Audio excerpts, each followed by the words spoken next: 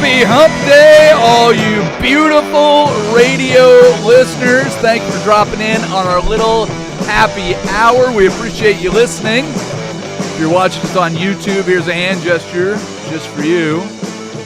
Welcome. YouTubers, feel free to hit us up on the chat if you're listening on the radio through 105.1 FM, 1080 AM. If you're on your computer at 105.1thefan.com, odyssey.com, you're using the Odyssey app. Or if you just ask your smart speaker to get me more Brandon Henson, use the text line. That's 503-2GO-FAN. That's 503-864-6326. Use it. Use the chat. Use the text to share your thoughts, ask questions, solicit advice, or answer me this, dear listeners. What do you guys know about this Brandon guy? Not a lot.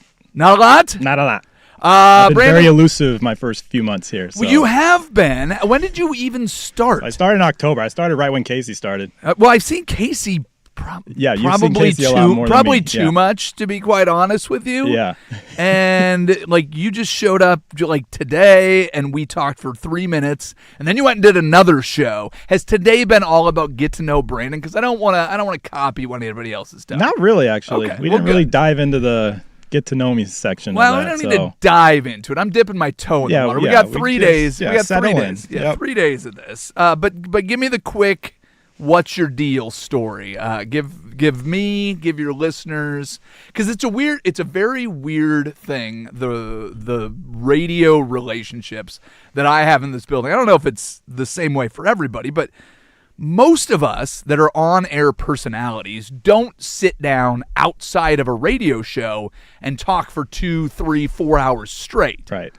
But that's our job. Like, Right. I'm filling in for both Isaac and Sook. I filled in for one of them with the other one. I filled in when both are gone. And you have somebody else there with you, and you just sit and talk for 4 hours. Yeah. You don't do that in normal everyday life. No. So you and I have an hour together. Love it. It's mostly going to be me shouting at our listeners, and you will be just a rhetorical foil for the thing. Spotlight on you. Got it. Well, it's my show. Just want to make sure you understand where you sit in the pecking order, at least for the next hour. Absolutely. But we will probably talk more on air than we do off the more shows that we do. So tell the listeners who you are and tell me who you are at the same time. It'll be fun. Yeah. So I've been in Portland now for a little over a year. Where were you before that? Oh, I was before we moved here. We were in LA. I worked for Fox Sports for 7 years. You did My wife and I. Okay. Yeah. All right. How long have you been married? Been married 10 years. Congratulations. She is actually from here. I gotcha. So You're wearing a Rip City shirt. I am. I also work for the Blazers. Gotcha. I got hired to help with the new jumbo screens that they have up there. Gotcha. Okay. So I've been working that as well. Very cool. Yeah, I worked at Fox Sports for 7 years in LA. Where'd you live in LA? In LA, we lived in Torrance, Redondo Beach area. Gotcha. Yep. All right. Yeah, Right I off the did coast. 2 spells in LA. Once in Sherman Oaks. Once, I guess it was Orange County, but we lived in the city of Orange. Yep. So spent 5 or 6 years down there. Did you grow up down there? No, I grew up in Arizona. So All right. my parents still live out there. It's called Surprise. I have Arizona. been to Surprise, Yeah. Arizona.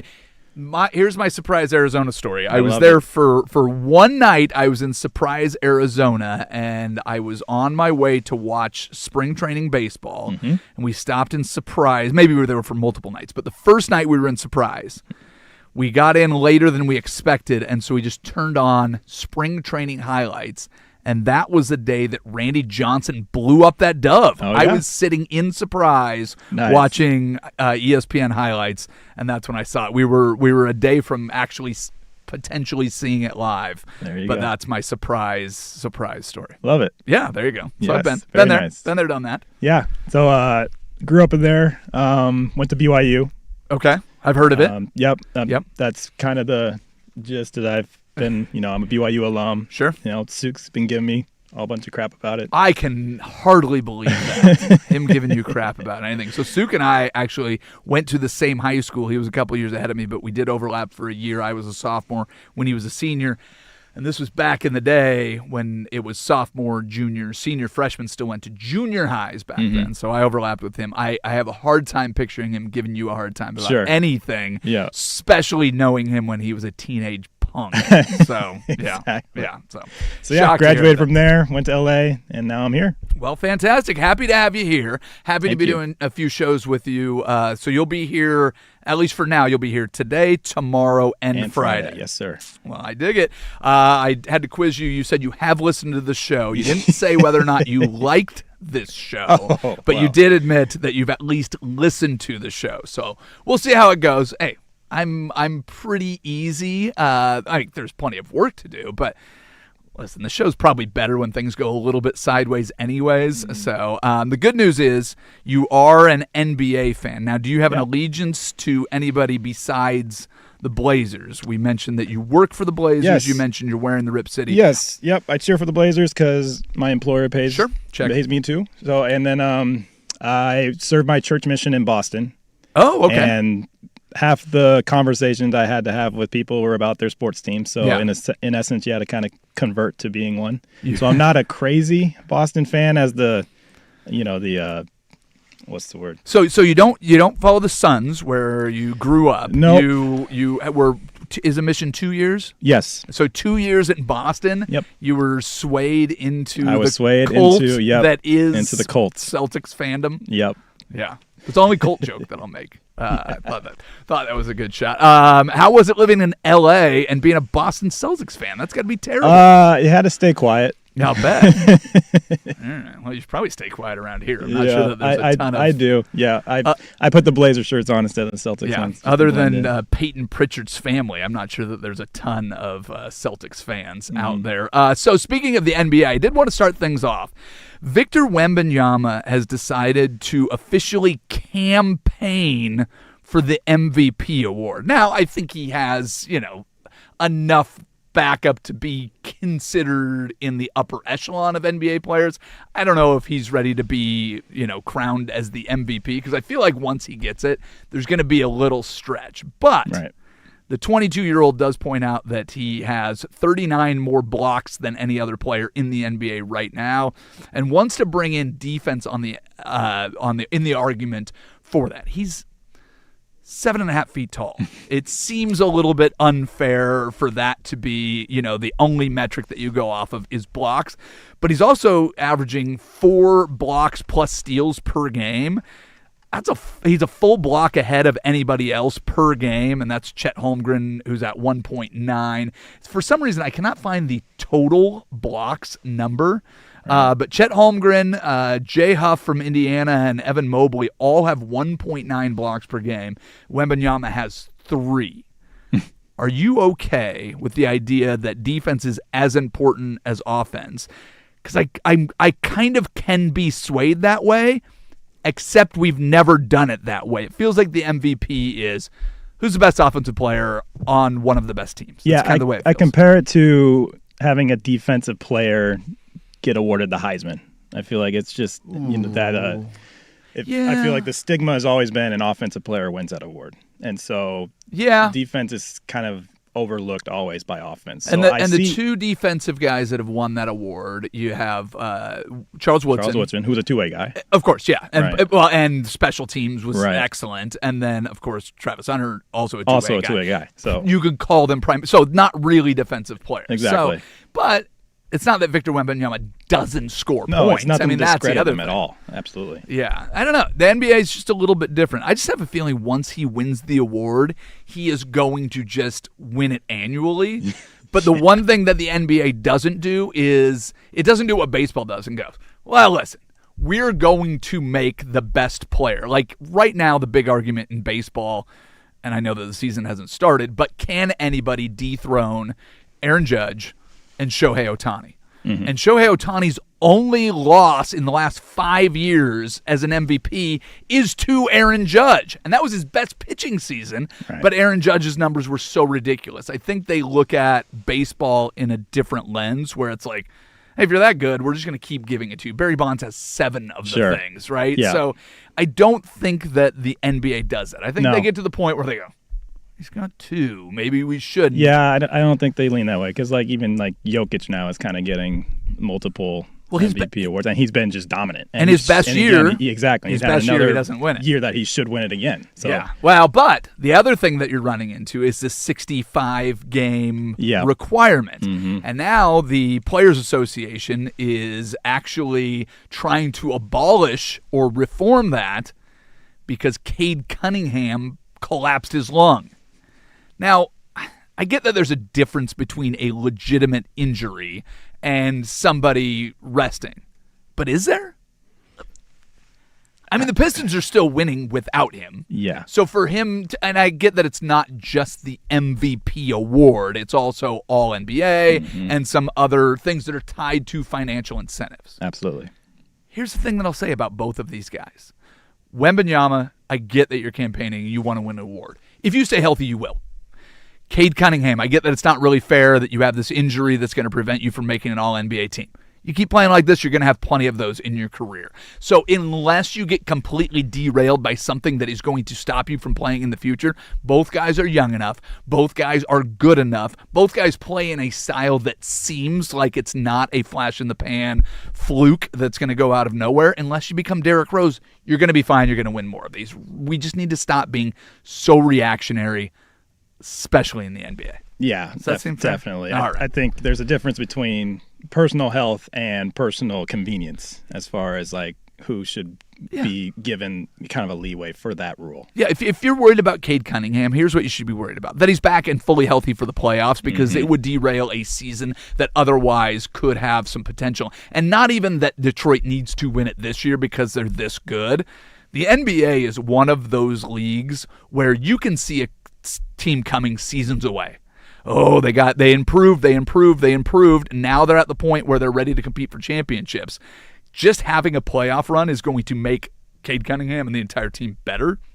And it'll be interesting to see what they can do in the near future. But I think I've gone long enough. I think we need to do your first edition of In Case We Missed It.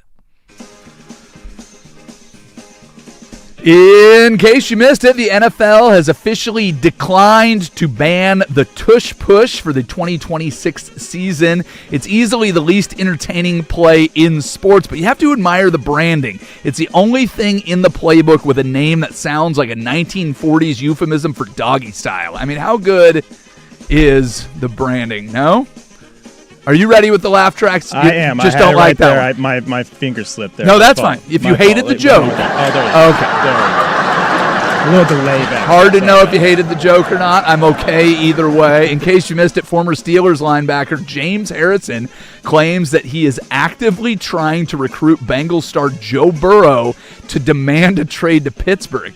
I don't know if I'm okay with the open tampering, but you have to admit, instead of wasting his career in Cincinnati, Burrow would look pretty good in black and gold while he's standing on the sideline with a season-ending toe turf injury. Turf toe. I can see Casey doing some tampering for that. What's that? I can see Casey doing some tampering for that. I know. There's a lot of Steelers things that I had today that I had to kind of limit those. Do you have a football team? Patriots. Again, quietly, but yep. Did you do more impacting Boston with your mission, or did As a they do sports more fan or as a impacting you? missionary? Yeah, that's what it sounds like they influenced you more than you influenced them. I don't know. I mean, we can check in with the city of Boston. Thing, okay. I'll take this, but you have to take this. All right. In case you missed it, former number 2 overall pick Zach Wilson has signed a 1-year deal with the New Orleans Saints to compete in their quarterback room. We haven't heard official comments from the starter, Tyler Chuck, but his mom, Dana, just updated her Facebook relationship status to "It's complicated." So that'll be. Oh, you don't like that because it's a BYU shot? No. That's fair. That's fair. Meanwhile, Brock Purdy just put his phone and his wife's phone on Do Not Disturb mode. That is a reference to an earlier joke that you were not here for. Oh. In case you missed it, Kansas head coach Bill Self strongly denied rumors that he's retiring after 23 seasons, stating he simply needs to discuss his health and future with his family. You know, the family he hasn't seen since last March when he took his annual 2-day vacation from coaching and recruiting. He gives himself every year when the Jayhawks choke in the tournament. So it's... I never trust Kansas in the tournament. Well, they wanted... I know they have. Just a few years ago. Yes, but there's times where I'm just like, I don't trust you to get out I'm the with first if they weekend. don't win it, they lose early. Absolutely. Like if they make it to the Final Four, just crown them champs. Exactly. But other than that, yeah, they don't. They're not as bad as Gonzaga. But yeah. what are you gonna do? In case you missed it, golf legend Tiger Woods is trying his hardest to prep for the Masters in 2 weeks. Based on video footage from the TGL finals last night, trying apparently includes a cocktail of the same high-octane horse steroids Mexican vet used to get their geldings ready for the Tijuana Downs. Holy cow, that guy's gross. It's not even like, oh, he looks physically fit. No, he just looks swollen. I said earlier, he was walking in the TGL yesterday like a WWE star. Like he was just stacked. Yeah, well, I mean, is the TGL basically the same thing? It's I like guess in a sense, it's like yeah, in an golf for arena. wrestling fans. Absolutely. I mean, let's be honest. In case you missed it, Grizzlies star Ja Morant will miss the remainder of the season due to a UCL sprain in his elbow. Tough blow for a guy that only played 20 games this year, but let's be honest. Elbow injuries were bound to happen when the NBA makes you stop your specific training regimen of high repetition gun curls. I mean, even the low impact finger gun curls were banned. I mean, that's gonna affect your UCL. Like, All the celebrations, yeah. apparently, player safety is not covered by the Second Amendment. Who knew? I mean, I got you laughing on one. I can do a laugh track for you, too. No, I appreciate you genuinely laughing. And finally, in case you missed it, a TV broadcast celebrating Alexander Ovechkin's historic goal milestone meant to display a graphic that said, quote, shattering the records, but accidentally put up sharding the record books. Honestly, you can't even blame the graphics team. When you played 1,500 games and you're 40 years old, there's no way that he's gone the entire career without letting one slip through the 5-hole. Am I right? And even if he did, you'd never know it. I mean, hockey players regularly play through broken bones, missing teeth, freshly stitched faces. There's no way a poopy diaper is slowing down a hockey player. Am I right? All right. Thanks to our studio audience. Thanks, Brandon, for putting up with the first one of those. At 2:30, we're going to play the game we play every Wednesday. It's called the Subtext. Brandon is going to play some press conference audio, and he and I will try to read the minds of what the players and coaches were really saying. But right now, we need to get to some Blazers updates on the NBA expansion, what's going on with the NCAA tournament viewership, Seahawks news, of course. It's all in the Daily Buzz, and we do it next on 105.1 The Fan. Fan.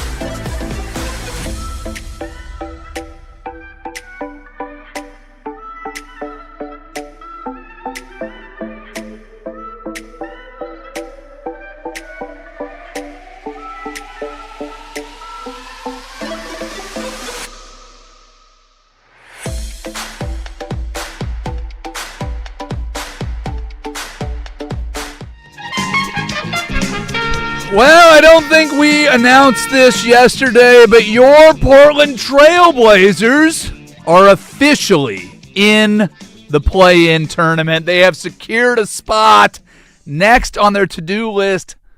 They're only a half game back of the Clippers to host a play-in tournament. Now, how the play-in tournament hosting and format actually works, nobody knows. But we know that they're in it. We know that they're only a half game back of the Clippers. And we know that the Clippers don't really have any players left because Kawhi is going to sit out half the games and they've traded everybody else away.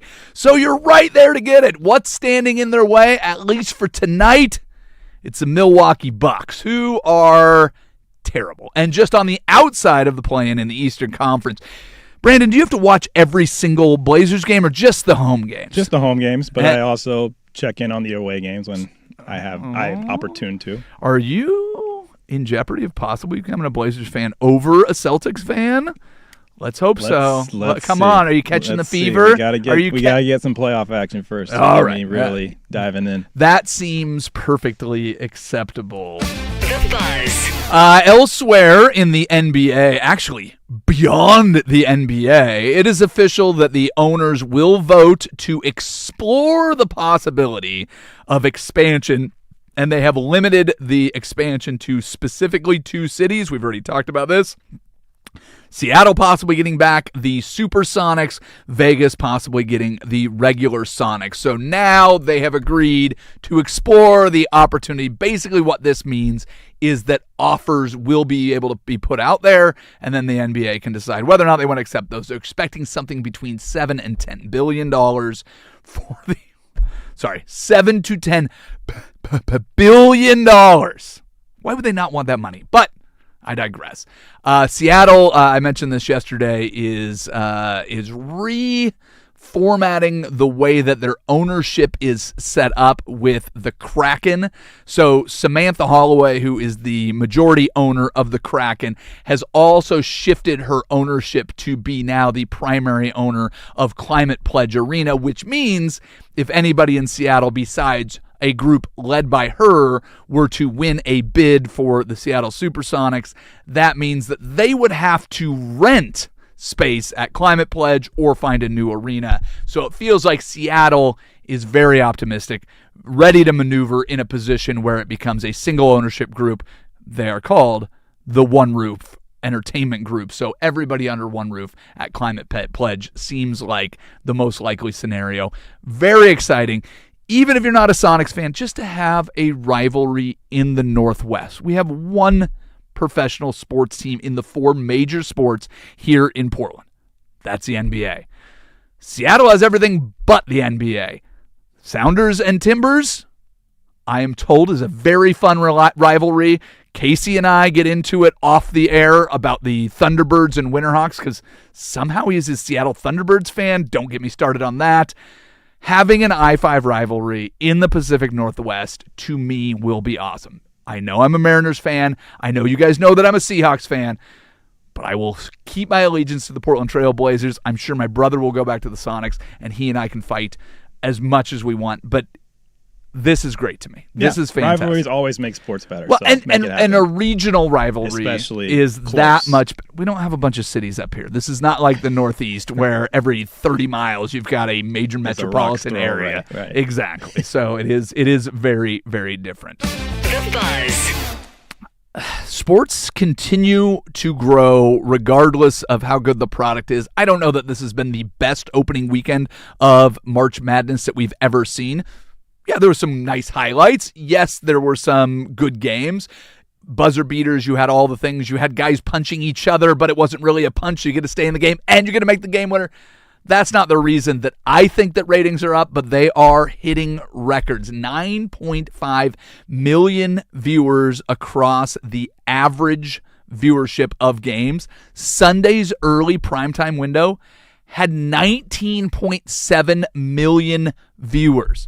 Viewership is up 9% and breaking records. That is good news if you happen to work in sports media. Oh, wait. Hey, look at that. Look at that. That worked for us. The Buzz. So it's official. The Seattle Seahawks will host the NFL season opener on Wednesday, September 9th at Lumen field. We talked about this last week. The Sounders, again, not one of the major four sports in this country, will be moving their game against, I don't know, some other soccer team. They're going to be moving out of Lumen Field. The Seahawks will be moving in. They're opening on a Wednesday because the Rams and 49ers will play on Thursday in Australia, and the NFL wants to give them enough time to make it back from playing on the other side of the world and still play the next week, because no days off when the NFL season starts. Even if you get days off, you're going to be traveling around the world because international play continues to grow. So there you have it, ladies and gentlemen. The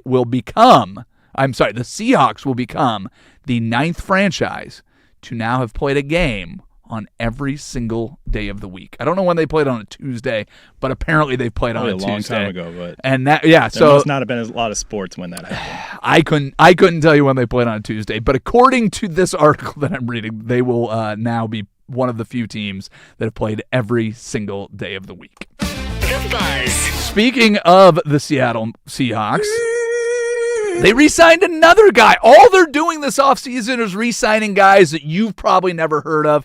Chaz Surratt, linebacker, back with the Seattle Seahawks. They have re-signed 61 of the...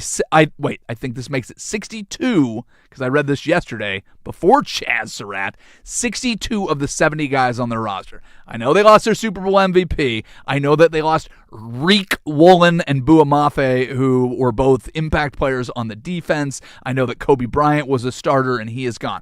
But if you're counting that as one starter from the offense, one starter from the defense, and like 8 guys from their entire roster that just won them a Super Bowl, I'm a little bit excited about that. The Buzz. Talked about the Cubs trying to extend Pete Crow Armstrong yesterday, but we actually have the numbers now. So PCA will be on a 6-year, $115 million deal. That is pretty low for what I thought it could potentially be. Pete Crow Armstrong is an absolute stud. 30-plus home runs, 30-plus doubles, 30-plus steals last season. He's pretty good at baseball. I think the Cubs got a steal out of that. It very much feels like that to me. I mean, with the size of some of these deals, you look at 6 years, $115 million. Obviously, it is legacy money for him and his family. Yeah. But it seems kind of low for what you see in baseball. Imagine what he would have got if he went to the Dodgers. Who knows? The Buzz. Speaking of baseball, Justin Crawford's son of former Major League Baseball star Carl Crawford earned an opening day starting spot for the Philadelphia Phillies. He hit .250 this spring with a triple and 3 doubles. He did strike out 12 times in 55 at-bats, but he is now the youngest starting outfielder for the Philadelphia squad since 1972. So congratulations to the youngster for getting out there. And the Phillies, one of those teams that is being talked about in the same sense as the Seattle Mariners. If the Dodgers don't somehow win the championship, hey, maybe look at one of these teams. The Buzz. Joe Flacco thinks you're dumb if your team did not sign him to be a starting quarterback. Instead, he is re-signing for a 1-year, $6 million with up to $9 million incentives to be the backup quarterback in Cincinnati. Can we be honest? If you're not going to be signed as a starting quarterback, most likely place you're going to play like a starting quarterback is Cincinnati. We know Joe Burrow's going to get hurt at some point, so congratulations to Joe Flacco for getting a job, and shame on your team for not signing him as their starting quarterback. How dare you? I know. He's 41 years old. I think teams might have a little bit of a long view if they're looking past, the next 1.5 seasons that you have left in you, and they're hoping to find a solution that will work maybe a little bit longer than you. Right. Joe Flacco, shut up. The Buzz. And finally, we talked about the JSN signing several times this week. The other wide receiver that is looking to break the market is a guy named Puka Nacua. Unfortunately, he's an idiot. I don't know. These are allegations. I get that. But a woman claims not only that he made anti-Semitic comments during their date night, he also apparently bit her. TMZ is reporting that this guy is just as dumb as we think he is. This is another chapter in the multitude of off-the-field idiocracy that this guy has participated in. Is he good on the field? Yes, 129 catches for 1,715 yards, 10 touchdowns last season. He's very good at football. He's not very good at not football. Right. So good luck to this Gomer as he moves forward. As we move forward, we walk over to the George McCoy at Warren Allen Sports Desk, and Brandon tells us what we missed. First on the fan, McClung, 3-time NBA Slam Dunk champion and G League superstar. Last night, he dropped 59 points with 8 made threes and 10 assists for the Windy City Bulls against the Birmingham Squadron. He is now the all-time leading scorer in G League history with over 5,300 points. So, Luke, I know we talked yesterday, or you guys talked yesterday about Levante David, if he's a Hall of Famer. Oh, yeah. Should McClung be a Hall of Famer? What did he do in college? Do you know anything about his college career? Because the name came to my awareness when he started winning dunk competitions. Like, right now, he's in the territory of the greatest professional basketball player in U.S. history not to actually play in the NBA. Right. Unless there's an ABA star that I'm overlooking that didn't make the transition when the two leagues merged. But, I mean, this is absolutely insane. This guy is so good. Unless, apparently, he's put on an NBA roster. Can we get a Linsanity moment with this guy? Yeah, at least? For sure. Just put him out there. Like, there's got to be a team. You said he's with the Windy City Bulls? The Windy City Bulls and the Bulls. And the Call him up. Where are the Bulls in the standings right now? They're well, they're not quite tanking. They're 29 and 42. Might as well be. They have not officially been eliminated from the playoffs. There's 10 games There's 10 left. Games left. Give him a 10-game contract and get him out yes, there. Yes, please. I agree. Okay, I don't know if he's a Hall of Famer, but give the guy a crack, an actual shot at playing in the NBA. He needs more time in the NBA court. Please. If you're dominating the G League this much, you should not be in the G League. You should not be allowed to score 59 points in the G League without getting like a guaranteed 30-minute effort in an NBA game. Exactly. Like, otherwise, just get rid of the G League. It's not worth it. So yeah, who knows? Gotcha. Weird stuff. McClung staying in the news even when he skips a dunk contest. I know, Cool. crazy. More sports scores and stories in 30 minutes. I'm Brandon Henson from the George McCoy Warren Allen Sports Desk. Hurt, missing work, insurance companies acting like jerks. Don't call your mom. Call George McCoy at warrenallen.com. Recruiting with Andrew Nemec, Thursday evenings at 7 after Isaac and...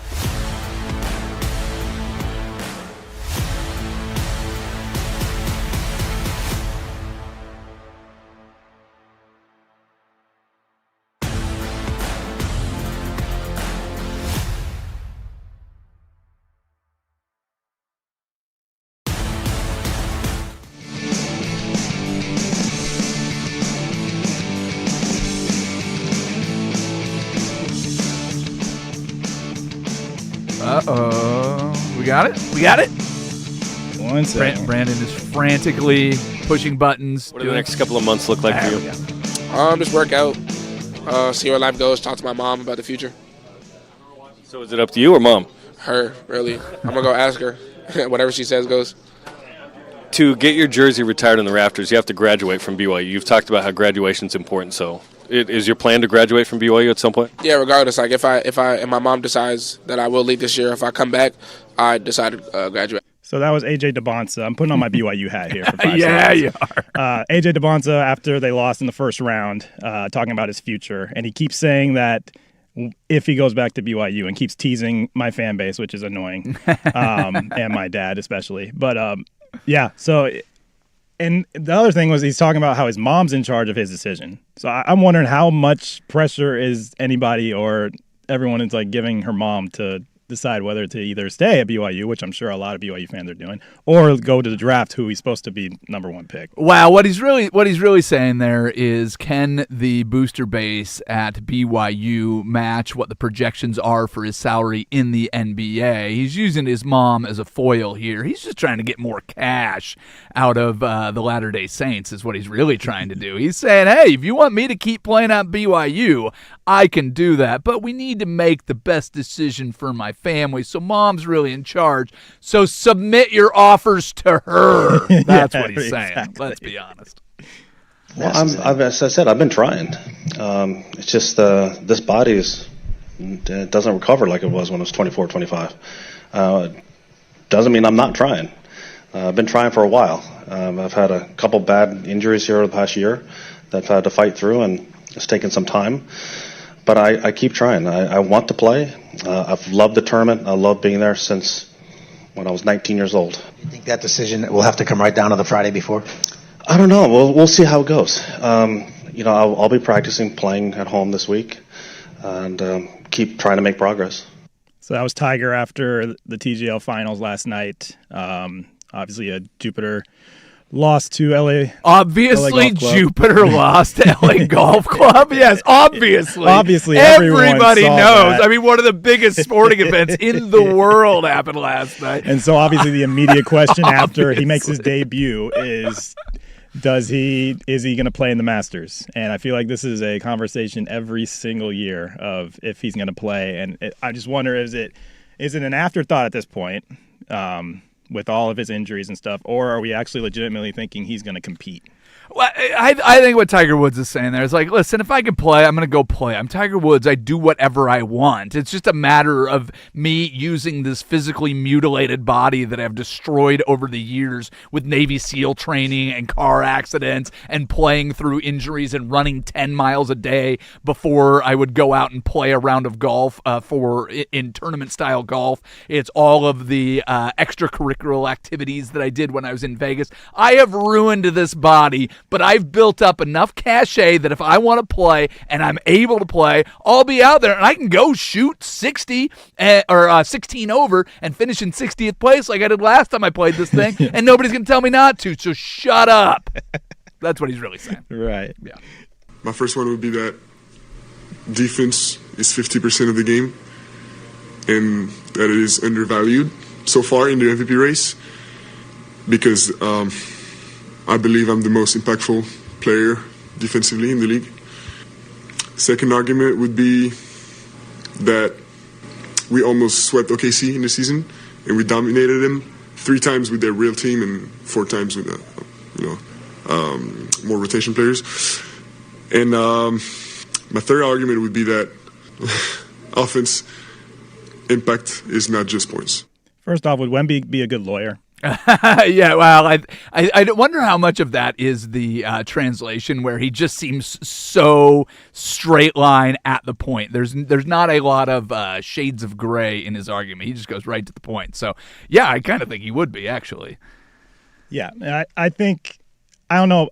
I think his arguments are valid. I don't know about if the Thunder are a legitimate point that, oh, we beat the Thunder, so you should make me MVP. I don't know about that exactly, but yeah, I think his arguments are so. Like I get it, but also I'm not convinced. No, I'm with you that I'm not. I think we said this earlier. I'm not 100% convinced that he should be the MVP. But we talked about this last week on the show. He made a game winner. I can't remember who it was against, and he just looked like he had that killer look in his eye, and he looked like it meant a whole lot to him. It's one thing to be 7'4". It's another thing to be that big and to move like a guard. And it's a whole nother thing to have a skill set of a 6'4" player at 7'4". All of that is insane. But if he doesn't want it, it really doesn't matter. I mean, there's been so many guys with so much talent come through this league that have gone, good enough doing this. Good enough being one of the guys on a team that wins a championship.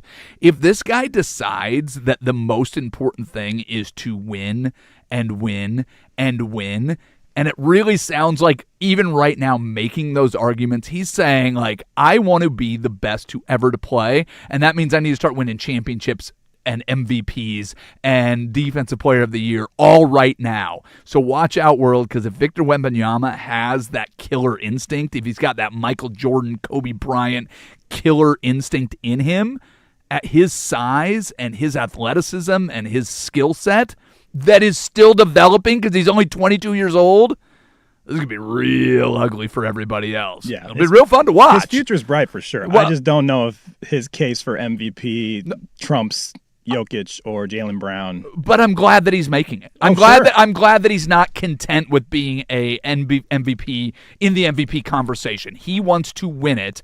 It would have been nice if the ping pong balls bounced a little differently and ended up in Rip City because it would be a lot more fun to talk about. Hey, I mean, the Blazers weren't supposed to get that third overall pick. I mean, but hey, listen. Once Scoot gets it all together, I mean, I think he's just as likely to take over the league as Wemby. I mean, he did beat him one time when the international team played against whatever G League team they played against. Remember that argument? No, it's scary if Wemby's got the combination that I just laid out, the skill and the want to. That can be dangerous. Mm-hmm. Given what you've gone through on and off the court, how much time will you take to reflect upon what is next on this stage of your career? Well, I haven't really gone through much on the court. You know, I've gone through some stuff off the court. So I'll get back and get with family and visit and see what's going on. I love what I do. You know, I need to be able to do it where I'm feeling good and healthy to do it, fairly well. So I'll get back home and it'll all be discussed. So since then, obviously the rumors have been swirling about Bill Self if he's going to still be the Kansas head coach next year. And we're not the only ones trying to see through what he said there back on last weekend. I don't know. I feel like this is another one kind of like Cade Cunningham where personal reasons kind of trump the future of an organization or a school or a program. So it's hard to say. I know he's trying to squash all the rumors, but I think it's a relative chance that this is the right opportunity for him to leave. But I mean, he's an old school coach that wants to win. So if he's healthy enough, he's probably going to stay along and try to get another championship. Well, I can't imagine that his family wants him around a lot more than they have him. And I don't mean this in a negative way. He's going to be insufferable the first year where he stops coaching basketball. This guy put his entire life into college basketball. He's been the head coach at Kansas for 23 years. He lives, breathes, eats, sleeps, drinks basketball. I mean, it's what he does. His entire life is, I imagine, defined by it. And he's one of those guys that isn't looking for a better job and isn't looking for a way out. I've told the story several times on air. When I worked at the W Hotel in Westwood when I lived in L.A. and Kansas was playing UCLA. University of Portland had just beaten UCLA in a preseason tournament in Anaheim, and I went out and watched West Virginia and a couple other really good schools that year. I think West Virginia went to the Final Four that year. Were in the same tournament, and UP had a really, really good showing. A good friend of mine works for UP and has for a long time. Bill Self and I talked for 45 minutes about the Pilots. Wow. Because I brought them up and just go, hey, what do you think of, da-da-da? And he brought up the Pilots, and I mentioned that I had a buddy. They didn't even have him on their schedule. He watched the tape because they were playing UCLA, but he was ready to go and knew everything inside and out about that roster. I just think he loves it so much, and he's not going to go home and start tying his own flies. It's just going to be one of those things where his family probably wants him to do it because they know how much he loves it. So I hope. I always hate to see people leave because they're forced out, and health concerns would fall in that category for me. So I'm rooting for him to come back. All right, last one. I want to thank my family, my better half, my beautiful spouse here, Jordan, my son Jet, who you'll hear plenty throughout this speech. If you ever want to question my recruiting abilities, just take a look at my wife, Jordan. Yeah, that's Bryce Hodgson, the newest Providence head basketball coach, at his intro press conference. I don't know if do we believe his recruiting abilities based on? I guess we have to see his wife. And the old school guys do. I always go back to the Moneyball thing when all the scouts are sitting around and they're like, well, do we want this guy? I don't know. Ugly girlfriend. That's a mentality. It still exists. It's not as prevalent as it once was, but listen, that still gets a good chuckle, and I'm sure that there are plenty of people that 100% love. That's one of those dad jokes that you give at the beginning of a speech or something. Amen to that. If any show knows about dad jokes, this stupid show certainly does. Hey, I've got some news about the Philadelphia airport and how they're handling TSA lines. That is our one more for the road. We do it next. It's Happy Hour on 105.1 and the Fan Sports Network.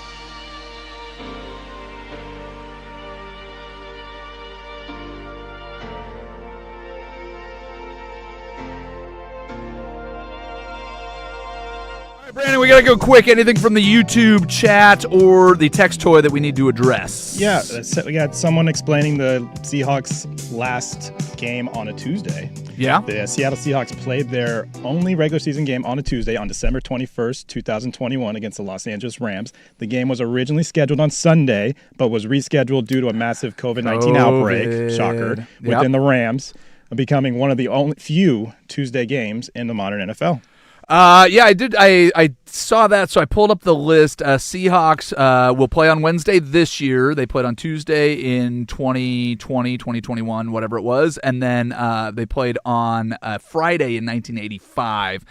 The other teams on the list that played every day of the week played some Tuesday games back in the 40s. So it's been a little while. And then a lot of people playing on 2020 COVID games. Baltimore did a Wednesday and Tuesday in 2020. Let's do one more.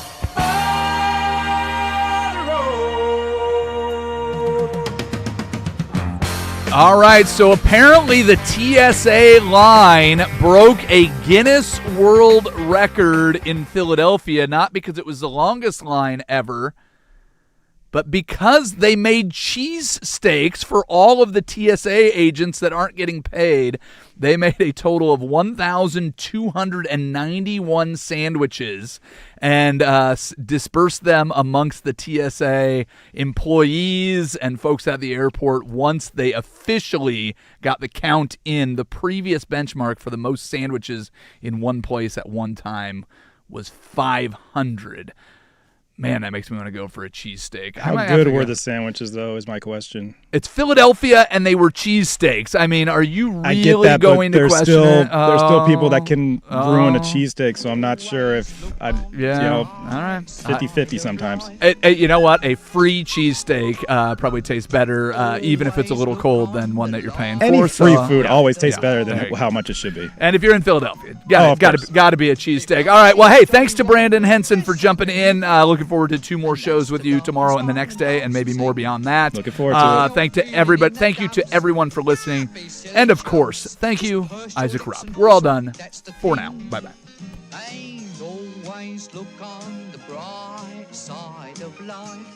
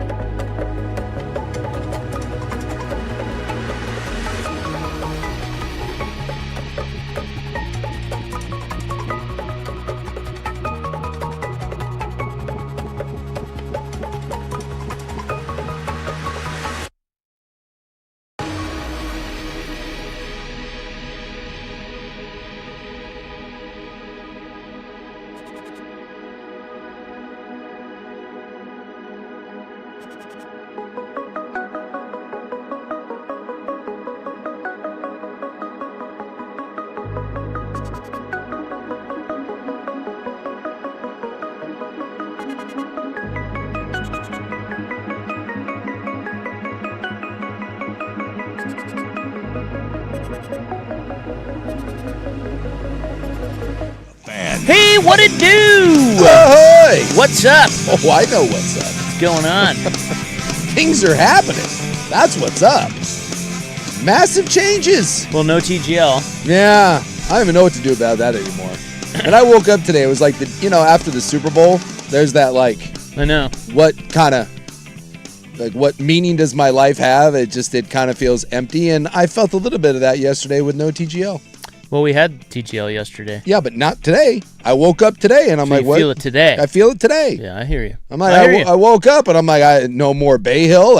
What a season. Jupiter's gone. What a season. They're all gone. It's over. I'll remember. It's over. I'll carry with me those memories forever, like Colin Morikawa refusing to show up for the championship celebration, but being zoomed in because it was very important. Hey, but what about the Tom Kim hole-in-one? No, we're one day closer to your Detroit TGL franchise. That's true. That's true. That's true. Next Get year, on board. The Detroit whatever, the Motor City Golfers, let's go. Do you remember the Andrew Novak hole-in-one? I do not. You don't? Oh, we went crazy in here. We had to stop the show. I don't remember. Was I? so wild. I don't think I was here for that one. Oh, you were here. I was here? You were here. I don't think I was here.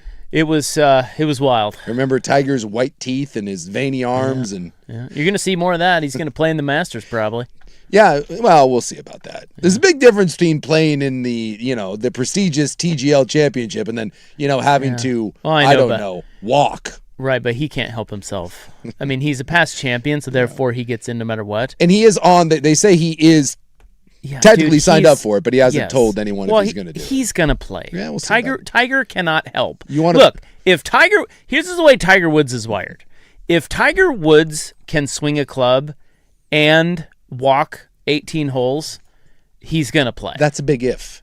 He may not be able to walk, but I'm telling you, he will play if there's a sliver of. Yeah. I want Tiger to be different. I want Tiger to be like, look, I don't need to prove anything to anybody. Yeah. I was greatness.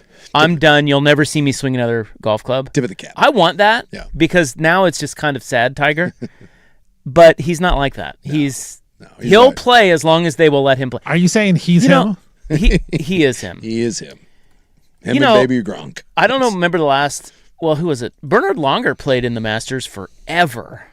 Yeah, we've had some of that where guys have hung on maybe a little bit too long. But the weird part about Tiger is he's not super old. I think he's 50? He's 50, yeah. He's just but that's I'm 50. He likes to kick and stretch. He's just broken. Yeah. But that's what I mean. It's like he still feels like, oh, yeah, I got this. Dude, the Masters is going to invite me every year. Why would I not go? Yeah. If I'm healthy. Well, I'll be interested. I'd say the same thing if they invited me every year. Yes, unfortunately, the Masters does not invite me to play, and for good or me for good reason. I will be interested to see because there is a sense of yes, if he can play, he will. But I also don't think he wants to embarrass himself. And if you're incapable of walking, I'm not certain that he at this point is going to subject himself to being mocked. Except he's already kind of done that. He's done that multiple times where he's come back and he's had to withdraw. He didn't even finish. Exactly. I feel like... And with two more major surgeries behind him, you think that there hasn't been lessons learned there? No. He has taken significant time. I don't. I think he's wired one way and one way only. And the grueling TGL final he just participated in. I know. It's tough. Man. Tough. Well, anyone that's competed knows that the adrenaline dump is a stretch. It's a real thing, and I can only imagine the adrenaline dump that Morikawa felt from being zoomed in. Honestly, that is what I will remember, is his giant head being put up on the screen because he couldn't be bothered to get to Florida. Yeah, somebody mentioned Freddie Couples still plays. He's yeah, out Freddie, there. yeah. Like the old guys will hang on at and that you know tournament. what? Freddie still, every now and then, can get out there and put together a couple, in his yellow golf ball. He still gets around a little bit. A little boom boom. I just feel like Tiger... Every year, so eventually Tiger is going to become a thing of the past. Yeah. He's holding on. He's clinging with his little THG fingers. his little tiger claws, But eventually he's just going to go away. But I think we are going to see him. Every old decrepit Tiger is going to roll out every April, and people are going to bow to him as he walks 2 days at the 2 rounds at the Masters. He will do that until he's unable to. Now, you're around more golf circles than I am. But today I played out with a friend of mine at his club, and they're doing a big they had a big poster and everything. They're doing a Sunday Red I don't know what it was like an event. It's a Sunday Red is with Tiger's brand is putting on a big event this weekend. And it was like, come see all the latest, styles and discounts and all that. And I was like, God, I haven't really seen that before. I mean, people do like club fitting days. I haven't seen just a brand be like a big push. And I'm sure they're doing that at clubs all over the country. And I was asking around, is Tiger even a big deal anymore? In golf?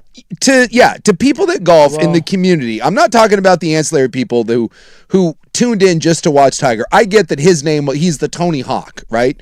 But to people that are in it day in and day out, people that are at golf clubs, people that golf, multiple times a week.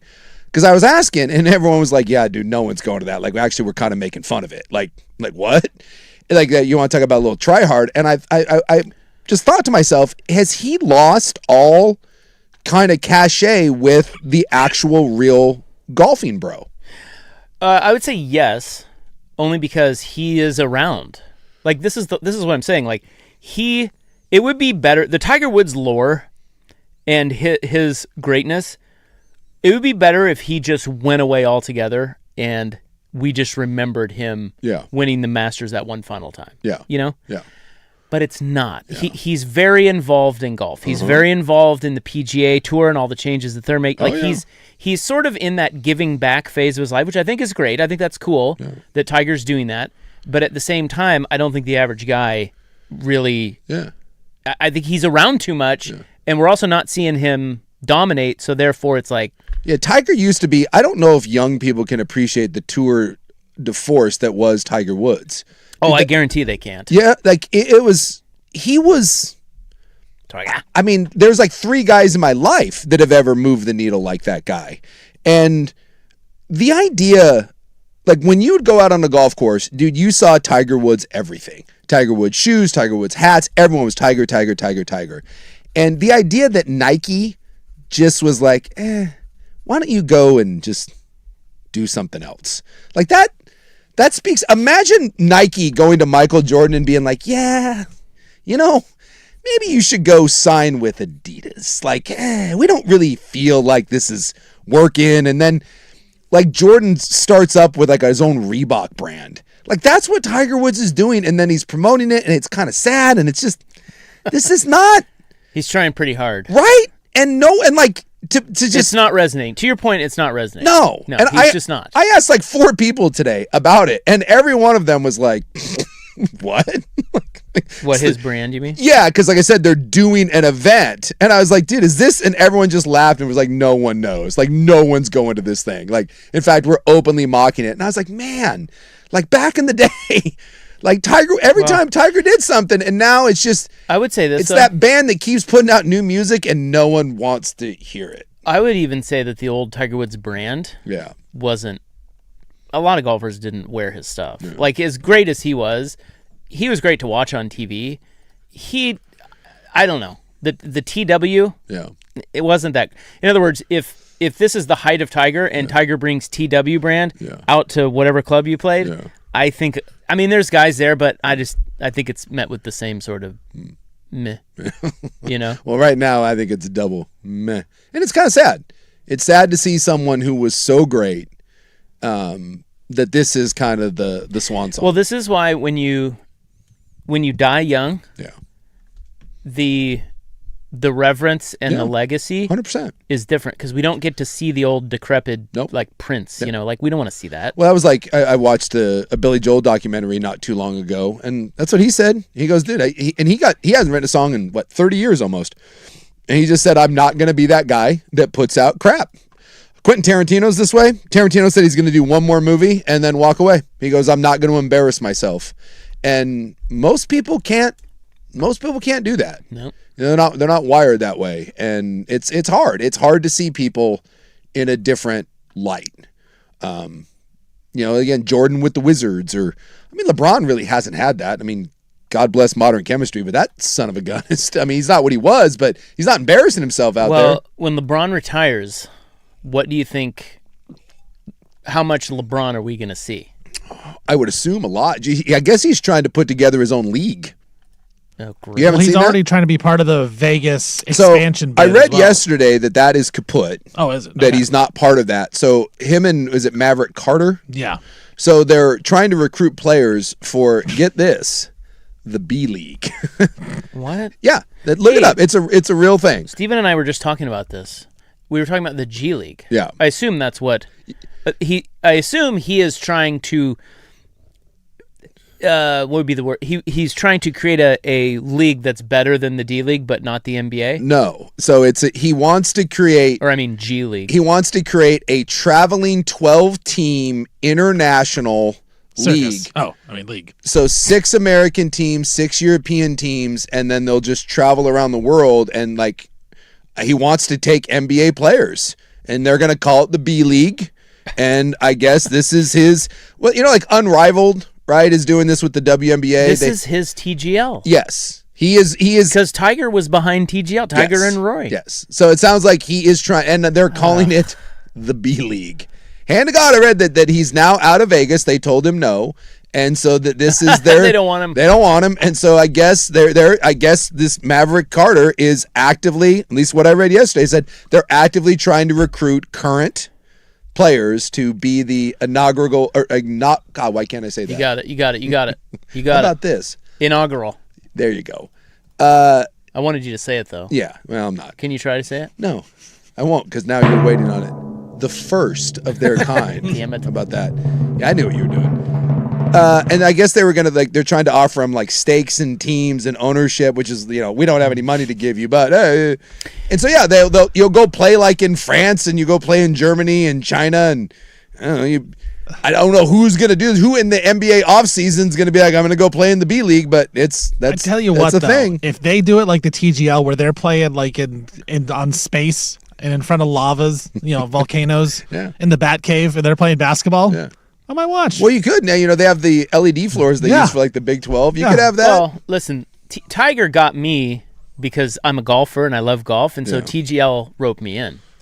Steven's the same way. Like we're gonna sit and mock the B League, but Steven's gonna be over there dropping bets on it. The B and having a B League segment every week. When they're shooting on the moon, I'm watching. Yeah, they're trying to raise $5 billion in capital, Jesus. and it'll be a Formula One style traveling league aimed to launch sometime maybe in 2027, targeting NBA talent with high salaries, equity, and a November to April schedule. What's wrong with just retiring and going away? Yeah, November to April. That's like It would be What? in That's the middle of the year. and he Middle of wants the NBA players. That's yes. They said Is he trying to kill the NBA? It said that when I read yesterday, it said that was kind of one of the reasons why I think the Vegas people got prickly with him. Is it sounds like this is something that This is real. yes, think like does he USFL. need? He's doing the B League. Well, okay, but how about July and August? Look, I just Of course, the NBA is not so great. Maybe the B League will be better. I just saw this. It was in The Athletic. I just saw like a headline. I clicked on it. I too thought I was getting ball sacked. I was like, dude, this is not real. But look at just Google LeBron B League. It's not a ball sack thing. It's a real thing. 12 teams. And they're trying to do the whole international thing because everyone's now no one wants the American dollar anymore. We got to get international dollars. It looks like it's a Maverick Carter thing. Yes, but Maverick Carter is LeBron. So up until now, LeBron can't do it because it's been viewed as competing with the NBA. But I was reading in the article, and trust me, LeBron James is involved, including, and that's why people are pissed. I guess he's approaching NBA talent and is like, what? B League. Well, AI is saying LeBron James himself is not directly involved. That's from the New York Times. But wink, wink. Just like he's not in charge of the agency with Rich Paul. Yeah. Got it. Yeah. But to your point, bigger point is, not many people can waltz off into the sunset like, I don't know, like Johnny Carson. Yeah. For example. Dave Letterman's done a pretty good job of this, although he's out there again. Timmy Duncan did it. Tim Duncan has done. Yeah, there's guys have done it. Jordan did it when he walked away finally. A lot of it is, look, who are we to tell somebody what to like? Yeah. there are so many opportunities for guys like LeBron and Tiger that, it's hard to be critical of, making more money, particularly when you're talking hundreds of millions after you retire. Whatever, do your thing. It's just, we think of them as greatness because of what we saw on the court or the golf course. Yeah. And it's hard for us to get back to that when we're watching them do other things that aren't as successful, or watching them actually golf or play basketball, and it's well, Joe very good. Joe Flacco has talked about that because everyone always bitches about Flacco, and Philip Rivers said this too. He goes, "Dude, I have my whole life to not be an NFL player. They are going to have to drag me off of this field." I get it, but when you're done, Johnny Carson, go away, die quietly. It helps your legacy. It does. Yeah. If you want your legacy to really stand, just do that, because then that's all that people remember. Or die young. Well, like I said, that's a whole different. I mean, it's terrible to say, but Nirvana is not viewed the same way if Kurt Cobain hung around and wrote a Broadway musical. Kobe. Yeah, None of Kobe. them are. Yeah, there's another one. Yeah. You got Jimi Hendrix. People want Kobe to be the NBA logo, and that's Kobe's great, but that logo thing started because of. What do you got? Amy Winehouse. Yeah. You got. There's the Doors and. Well, not the Doors, but the Jim Morrison. Yeah. Freddie Mercury has some of this. Freddie's great. All kinds of them. Yeah. So Tiger, die. That's what Sook's saying. Don't do that. He wants you to die. No, he tried. Tried in that car wreck. Yeah, he has tried pretty hard, hasn't he? Yeah. He's giving it the old Tiger try. He got attacked by that golf club that one time. That's true. That 5-iron came out of nowhere. Didn't even see it. Tiger still with us? Looks great. Does he? Yeah, well, he's trying. Hey, it's better than... Listen, if Tiger were out there all fat and looking like his dad, you'd be making all sorts of fun of him. Exactly. So he looks great. He looks better than... He's in great shape. The alternative. And by the way, he's not people are making it out like he looks like... Juiced up. For God's sake. He's juiced up. He is, but he doesn't look like Ray Lewis out there. People are making him out to be Barry Bonds, and dude, he's still lean. I've never seen someone so jacked. I'm like, have you not watched any other sport? He's big for a golfer, but let's not act like he went full Barry Bonds, Mark McGuire. All right, well, nice to have you along. Big show today, guys. Really big show. A mustache. We haven't even talked about the main story. Yeah, I have a mustache now. I shaved a mustache today. Dude, I did a triple take when I came in. Yeah, well, listen. And quite frankly, I'm all about it. This show needs more power. Well, it needs more courage. And quite frankly, nothing says power and courage like a mustache. No, it's a good stash, too. Yeah, thanks. We're just getting started. I like where we're going with this. Let's go. We're going to keep it going. Yeah. I'm the new Kevin Stadler. Are you going full walrus on me? I'm going to see how far I can take it. All right, you got it. I'm committed to the bit. I'll tell you right now, it's a fine-looking stash. It's early on in the process. It looks good. Yeah, it's early. Yeah. It's early. We'll see. Yeah. So, yeah, we've got a big show. Let's start with the odds-on favorite for the North Carolina job. It's a name that you might surprise you. Is it Bill Self? That's next on The Fan.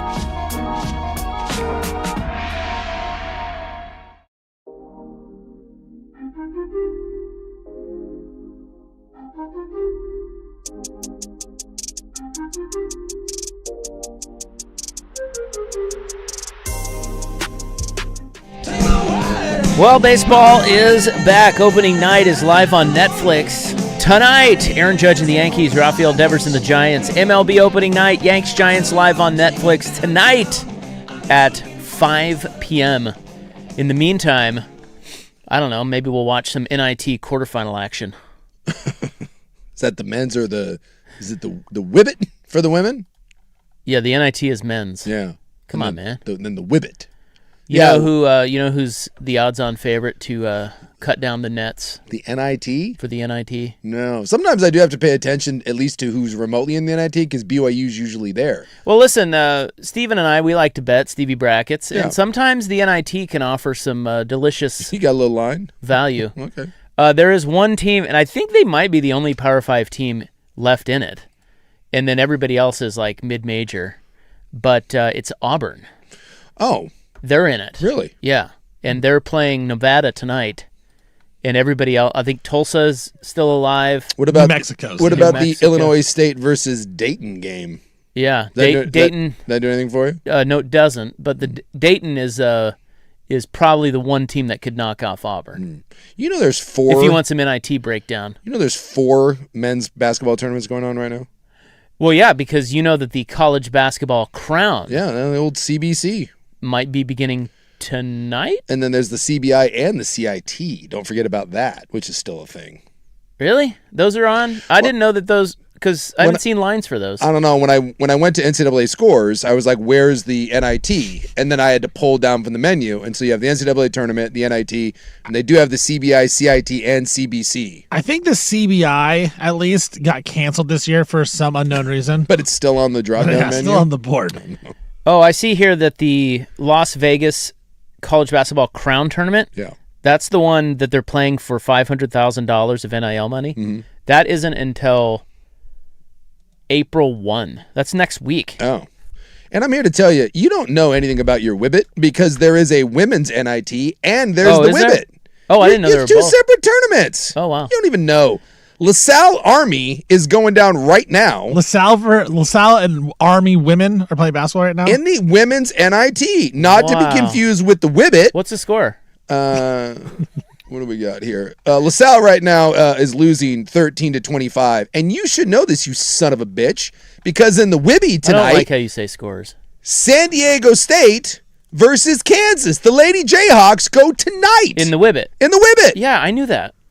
I just didn't know there was an NIT. I thought the Whibbit replaced the NIT. Guys, are we jumping on LaSalle live line right now? I think we should. That could be the move. There is no way the Army women beat LaSalle.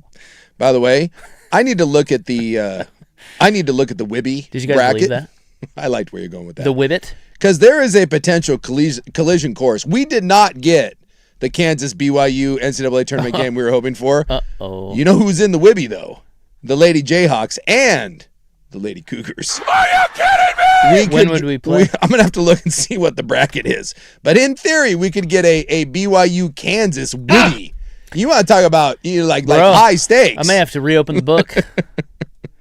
That got shut down yesterday. Let's see if there is a bracket for that. All right.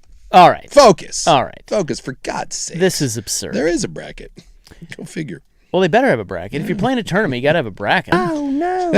Not again. What tournament doesn't have a bracket? Maybe the Wibby. I don't know. Just random teams playing each other. Somebody said the CBI got canceled. No, sorry. No one was willing to pay. Isn't that the one you had to pay to be in? Just looking it up real quick here. Yeah. Oh, yeah, canceled. By the way, I don't mean to brag, but the Lady Cougs were a 1 seed in the Wibby. Oh, no. Uh-oh. Let's see. CBI canceled. Organizers announced March 12th. The 16-team tournament would not take place due to circumstances beyond our control. Now, just buckle up here because in the lower bracket, the Lady Jayhawks are a 2 seed, which means we're pretty good this year.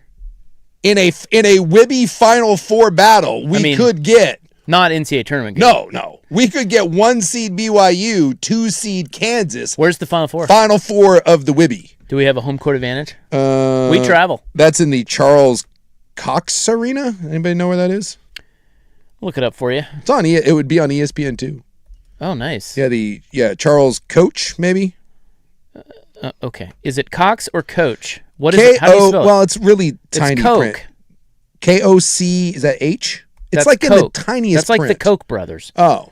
So that's in Wichita because the Okay. Kochs are from Wichita. Oh. You know those. Well, I don't like this at all. Kansas would have a massive advantage. Yeah, we would. We're basically playing in your backyard. Yeah, it hurts, doesn't it? Man. The disrespect that the Lady Cougs are getting in this Wibby, I'm not happy about it. Not one bit. Okay. I'm trying to pivot here. I'm, you know. Are you kidding me? I'm trying. It said, shocked they let women into the Army and more shocked they let them play hoops. Oh, my God. Why did you read that? It's getting uncomfortable. Oh, no. Oh, no. I'm going to go look at this live line right here. It's a good thing you don't say anything bad about black people. I don't. That would be problematic, it's wouldn't about it? poker chips. I don't know what you're talking about. All right. Well, we killed a segment. Or two. And we're sorry about that. Apparently they don't like the blacks. They're trying to give them back. By the way, that spread in that LaSalle Army game, 12.5 right now. Army favored? Yeah, Army's... They're up 12. Yeah, they're up 32-16, and the live line is 12.5. Seems... Wow. Yeah, seems a little odd. Fishy. Yeah, right? Seems Let me get with my Sal sources. might be feisty. Seems a little... Maybe we had an injury. Seems a little strange. Or saying. Army's cheating. Seems a little weird. All right, the odds-on favorite for the North Carolina job. A name that might surprise you. We will get to that, hopefully. Next, here's Steven.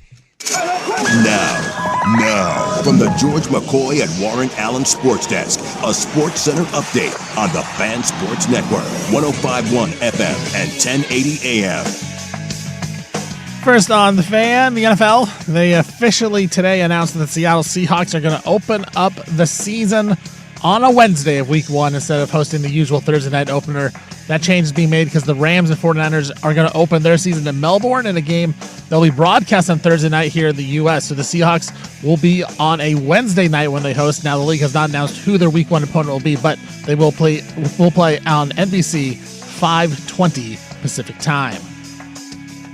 Talking about North Carolina coaches, well, Kansas coach Bill Self said he has made no decision about retirement despite persistent rumors that say otherwise. Self just completed his 23rd season with the Jayhawks. He told the Kansas City Star on Wednesday that any reports of his imminent retirement are false. He said, quote, no news, all BS, bad info, end quote. That's what he told the newspaper via text message and said he would make no more comments, so we still need to find out what he will do later on this offseason. The NBA Board of Governors, they have approved a vote for the league to explore bids and applicants for expansion team exclusively in Vegas and Seattle. That vote started the NBA's process of expanding to 32 teams with multiple high-ranking officials terming this expansion as, quote, when, not if, quote, expansion is happening. Also, NBA Commissioner Adam Silver, he backed the league's 65-game rule during the Board of Governors meeting today. You have to play 65 games in order to be eligible for postseason or regular season awards like the MVP, All-League, things of that nature. Silver said, quote, I'm not ready to say it's not working. It is working, end quote. And his comments came after the NBA PA issued a statement on Tuesday saying there should be exceptions to the 65-game rule.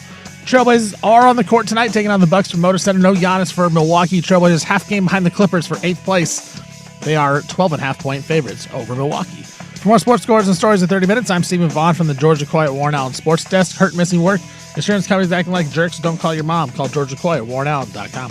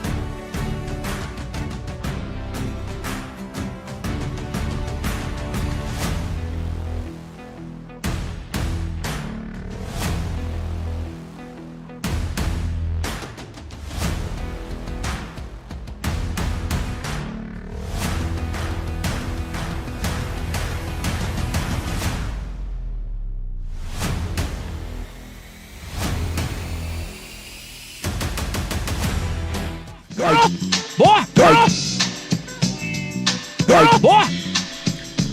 right. We've got some movement amongst college basketball elite coaches, or at least elite programs.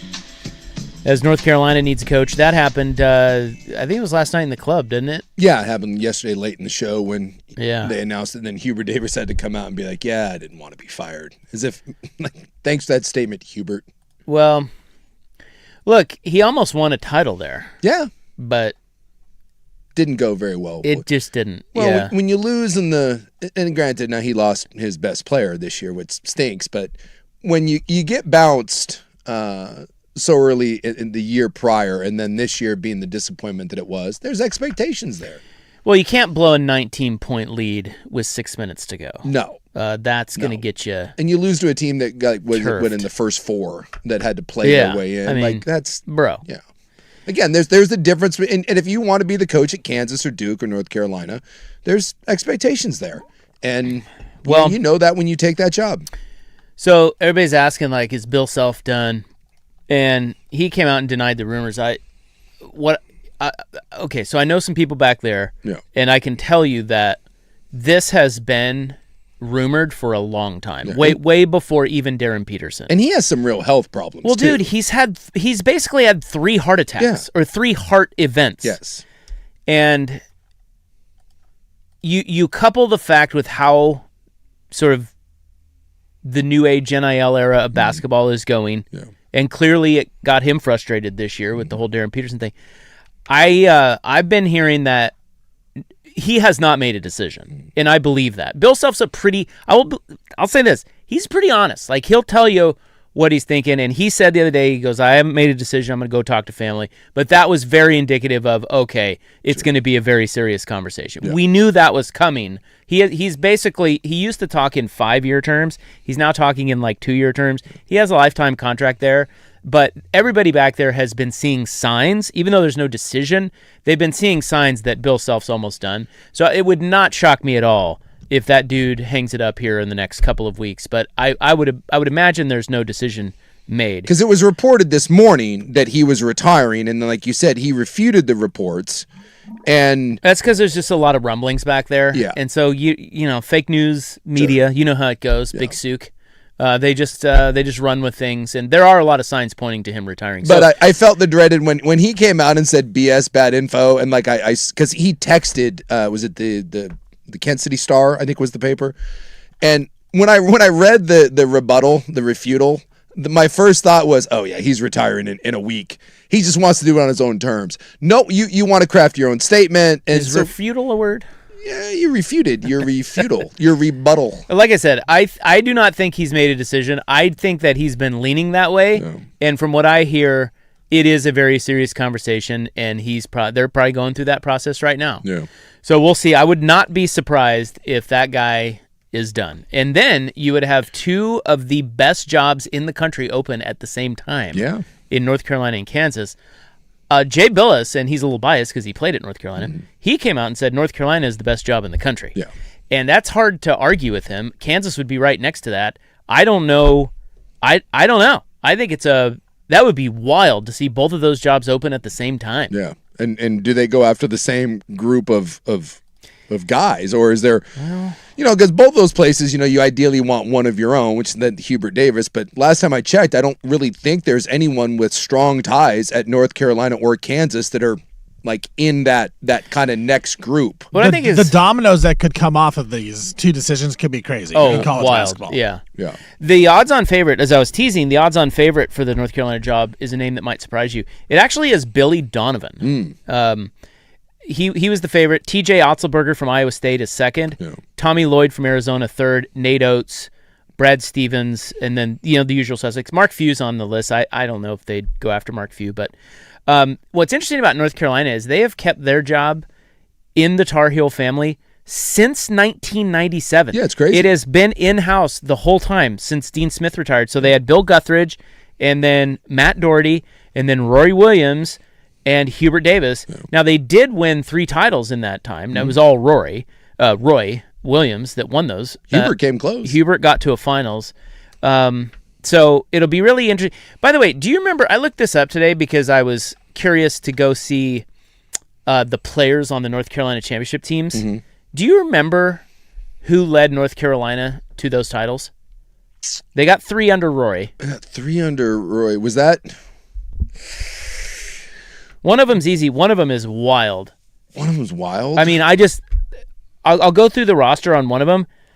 I don't think any of these guys were any good in the NBA. Like, no, it was a North Carolina. Someone was making that point. I don't remember who it was, but someone was making the point that despite all North Carolina's successes, they really have not, over the last 15 years, really put a lot of bodies in the NBA. When you look at like Kentucky versus North Carolina or Duke, North Carolina is not putting the same caliber of player in the NBA. I'm trying to think back to those. So 2004, they had Sean May. Oh, I remember Sean. Or sorry, 2005. Was Fat Raymond Felton on those teams? Raymond Felton.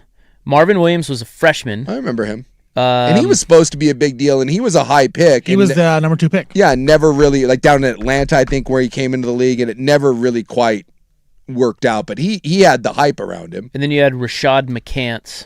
Oh, yeah. That was the first one for Rory. Mm-hmm. The second one, 2009. Now, that one you should have gotten. Tyler Hansborough, Wayne Ellington, Ty Lawson, Danny Green, Ed Davis. Blazers great. Okay. Ed Davis. So you got some journeyman type NBA 5 talent. solid role players. Yes. And then the 2017 title, that team's top 5 scorers. Wait, let me pull up the stats here real quick.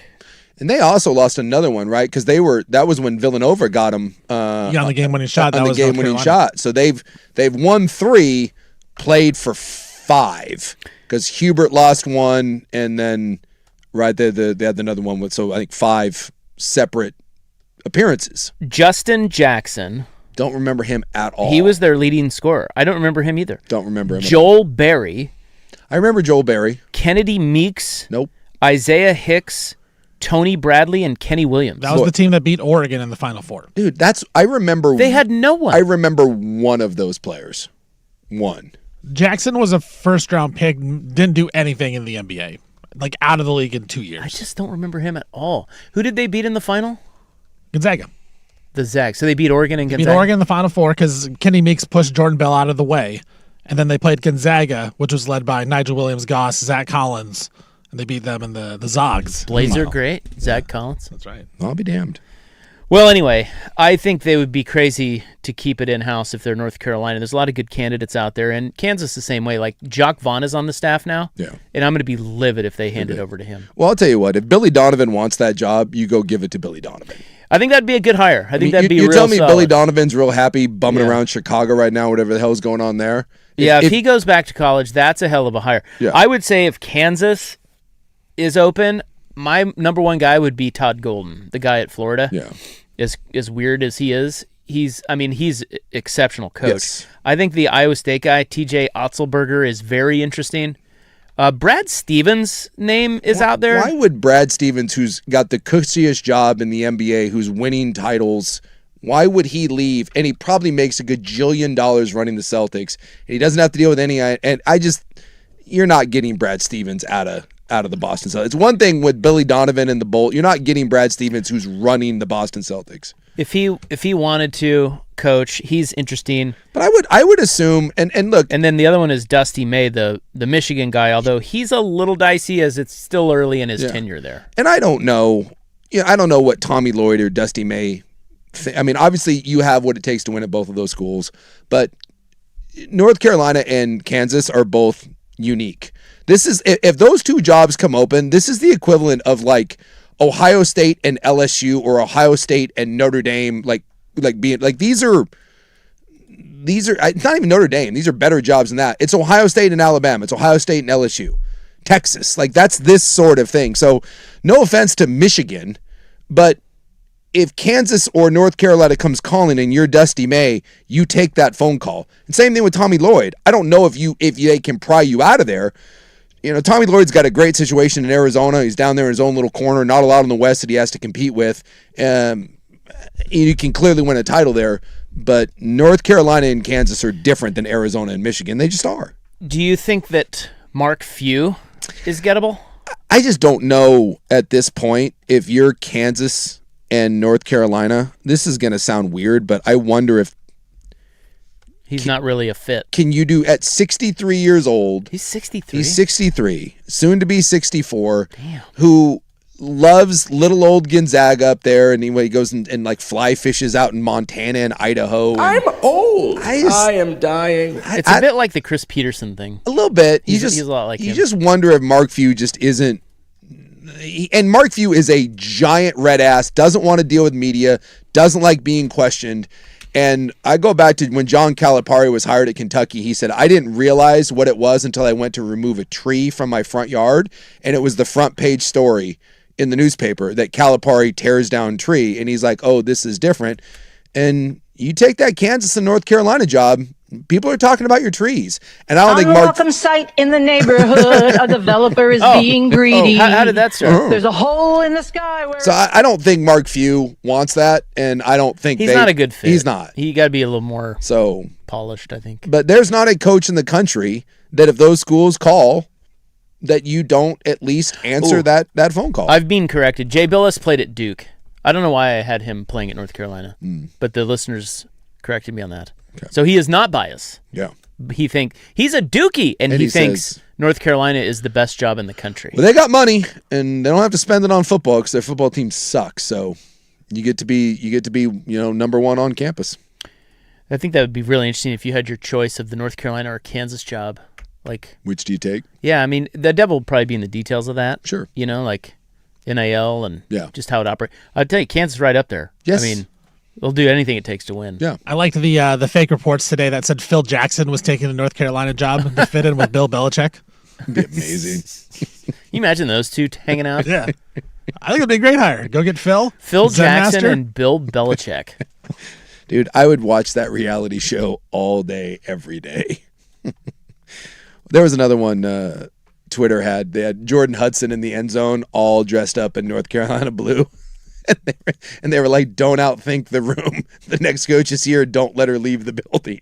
Like, can't let her go. Can't let her go. Bill running the football side. Jordan Hudson taking over basketball. Not talking about this. No. No. I like that she's just vanished at this point. All right, it's opening night. We'll talk some baseball next on The Fan.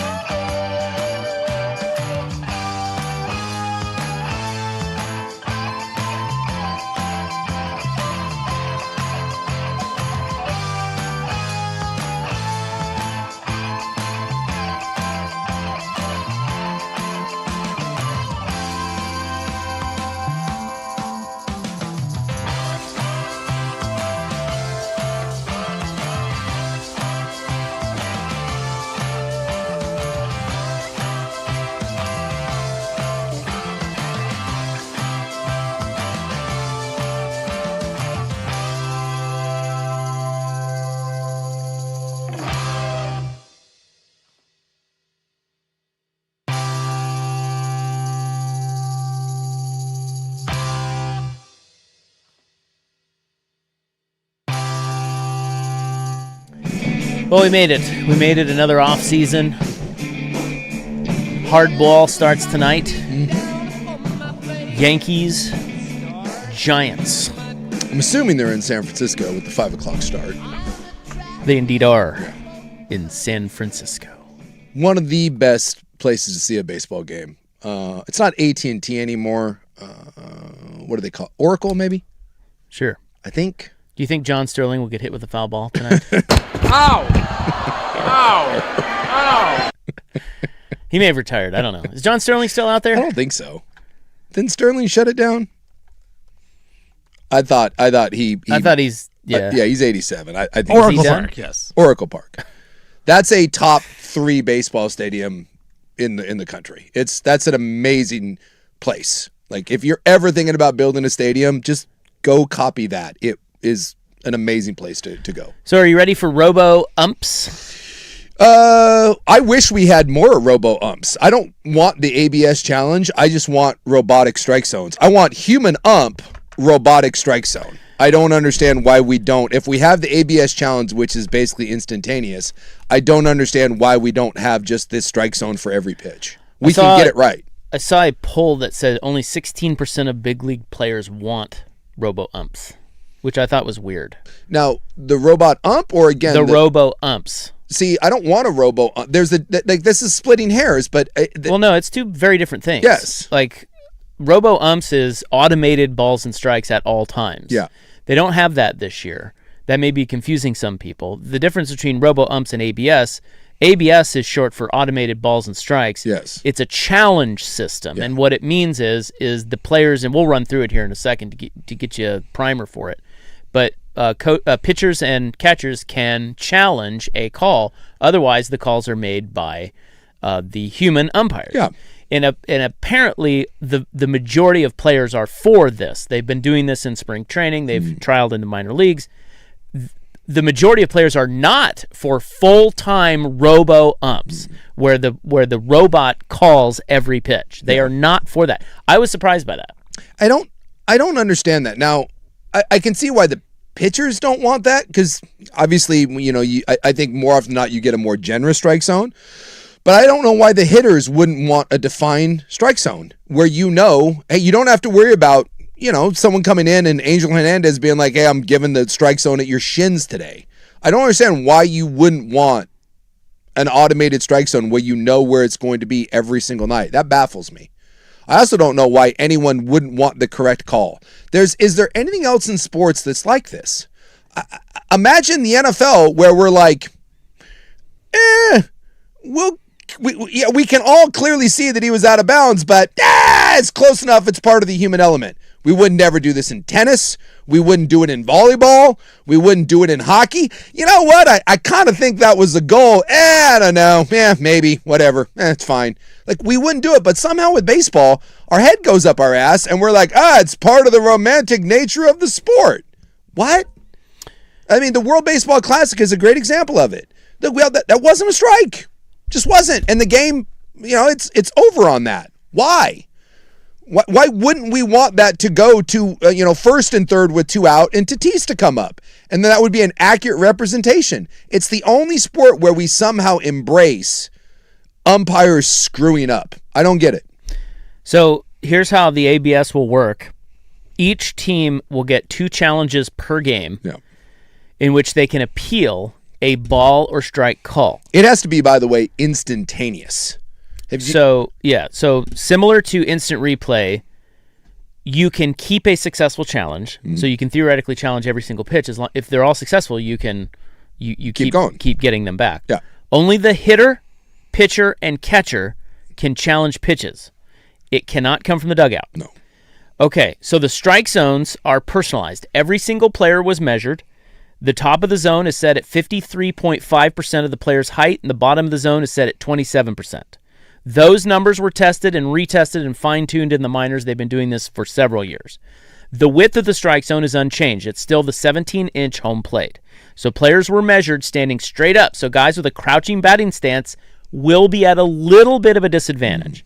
So they use a 2-dimensional strike zone set over the middle of the plate. They tested a 3-dimensional zone over the entire plate, which led to an excessive amount of strike calls and thus more strikeouts, which of course no one wants. Yeah. They also tested a 2-dimensional zone at the front of the plate, and again, there were excessive strikes. So a 2-dimensional zone over the middle of the plate produces the results most consistent with the zone we're used to seeing. So that's what they're going to use. Yes. Okay, so it's 2 challenges per team. You keep successful challenges. Only the hitter, pitcher, and catcher can challenge. Players tap on their head to initiate the challenge. So when you see a player do that, they are calling upstairs. They are saying that it only takes about 15 seconds for them to get this right. So if you're worried about time, like in the NFL or whatever, college football, it's not going to take long. And I've even seen some and was watching the MLB Network. Some of these are literally like instantaneous. They say like within 15 seconds. I've seen a couple where the guy taps his helmet, and by the time he kind of turns around and steps out of the box, the umpire has already got it and is giving him the answer. So once a challenge is initiated, the home plate umpire announces it to the crowd, and ABS is shown on the broadcast of TV and also on the scoreboard at the stadium. The entire process takes 15 seconds. Similar to regular instant replay, the goal of the ABS challenge system is to correct the most egregious missed calls, though we will inevitably see some ticky-tack replays as well. More than a few times this spring, calls were overturned on pitches ABS measured at less than 0.1 inch in or out of the zone. Yeah. So catchers, they have said, are the most successful so far. Pitchers are the least successful so far as they have tested this. And that's pretty obvious because pitchers are... Well, catchers are biased too, but they just have a better viewpoint. Pitchers are just flat out biased. It's And like, then, by the way, no one's doing this in the first inning. The fact that you only get 2 of these, you are going to, and I'm sure the team is going to be very judicious about who gets to challenge these, because what you can't have is you can't have someone with nobody on in the second inning and you challenge something, and then you get to the 9th inning and, bases loaded or whatever, and you don't have one in you. So this is going to be... There's going to be strategy about when to implement this. And I don't know, again, if you've seen any of this, but MLB Network has been showing some of these. If you delay at all, they don't let you do it. I mean, I've seen one where I saw a clip where the guy takes it and he kind of does one of these like hands up sort of things, and he steps out of the box for maybe a second and then kind of turns to the umpire and taps his helmet, and the umpire's like, no. Because they don't want you're not allowed to look to the dugout. You're not allowed to be like, no, this needs to be a challenge. This isn't a group think. This is you immediately think it is or not. And so I don't think this is going to come into play nearly as much as being made of this. I think you're keeping this in your hip pocket for World Baseball Classic thing, end of a game, 2 strikes, or crucial spots where you're going to save this. I think the interesting thing is, if you really want to get into the minutia, is I think some teams are going to designate only certain guys that can challenge. And that's what they're already saying, is that teams are not giving people carte blanche because you don't want some hothead jackwagon wasting your challenges in the 3rd inning. I think the NBA, literally every call, the guys are calling for a replay. Like I think about Donovan Clingan. Yes. He calls for replay every time. Every time. You hacked him so badly. And I think that's right for the baseball too. Like every guy's like, that's not a strike. So you got to really this is more of a game plan for the managers almost. Yeah, the managers, unfortunately, they don't have a say in it. Yeah. They can only... Right, but like pregame, though. Right. So they can... What they're saying is, like, the number 9 hitter, it's the 3rd inning, and the number 9 hitter gets screwed on a call. Know your role, bro. Yeah, the manager, that's where he says before the game, dude, you are not to challenge. Okay, we may need that later in the game in a bigger at-bat. Okay. Yeah. Now, what happens... The question is, strategically, what happens if the bases are loaded in the 2nd inning, and you're facing Paul Skeens? You know you're not going to get much off Paul Skeens. Yeah. And you think... Maybe. That you think they missed one. Do you challenge that? Yeah. I think there's a real interesting strategy involved here from a team standpoint. Some teams may just say only Aaron Judge gets to challenge, unless it's our pitcher and our catcher, amongst our hitter. So it's and then do you save it for the late innings? I mean, games are won and lost in the early innings all the time. And it might be something along the lines of, hey, it has to be 2 men on, has to be when we're trailing. Like there may be certain parameters, before every inning. Hey, we're down by 2, right? We get a guy on, sure, by all means, go with this. But there's going to have to be some strategy involved. You can't have the Donovan Klingons of the world. You're so right. Every NBA player immediately does the challenge. And I think that's what baseball doesn't want. It still blows my mind because you know how you could eliminate all of this get the call right in the first place simply by having the laser strike zone. Problem solved because it would be right every time. I just baffles me. All right, coming up next, I've got one more opening day topic for you. And this one we teased yesterday. It is the next big decision that Major League Baseball it's the next big problem that Major League Baseball has to tackle. Yeah. So the shift worked, or banning the shift worked. Mm-hmm. Certainly the pitch clock worked. Yeah. This next one, they believe it's a crisis, and they're going to try to fix it. You have any guesses? It surprised me. When I read about this, it surprised me. I didn't. Once I tell it to you, you're going to be like, oh, yeah, that's true. Huh. But it's hard to come up with off the top of your head. No, nothing that I'm... Right. Let me noodle with it, but there's nothing that's jumping to my mind. We'll get to that coming up next on The Fan.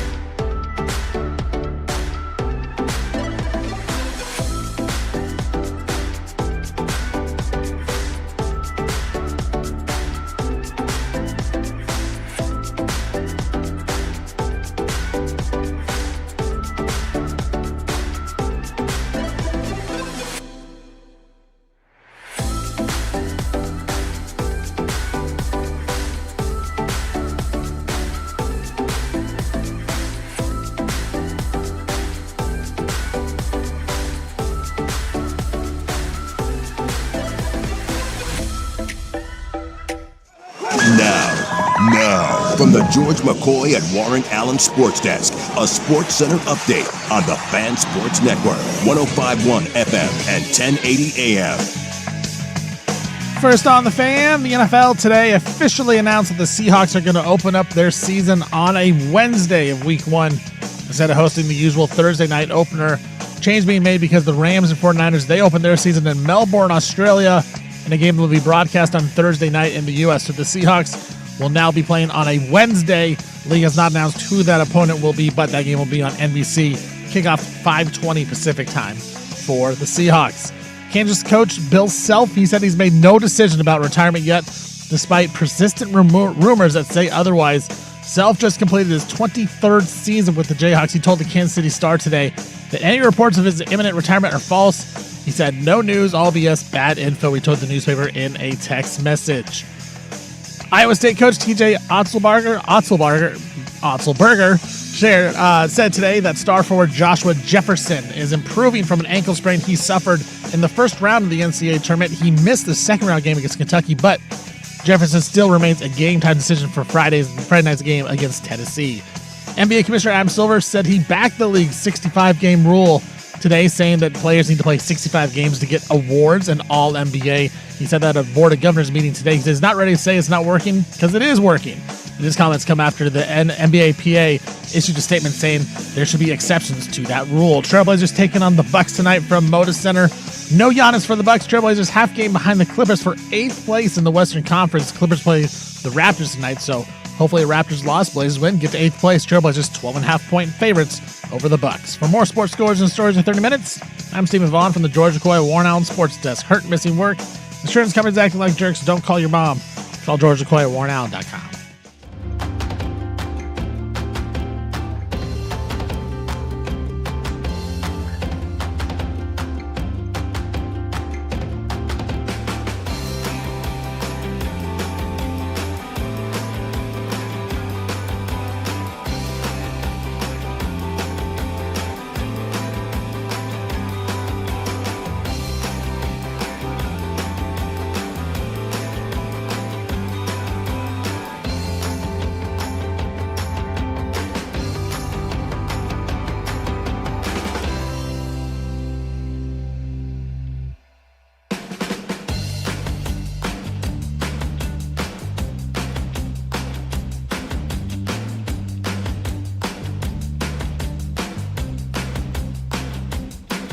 All right. Nice to have you along. Hour 2. We are talking baseball as it starts tonight. Yankees, Giants. And then opening day is kind of tomorrow, although didn't they... There's only 11 teams that are playing tomorrow. 11 games? Yeah, 11 games. Sorry. 11 teams would be hard. Sorry. Somebody 11 games, 22 teams. But didn't they a couple years ago finally figure out that every team should play on opening day? That's what I thought. And we loved it, and Yes. now they've gone back to Yes. this. What are they doing? I don't know. I don't know if like weather is a consideration or they're just slow rolling this, but yeah, there's 11 games. Like I don't think I was looking the other day. I don't think the Royals play. Who's winning? What is occurring? No, you're Kansas City Royals. We play Friday. You play Friday. I think the Braves. So yeah, so we got Pirates, Mets, White Sox, Brewers, Nationals, Cubbies, Twins, Orioles, Red Sox, Reds, Angels, Astros, Tigers, Padres, Rangers, Phillies, Rays, Cards, Diamondbacks, Dodgers, Guardians, Mariners. Well, that's just dumb. And by the way, tell me the NIT quarterfinals don't matter when you look at the Ruckus Arena that the Raucous Arena that is at the Ruckus Arena. Yeah, we're both at doing great. Dayton tonight. I'll bet I mean, you. they are packed in there. This is a huge game. And by the way, they're already down 10-0. It does feel like Dayton cares about. This is big. Yeah, they probably care about. Look at that. They have this the sort of thing. NIT logo on the stanchion. I need to check out what's happening in the Wibby though. What's happening with our Yeah, LaSalle? did Army? Oh no, Army's up by 20 now. Wow. Yeah. Okay. Boy, I tell you, listen. I know nothing of LaSalle women's basketball. No. But I got to tell you live on the radio, I'm real disappointed in them tonight. It's poor effort. They tell me the Army women are really great at basketball. We just can't wrap our heads around that. No. Perhaps it's the discipline. Why was that spread only 12.5 when they were up by like almost 20? Probably because LaSalle was the favorite and they weren't convinced that. If you want, you can get them right now at 17.5 live bet. Where's the game? Or I mean, what? Like, are they in the second half? Yeah, they're in going into the fourth quarter. So it's 20-point lead. Okay. with 3 minutes to play in the third, and the live spread is 17.5. Here we go again, live betting women's basketball. I'm all about it. Not even the NCAA tournament. No, the Wibbit. Well, this is actually the women's NIT. Oh, the NIT. We're confused because there's the women's NIT and the Wibbit. Do they call it the Win It? I guess you could.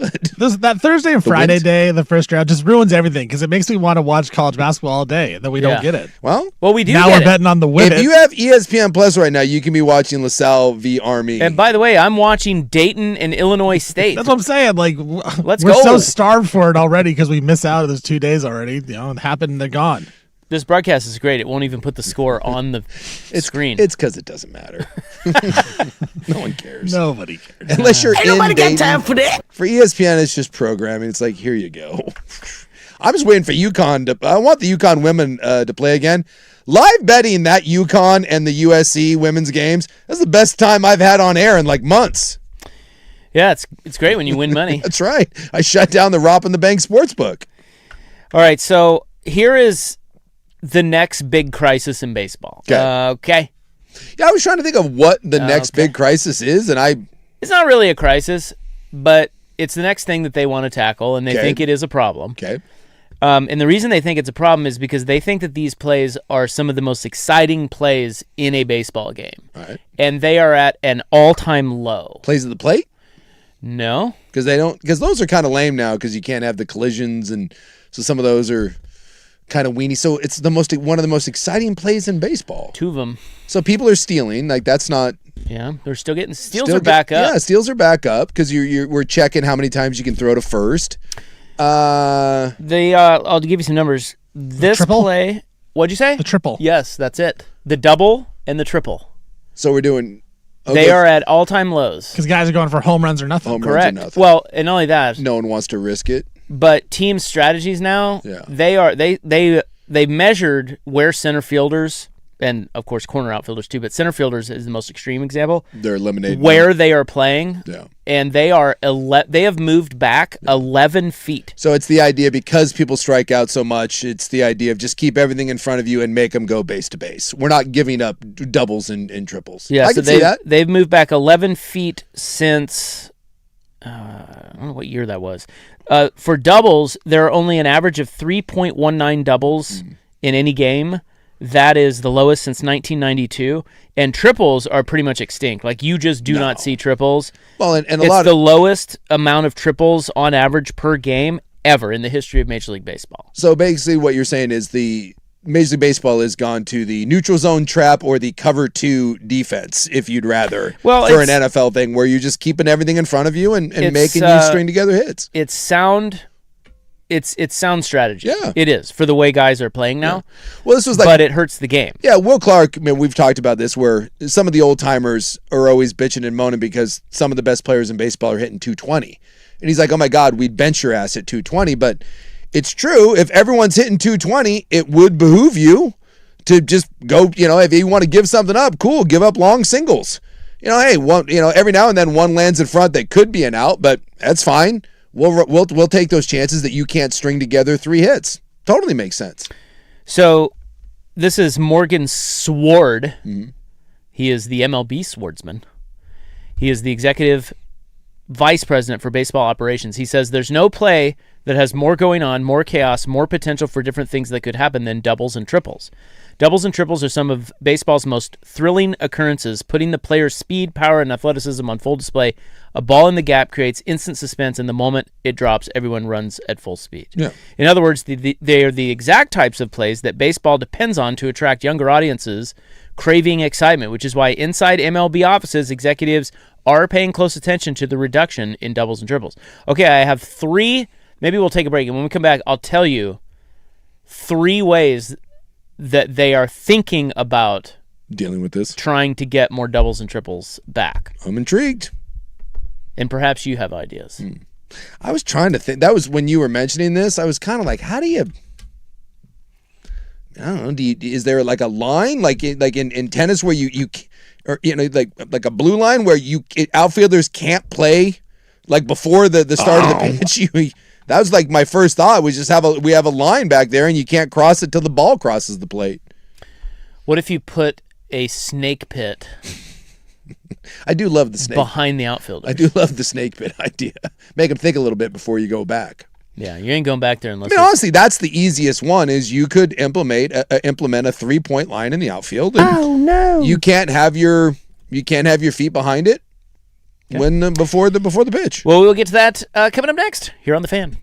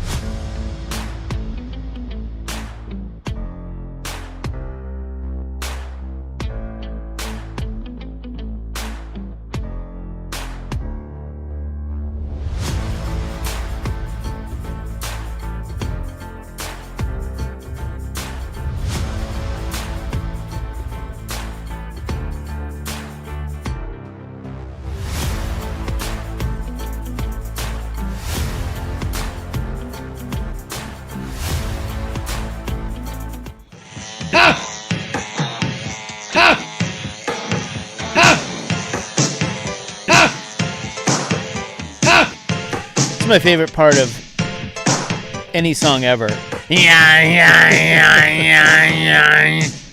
At least you getting in there makes it a little better. Do what I can. It's a great song, though. Prince should have called me back in the day. He should have. I just don't know why he put in. Who are you to question Prince? Terrible.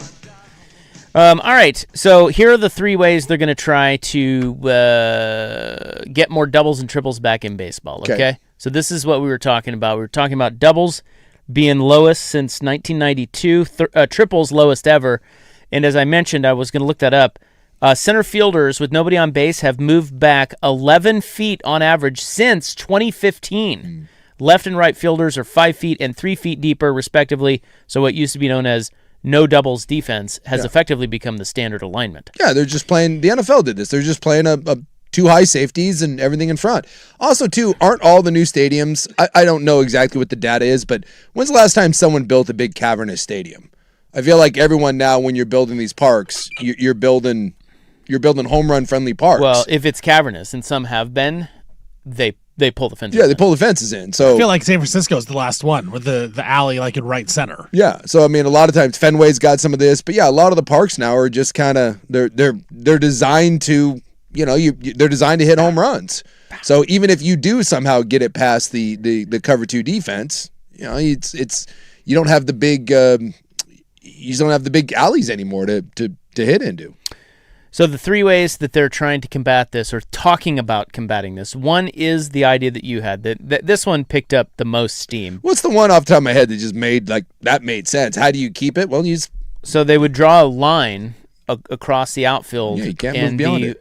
Well, you can move beyond it. You cannot set up before the pitch beyond it. You have to be in front of it before the pitch. Yeah. So that's the first one. Another one was just have everybody move their fences in, which... could be somewhat problematic, though. Why? Because I'm assuming that takes a lot to move in everyone's fences. Like that's. Well, Kansas City just did it. I mean, most teams do it in the offseason a lot. I think Baltimore did it recently. Did they? Yeah, a lot of teams. I think didn't Shea or not Shea, but City Mets. Field? I thought the Mets did it. Did we move it in? Did you? I don't know. I don't know if they did that or not. And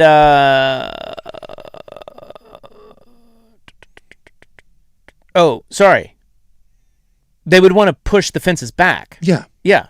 I said in. That didn't make much sense. I knew what you were talking about. Yeah, push the fences out. Well, that's what we talked about. You want more of the big... more space. Remember like old Busch Stadium and like those Cardinals teams? I mean, that was like the old Vince Coleman, Willie McGee. Hit into the gap and those sons of guns would just start running. Yeah, and then the other one is widening the foul lines. Yeah. To allow for more.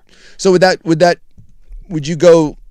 Wouldn't that be weird? Is like you go to the bases and then we just we flare it out like the international basketball key? Less foul territory, maybe? Yeah, less foul territory. Yeah, that makes sense. Yeah. I'm all for that. Yeah. I appreciate the fact that Major League Baseball is tinkering, right? Like, hey, we've got some stuff about the game, and I know purists get all pissy and moany about it, but look, at the end of the day, what will drive baseball is not 700 old guys in their basement yelling about, the 1952 Yankees. What? It'll be about getting more casual fans to watch, and who doesn't think that sped up games and more action on the base pass wouldn't be better for baseball? So, you love my thoughts. Yeah, anytime you can get more guys running around out there, I'm all for it. Well, we talked about the defense, like how they already know, like, we're not going to give up a double. I wonder if the offensive, when you're at bat, are you going to be more prone to go for doubles and triples, knowing that you just kind of go for home run or bust? Like, it doesn't seem like there's a lot of, like, it's pretty risky to go for an extra base, but it's like, okay, well, next guy up's just going to try to smash Get a life, bro. Yeah, I just think it depends on the hitter. You may see more hitters, I mean, God, the Ichiros of the world and the Tony Gwynn's of the world, like, those guys are just kind of obsolete. Well, it doesn't get you paid. Yeah. It's like Luis Arias on the Padres. He's a good example. He'll bat like 320, doesn't walk, hits singles, and it's like, he's fine. Never strikes out. He's with the Giants now, by the way. Yeah. But he'll be leading off tonight against Max Fried and the Yankees. But yeah, those guys, there's not a lot of those guys left. Will this, if they change the game to create more doubles and triples, will it bring in more guys that hit that way? Maybe. Possible. But I don't think it changes anything for a lot of No, hitters. because again, it's what teams value. It's like in the NBA, right? Why don't more guys play defense? Because you don't get paid on it. You get paid your whole life. You get paid and you get recruited based on your ability to score. Yeah, why don't big guys post up? Well, because when they shoot threes, if they're a backup, that's more valuable than posting up. And by the way, Citi Field has moved their fences like multiple times. Yeah, they're always tweaking them. Some of them they've just moved them to create different angles, but yeah, twice they've basically moved them in. What's the smallest park? Wrigley's pretty small, isn't it? Houston, I think, is pretty small. They're calling the A's temporary place the smallest. Yeah. Well, that's capacity. Yankee Stadium seems like it's pretty short. Yeah, the right field in Yankee Stadium is. I mean, that's 314 right down the line. People think that's a joke. So, I just think there's a lot of hitter-friendly parks out there. So what would you like use, like what smallest or like, because not all fences, like there's different. It's Fenway. Fenway's the smallest? Mm-hmm. Huh. Well, the Green Monster is tall, but it's short. Yeah, short. If that makes sense. So left field is only like 310, but you have to hit it high. You have to hit it high. And they've got some of those weird, crazy nooks in there too. Yeah, they're saying the famous Yankee short porch. And then, they said Great American Ballpark. I think that's Cincinnati. Yeah, I looked at where the most doubles and triples are hit. Some of this. Now that would be larger parks, probably, right? Yeah, larger parks. So Coors Field has it, but some of that is obviously that's the most hitter-friendly park. And it's funny because you mentioned Fenway being the smallest. Fenway is the second most, but again, that's because of angles. Mm-hmm. You hit that thing off the Green Monster, and like if you don't know how to play it or you hit it into the little weird trapezoid nook there, how many times you watching a game in Boston and it hits it off the wall and that thing just flies the other direction? So Coors, Fenway, and Oracle, San Francisco have those are the three parks where more doubles and triples are hit than anywhere else. Yeah, Coors is a huge park. Yeah. But the thin air means the ball carries. Yeah. And then the one in Atlanta, which I forget the name of it, that one... Truist or whatever it is, right? It has a lot of... I mean, obviously the warm weather boosts the carry in the ball. Yeah. So you get... But as far as smaller as in dimensions, it's Fenway, Yankee Stadium, and Cincinnati. And that's the thing is, even if you are going to have a small park, Fenway proves it. If you come up with a unique design out there, Fenway one of the smallest, but produces the second most. So just Minute Maid as well. Get creative with it. Yeah. The largest alleys, Comerica Park in Detroit, largest gaps. Oh yeah. In the outfield. Yeah, you can't even hit a home run center field there. Yeah. Unless you're Kirk Gibson. I used to love old Tiger Stadium. God, it was so cool to watch games there. Yeah.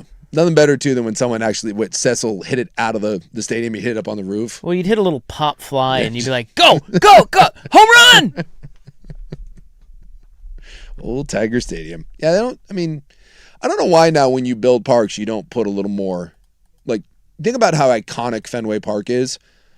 And maybe it's just a seating thing, but I don't know why people don't get a little more creative when they're building parks with. Well, because you don't want it to be gimmicky, though.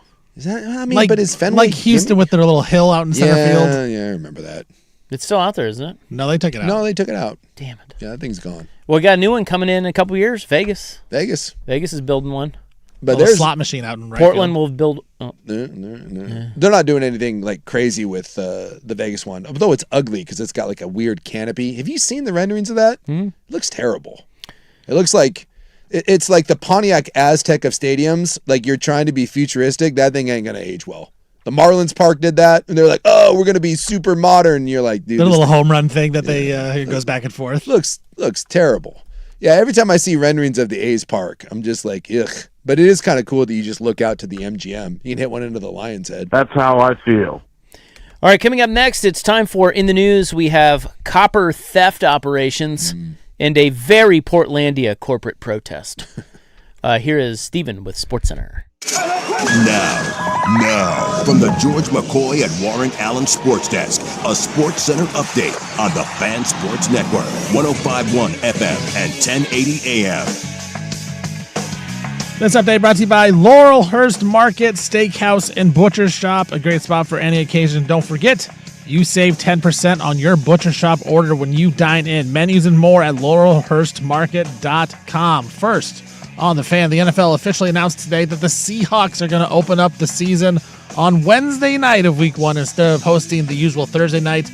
That change being made because the Rams and 49ers, they will be opening their season in Melbourne, Australia, and that game will be broadcast on Thursday night here in the U.S. So the Seahawks get their game on Wednesday. That'll be on NBC 5:20 kickoff. Now, they did not announce who they will actually play in that Week 1 game. Kansas coach Bill Self said he has made no decision about retirement yet, despite persistent rumors that say otherwise. Self just completed his 23rd season with the Jayhawks. He told the Kansas City Star today that reports of his imminent retirement are false. Iowa State head coach TJ Otzelberger, he shared that star forward Joshua Jefferson is improving from an ankle sprain he suffered in the first round of the NCAA tournament. He missed the second game against Kentucky, and he remains a game-time decision for Friday's game against Tennessee.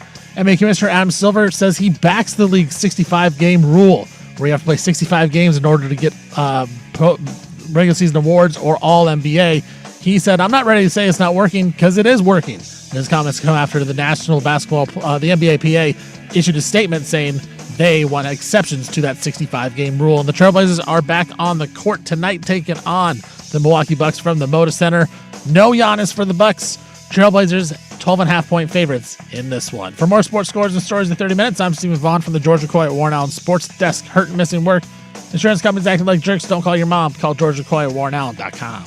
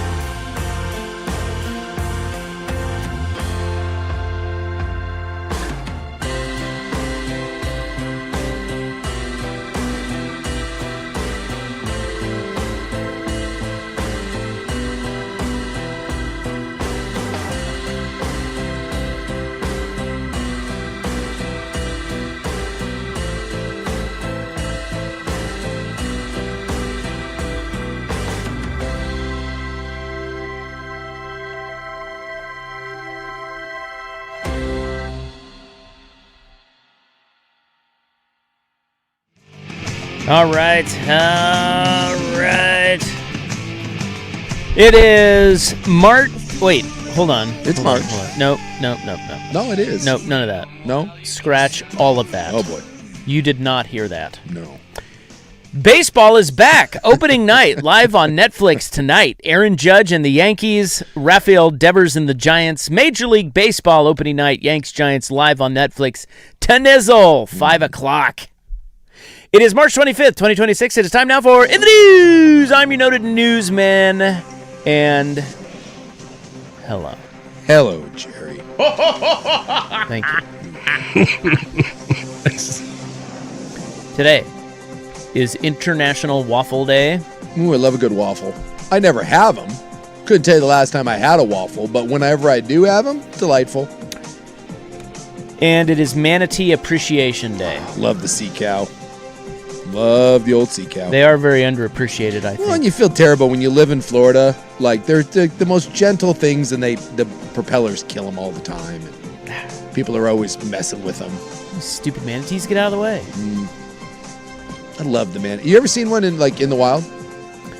No. Oh, maybe? They're awesome. Yes, no.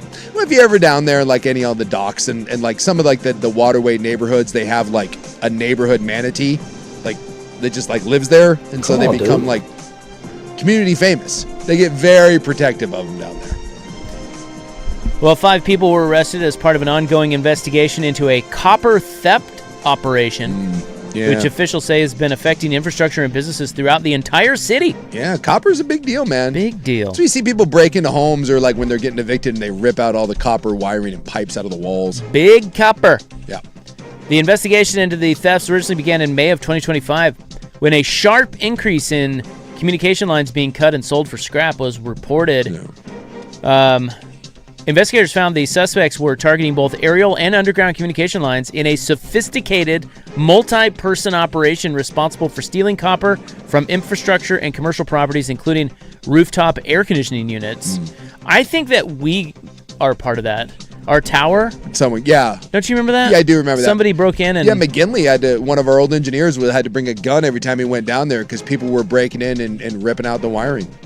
I think, didn't we pass maybe that was catalytic converters, but I thought a while back we passed a law about because people used to take it to scrap yards and sell it, and I think there's some restrictions now to try to prevent, just random schmucks from stealing it and then going to sell it at local yards. I think we did try to put some guardrails there. I'm looking here. Yeah. I'm seeing people all getting cuffed. Yeah. Well, good. First-degree theft, money laundering, criminal conspiracy, other crimes related to metal theft. Yeah. There's a lot of money in that. Have you ever seen... A pound of copper is worth around $5. A pound of copper? Yeah, so you have to get... You got to get a lot. You got to get a lot. Yeah. And they're saying that they had, in this instance, they had $487,000 worth of metal. Yikes. In a year. So you got to get a lot. I mean, dude. Well, I know that when we had to run a line from our electrical box for the hot tub, you have to run a copper line out there. And when the guy told me how much it was to put it in, I was like, excuse me? And then he showed me, go to Home Depot and look up a big spool of copper line. It is insane how expensive that is. And you're like, oh, that's why the people are stealing it. I would imagine they have that locked up like the... when you go to... Yeah. Oh, my God. Any, the Walgreens or whatever. Yeah, what are those called? What kind of stores are those? Pharmacy type.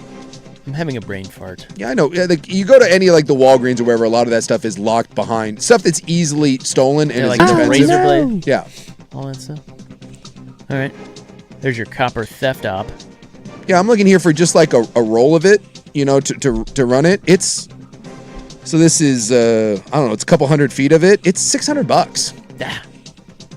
I remember, I had no idea, and it was kind of shocking. And he goes, look, I'm not trying to, screw you over. He's like, this is the cost of the line. I was like, yikes. And, a lot of times you have to run it, you have to run it a long way from your garage out to where you're ever, trying to put the, the outlet. You're like, well... It is what it is. I should have gone to these guys. Probably gotten it at a deal. A Portland man was arrested near his home after allegedly threatening 3 children playing basketball in a southeast Portland parking lot. Seems perfectly normal. Portland police responded Saturday, March 21 to the area of 3005 Southeast 136th. This is near the old man's home. Oh, actually, he's not old. He's 44. Now, get this guy's name. His name is Regret Robert. What? That's his real name? Well, it's spelled Regret. Apparently his parents weren't big fans of his. They named him Regret. Yeah, I gotta, that tells you what circumstances you were conceived under. Well, he was upset that 3 children moved a basketball hoop without permission. He told the children, "You guys are lucky I didn't bring out a gun and kill you." And then he showed them a taser. How old were these kids? And he activated it. It doesn't say. Oh my God.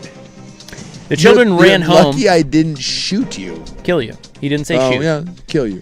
The children ran home and told their parents what happened. Police obtained a description of Robert, who was described as a Pacific Islander, wearing black shorts, a red hat, and having red hair. When officers searched him, they found the taser. Police said the children and their parents reported that Robert also threatened to kill their family members and pets. Jeez. He is charged with 2 misdemeanors of menacing and unlawful use of a stun gun in the 2nd degree. All over a... Yeah, a little aggressive. Was it his basketball hoop? Doesn't say. He has no criminal history. Well... So way to screw yourself. Jeez, can we Calm down, dude. Can we put him on a watch list of some kind? Somebody get that man a basketball hoop. Well, can we get him some weed or something to calm him down? It just seems like to go from seemingly not threatening to kill anyone to that over a basketball hoop feels like my man's got some stuff going on, maybe some unrelated issues. But you can't say you're going to kill someone. No. That's where it goes wrong there. No. When you come out of your house, just yell at them, berate them. Well, I told you that was the but don't say you're going to kill him. That Reacher guy. Yeah. That turns out that guy was fine. They got the video footage. The big giant dude that plays Jack Reacher, his neighbor came out and stood in front of his motorcycle and was like, "You're not doing this in my neighborhood." And then he took an ass whooping. You know who that neighbor, or you know why that neighbor did that? Why? Loud muffler. That's true. It's true. He didn't. Yeah. He didn't like the noise. He didn't like the noise of the motorcycle. He hated it. He said, "You said you get." Well, you get. He didn't get. He took an ass whooping, and it turns out it was his fault. The police were like, "Well, don't go confronting someone on the motorcycle." Yeah. How about we all just mind our own business for once? Get a life, bro. I understand you don't like something, but little tip to everybody: if you don't like something, you don't get to threaten people over it. That's not the way this works. Nah. I don't like that sweatshirt. Get it out of here. No. It's insane. Sucker. I've got a very Portlandia corporate protest that's occurring, and it involves sports. Can't wait. We will get to that next on In the News here on The Fan.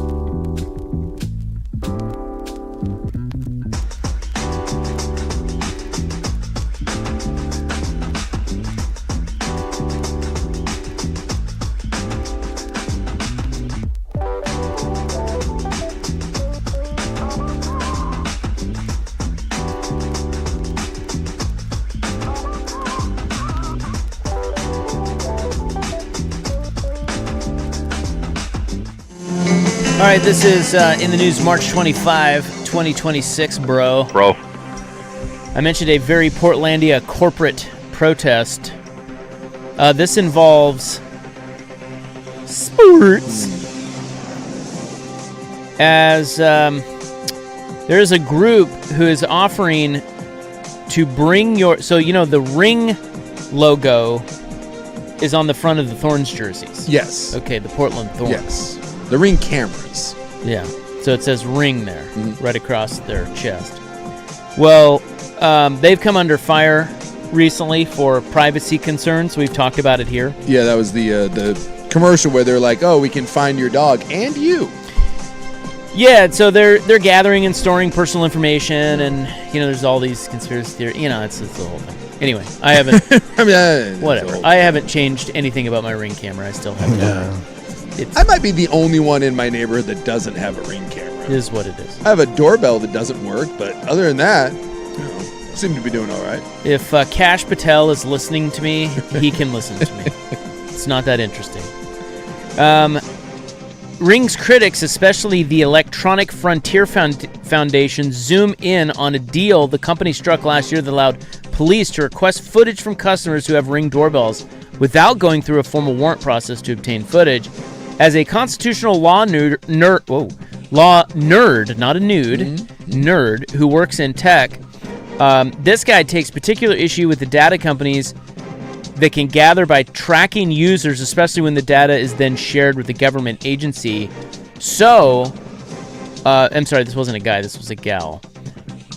She is inviting you to bring your Thorns jersey to her booth before the Thorns games, and she will remove the Ring logo from your Thorns jersey. How is that possible?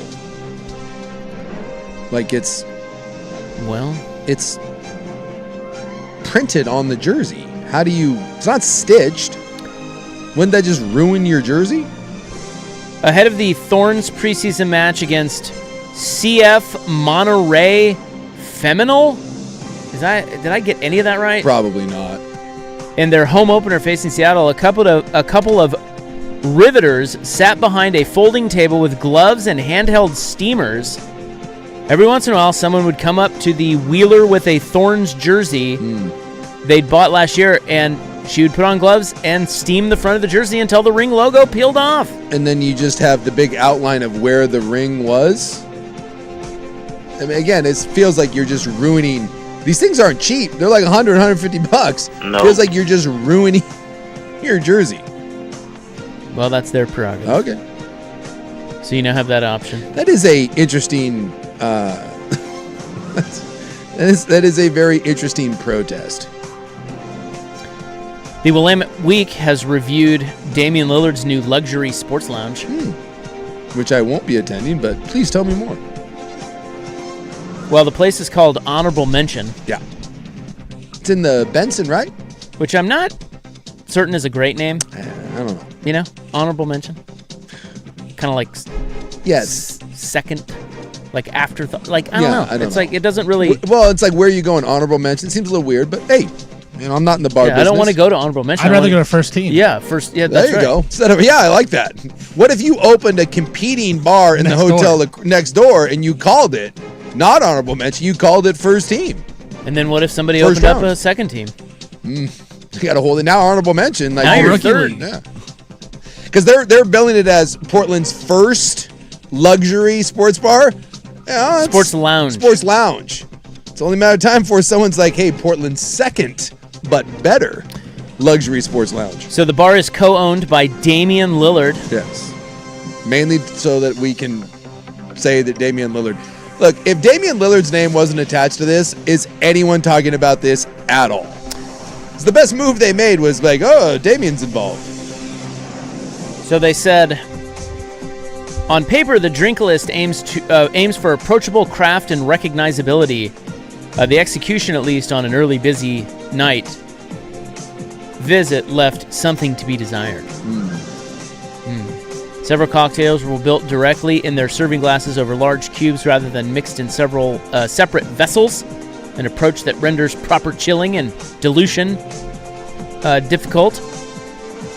Equal parts drinks were free poured with a confidence that bordered on amateurish optimism. Wow. Yeah. Scathing. Scathing so far. Has anyone ever thought that much when you go to a place about how they're making your cocktail? Well, I don't think you have to like write it out in paragraph form, but yes, If you you do ever- have the thought Have you of ever like, been wow, like, that's what not a great cocktail. sort of amateur hour is this? I had it the other day. Yeah. I think we both experienced that live. So the drinks they did not like. Now the food they said was great. The guy Bobby Brown is the chef. Bobby! He makes a pizza that's to die for, apparently. Okay. I remembered looking at the prices, and for the luxury sports lounge, they weren't as. There was definitely some stuff on there that was spendy, but I remember looking at the menu and thinking that for the most part, it wasn't too out of whack for a kind of a upper kind of scale place. They said the sleeper hit, maybe the pizza. Brown says he's been making pizza for 2 decades and used imported flour for the dough. The result is essentially an upscale version of classic American pan pizza, deeply goldened, crisp edges, lavish with cheese, maybe even a little too gooey, but exactly right for the concept of low to highbrow. Oh, low to highbrow. Yeah. That seems a little... So it says, the split personality defines honorable mention right now. The lounge is sexy, the crowd is there, and the kitchen is already delivering dishes that feel thoughtful and fully realized. The cocktail program, supposedly central to the luxury sports lounge idea, still looks like a work in progress. I still don't know what makes it a luxury sports lounge, but... And someone also pointed out that honorable mention just means that you should really call it pretty good. Hey, where are you going? I'm going to pretty good. Is it good? It's pretty good. Yeah, it's a weird name. I like that. Someone should open up a place across the street called Pretty Good. Or Pretty Good. That from Ron Scott. Way to go, Ron. Of Willamette Week. Look, place looks pretty cool. Yeah, it looks nice. I won't go there, but, you know, why won't you go there? What am I? What's your problem? Well, I'm not ever at the Benson. I don't know. There's just nothing about that I'm going out of my way to go to the basement of the Benson to experience Portland's first luxury sports lounge. What if Dames Lils is hanging out in there? That even means that I'm less... Sipping on a Coco Negroni. I'm less likely to go because if he's there, now it's just going to be packed with Lillard stands. If Damian Lillard's name wasn't attached to this, would anyone be aware that Pretty Good was in existence? It's a little bit like if you're thinking about buying something and you see it like advertised by a celebrity like every 2 seconds, like on TV, it's like, be aware. Well, look, I don't know if Dame's put in any money or sweat equity, but you're right. Having his name, it helps. Has helped a lot. Yeah. I'm gonna go over to a Good Little Sports Lounge. Good little lounge. Good little lounge. I'm gonna go that one down the. Nothing to be ashamed of. Good little lounge. Down the block. I'd like that for us. Yeah. It's a good little sports Good bar. little sports bar. I'm just waiting for someone to be like, "Is you like it? It's good. It's good. Yeah, it's a good little sports lounge." There's the idea out there. Someone. So Lillard has this one. So who's a good little player on the Blazers? We need someone like. We need CD to open up his own. That's what we need. CD Sissoko, good little sports lounge. Yeah, Tumani Kamara's solid little player. There you go. Solid little bar. Solid little bar. Get some competing Blazer business going on. Let's make it happen. Maybe the Hammer Down Lounge. I'll tell you what, I'd go to the Hammer Down Lounge. I think that's a different type of place. Great little player. Come on, Myers. Come on back to Portland. Open up the Hammer Down.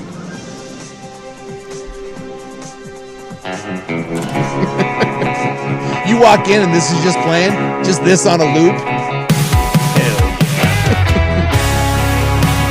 right. You go to the Hammer Down, you know what's up. That's in the news for March. Once this song hits, you know what's getting down. 2026. Brought to you by the God Leonard. There you go. That's more like it. I bet they have BWR beer at Myers Leonard's Hammer Down Bar. I'm juiced up. Could be a honky-tonk bar. See? Or sitting beachside. Did you just wink at me? Barbecue on the 4th of July.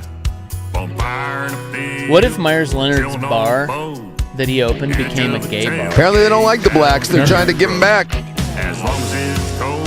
You know, like what competes with the Eagle? Well, I'm gay. I'm gay. You wouldn't have to change the name. In the news brought to you by the Advocates, injury attorneys at advocateslaw.com. Headlines coming up next on The Fan.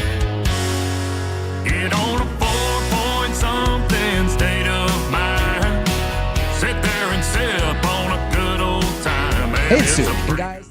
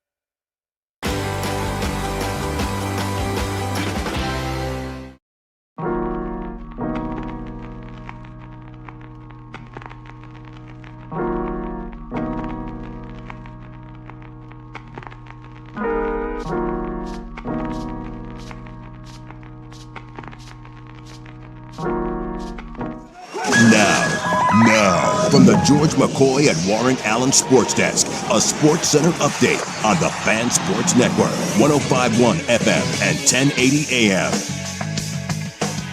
First on The Fan, the NFL officially announced today that the Seattle Seahawks, your Super Bowl champions, will open up their season on a Wednesday of Week 1 instead of hosting the usual Thursday night opener. That change being made because the Rams and 49ers will be playing in Melbourne, Australia, in a game that will be broadcast on Thursday night in the U.S. So the Seahawks have to play on Wednesday. The league has not announced who their opponent will be, but it will be a 5:20 Pacific time kickoff on NBC. Kansas basketball coach Bill Self, he said he has made no decision about retirement despite persistent rumors that say otherwise.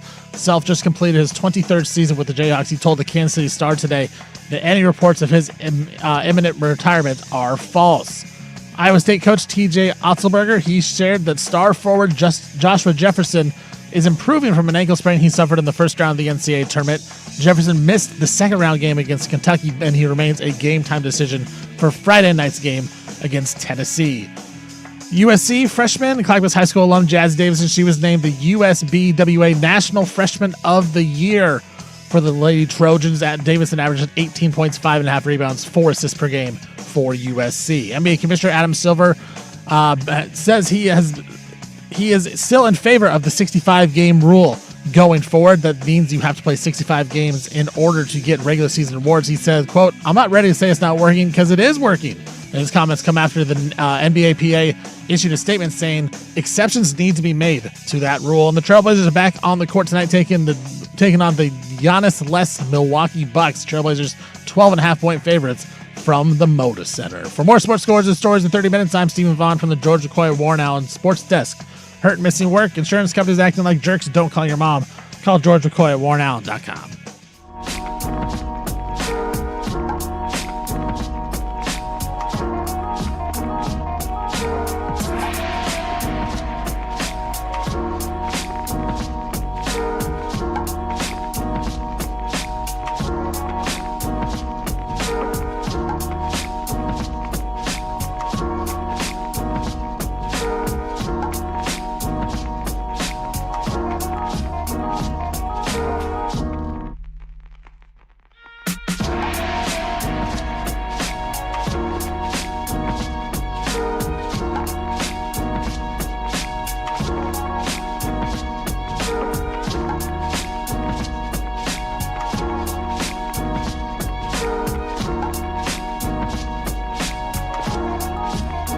All right, welcome back. Hope you're having a nice little Wednesday. We are your sportsmen. My name is Isaac. Sup? Big Sook's right over there. Right here. We're both here again today. Stevie Vaughn is over there playing the hits. And I do mean hits. You thought Kenny Loggins was in it. No. Myers Leonard at the Fourth Option Lounge coming to you real soon. I love that one. There's some pretty good ones coming in here. Complimentary Player Sports Bar. So we were talking about... Player to be named later, Sports Bar.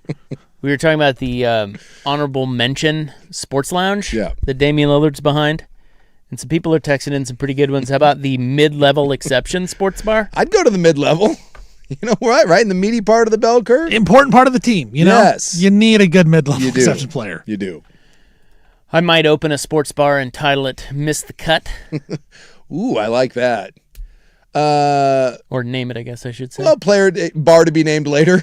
Yeah, there you go. Not too shabby. Also receiving votes. Ooh. Hey, you want to go to also receiving votes tonight? I would 100% love to go to also receiving votes. Cash considerations. There you go.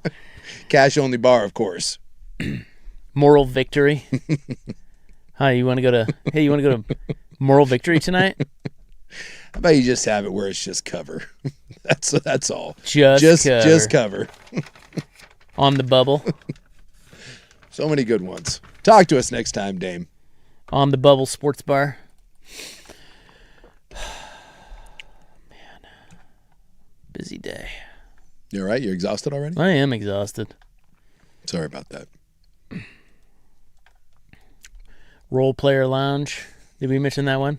We're just going through this. This is the next 20 minutes are us just going to be naming random sports What bars. What about all conference alternate? I don't know if there's an all. Is that too much? Yeah, all conference alternate. Yeah. Scrappy white guy bar. Ooh, gym rat. You want to go to the gym rat? Coach's son. The coach's son. Cerebral Player Lounge. Most improved bar. There you go. Most improved. Well, coming up here, we're going to talk some sports with you guys because we love sports. Baseball has started, by the way. Yes. I have to go to Netflix now. I don't have Netflix on here, so. Oh, you don't?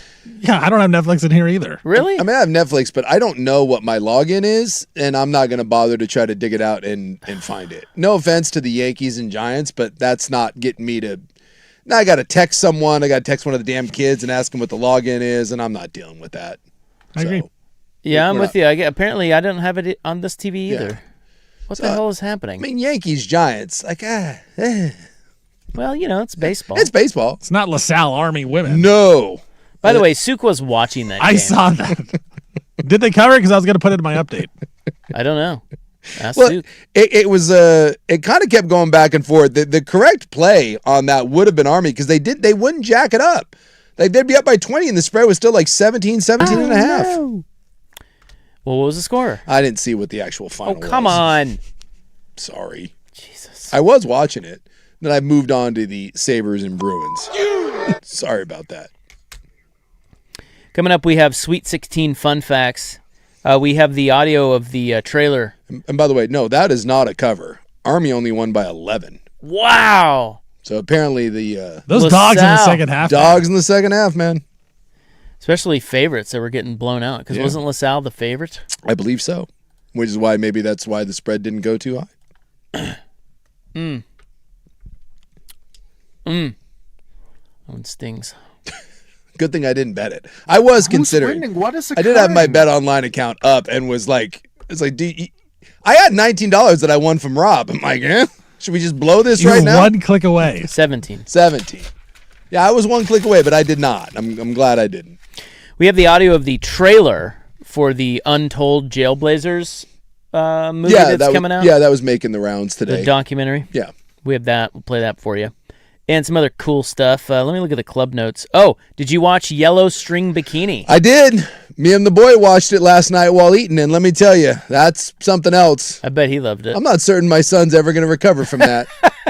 A lot of old man dong. Led to a lot of discussions. I believe my favorite part was at maybe 10 minutes into that piece, he just looks at me and goes, who are these people? My son is an idiot. That's a good question, son. It's a good question. Well, we all remember the times when we learned that, not everybody is the way that you think they are. There's a lot of different archetypes out there, and one of them is Yellow String Bikini guy. That guy had me for about 3 to 4 minutes where I was like, dude, I'll party with this guy. And then...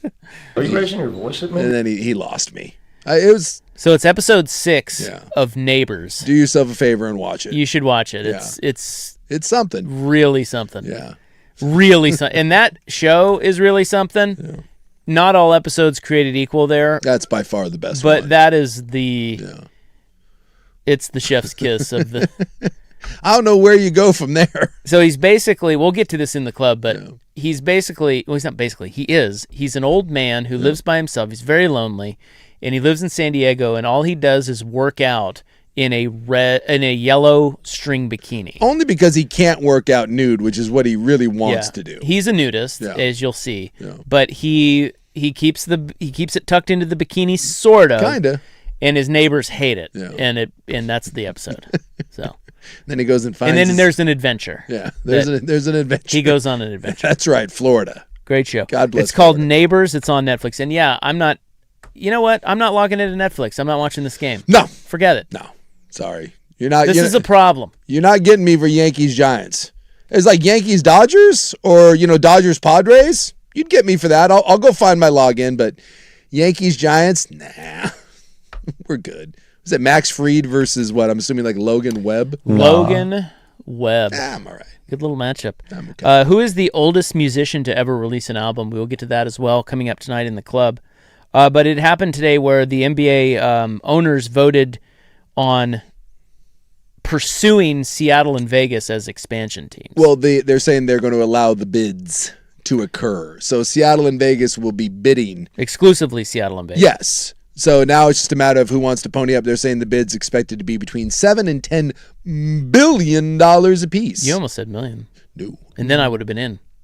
I'm in. You got $7 million laying around? No, but I'll get a group together. If this thing goes for $10 billion, oh my God. That's it. Vegas and Seattle both for 10, and they're saying they think it's going to be closer to 10 than it is 7. That's crazy. Yeah, that's a lot of money. If your life depended on it, and you had a year, how much money do you think you could put together? $7. Seriously, your life depends on it. You have to raise money. So I sell everything I own, sell my house, right? So, you cash out your 401k. You got to get donations. You got to go big. Would that be like, would I just I stand on the street corner like a streetman? I do like you can do that. I do an OnlyFans thing. I'd start with the guy who's a billionaire. That's where I'd start, but he's not giving me anything. He might. Yeah, maybe a little something. I got a couple friends that are worth some bucks, and I told them my life depended on it. Yeah. Yeah, I get You got to raise money, man. Yeah, I'll get a couple mil. Couple mil? Yeah. Okay. I bet you I could get to 2. 2 million? 2. If my life depended on it, I can get to 2. Very confident I'm getting to 2. Don't think I'm getting to 3, but I can get to 2. Okay. Our life depended on it? I kind of want to put this to the test. I could get to 3. I know at least. I know life depends. Cash. They know I'm going to die. Cold hard cash. Yes. Yeah. So are you just selling the fact that you're just gonna die? That's the. That's my. And they're like, all right, that's fine. all. Here's a couple grand. That's all I'm selling. I got 3 guys, and I need. Well, I tell you what. need like 700 apiece, and I'm gonna die. I can get that. You're a quality guilter. Yeah. So I feel like you would do. You would do a number on every one of your loved I'll tell you right now, the card I'm playing, and you can call it dirty pool or not. I'm going with the dead wife. The kids already have a dead mom. You really want them to have a dead dad? You have the ability to prevent my kids from being orphans. It's good for a couple hundred. Try it again, please. I am playing that card, and I'm playing it hard. I would feel guilty. I would have to give you something. Exactly, right? 3. Yeah, I'm coming up with 3. At some point, though, they're going to tell me to go pound sand, but I think the dead wife card and the orphan kids, it's a great card to play. My son is an idiot. Just is. All right. What were we talking about? Oh. I don't know. Yellow string bikinis. Seattle and how much we Vegas. raise. We were talking about participation trophy sports bar is what we were talking about.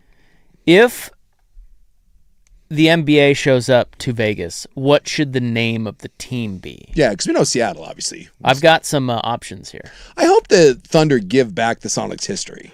Like, don't be the Houston, the Tennessee Titans, because they own the. I thought they agreed to do that already. I thought they left the Sonics in. They left Seattle. the name, but they own the history. Oh. So the Thunder own that history. The Thunder own the history. The Sonics have never. When this comes back, they will not have championships. They will not have records. They left the name and the logo. Would the Thunder? What does that behoove the Thunder? It doesn't. But the Titans own all that stuff from the old Tennessee. Not Tennessee. Houston the Oilers. Houston Oilers, and they won't give it back. The uniforms, all that stuff, that is not in Houston. Would they give it back if the Houston Oilers returned? The Houston Oilers did try to return, and the Titans said no. And that's why they didn't return? Well, that's why they went to the Texans. That's why they're the Texans. Oh.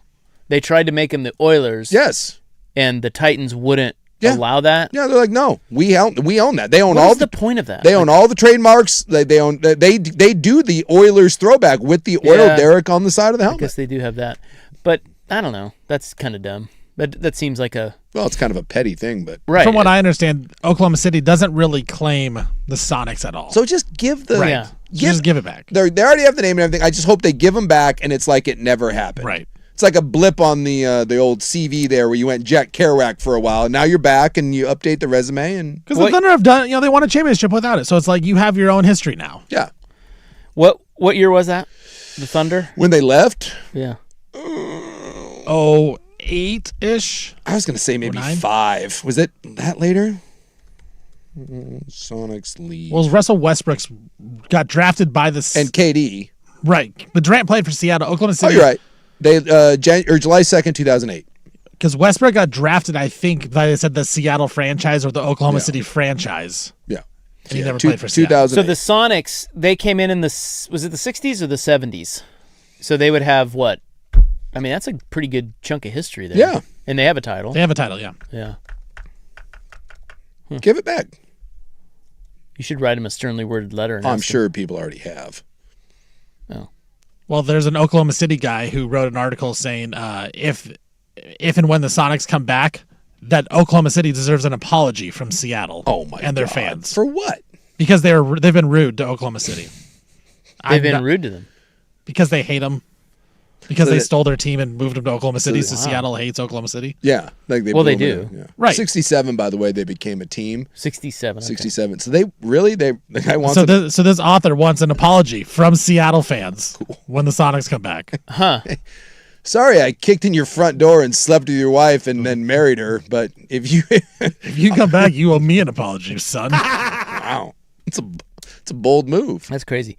All right, so we'll get to that coming up. Also, the trailer has dropped for Untold Jailblazers, and we'll tell you the premiere date of that when we return on The Fan.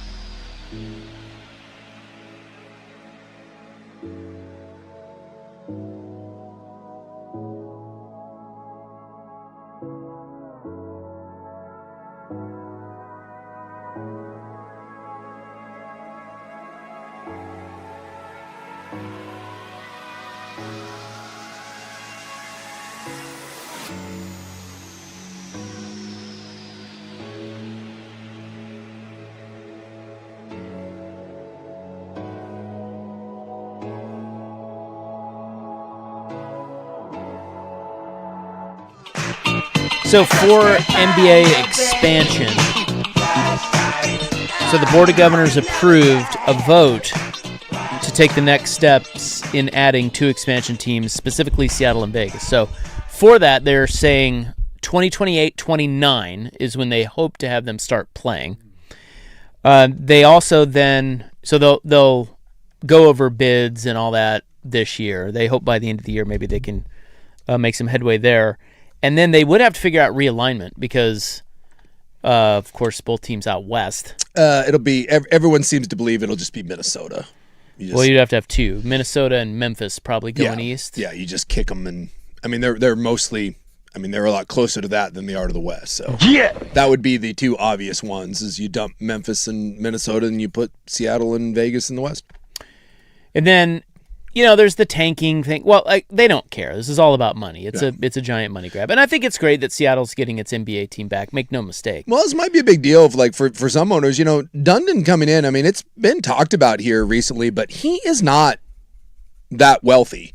I mean, he sold part of the Hurricanes to raise capital. So, when he comes in and then he gets a piece, he gets a couple $100 million and you're trying to renovate a building, and that's a big deal. Well, not every NBA owner is, Steve Ballmer. Yeah, I'm weeping for them. It's just awful. What an awful plight. He needs to tell everyone he's going to die, and then he's going to raise some money. There you go. But my point is that, and again, I get what they're doing. It's just a money grab. But is it good for the league to add 2 more teams? You're watering down the league even more. Yeah.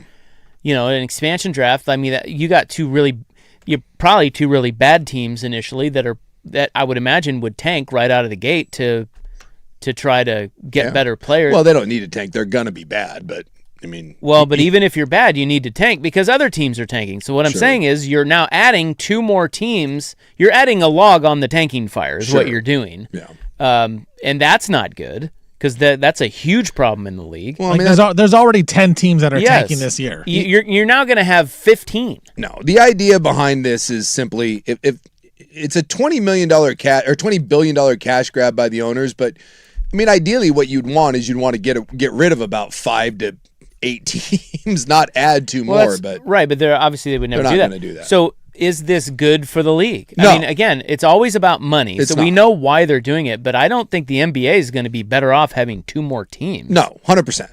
It is not. This is not ultimately good for the league. 100%. You can't convince me that it is.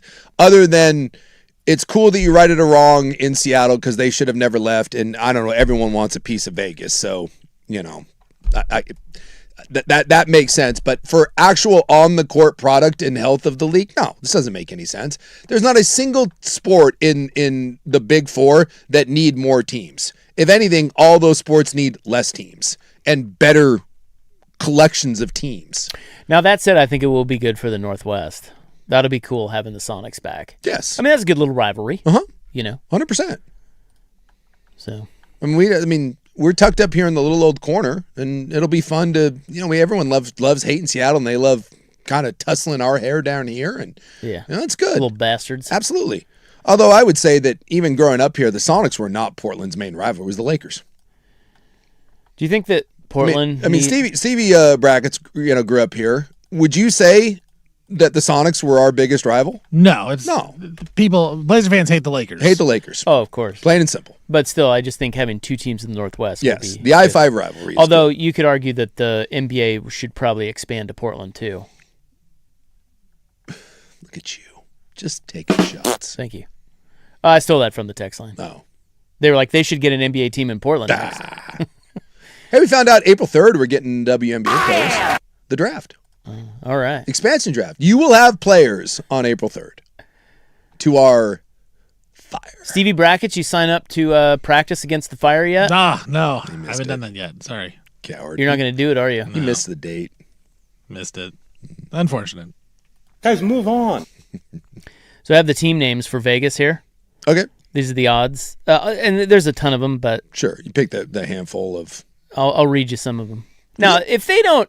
Listen, some of these are stupid, and some of these are awesome. Yeah. But Vegas, they must play into the whole gambling thing. I mean, like, you cannot name them like the Vegas I don't know. There was one on here like, what was it? I maybe didn't even write it down. You can't name them like the Vegas Steam or something. No. You know what I mean? Yeah. So on here they have Mirage. Okay. I could see that, kind of. The Jokers. See, that's the one to me that's the ultimate. Like, the cool one already got stolen with the Aces. But you could do something really cool with the Jokers. Like, that's the one that just jumps out. One, Joker is, I mean, with the whole Batman thing, that's iconic on its own. And you could do a million cool things with logos and jerseys and color schemes. That's the one that by far makes the most sense. Scorpions. Yeah. Venom. Spades. I like that one. Yeah, Vegas Spades. Except Spade has there's a connotation to that. You want to explain what that is? No, it can be used as a slur. So, Diamonds, Vipers, Bandits, Hustlers. Yeah, I hope they don't do anything like Outlaw, Bandit. That seems dumb. And if you're gonna do the Diamonds, that's a little bit like the Spades is like the Aces. Do Suits. What about the Jacks? Yeah, the Jacks would be all right. The Vegas Jacks. Yeah, that would work good. I like the Vegas Craps. Oh, well, I thought if you did the Las Vegas Suits, because then you could have the whole, you could have the whole four of them. Yeah, all four of them as your logo. The Black Jacks. Yeah. The Vegas Jackpots. Yeah, it's decent.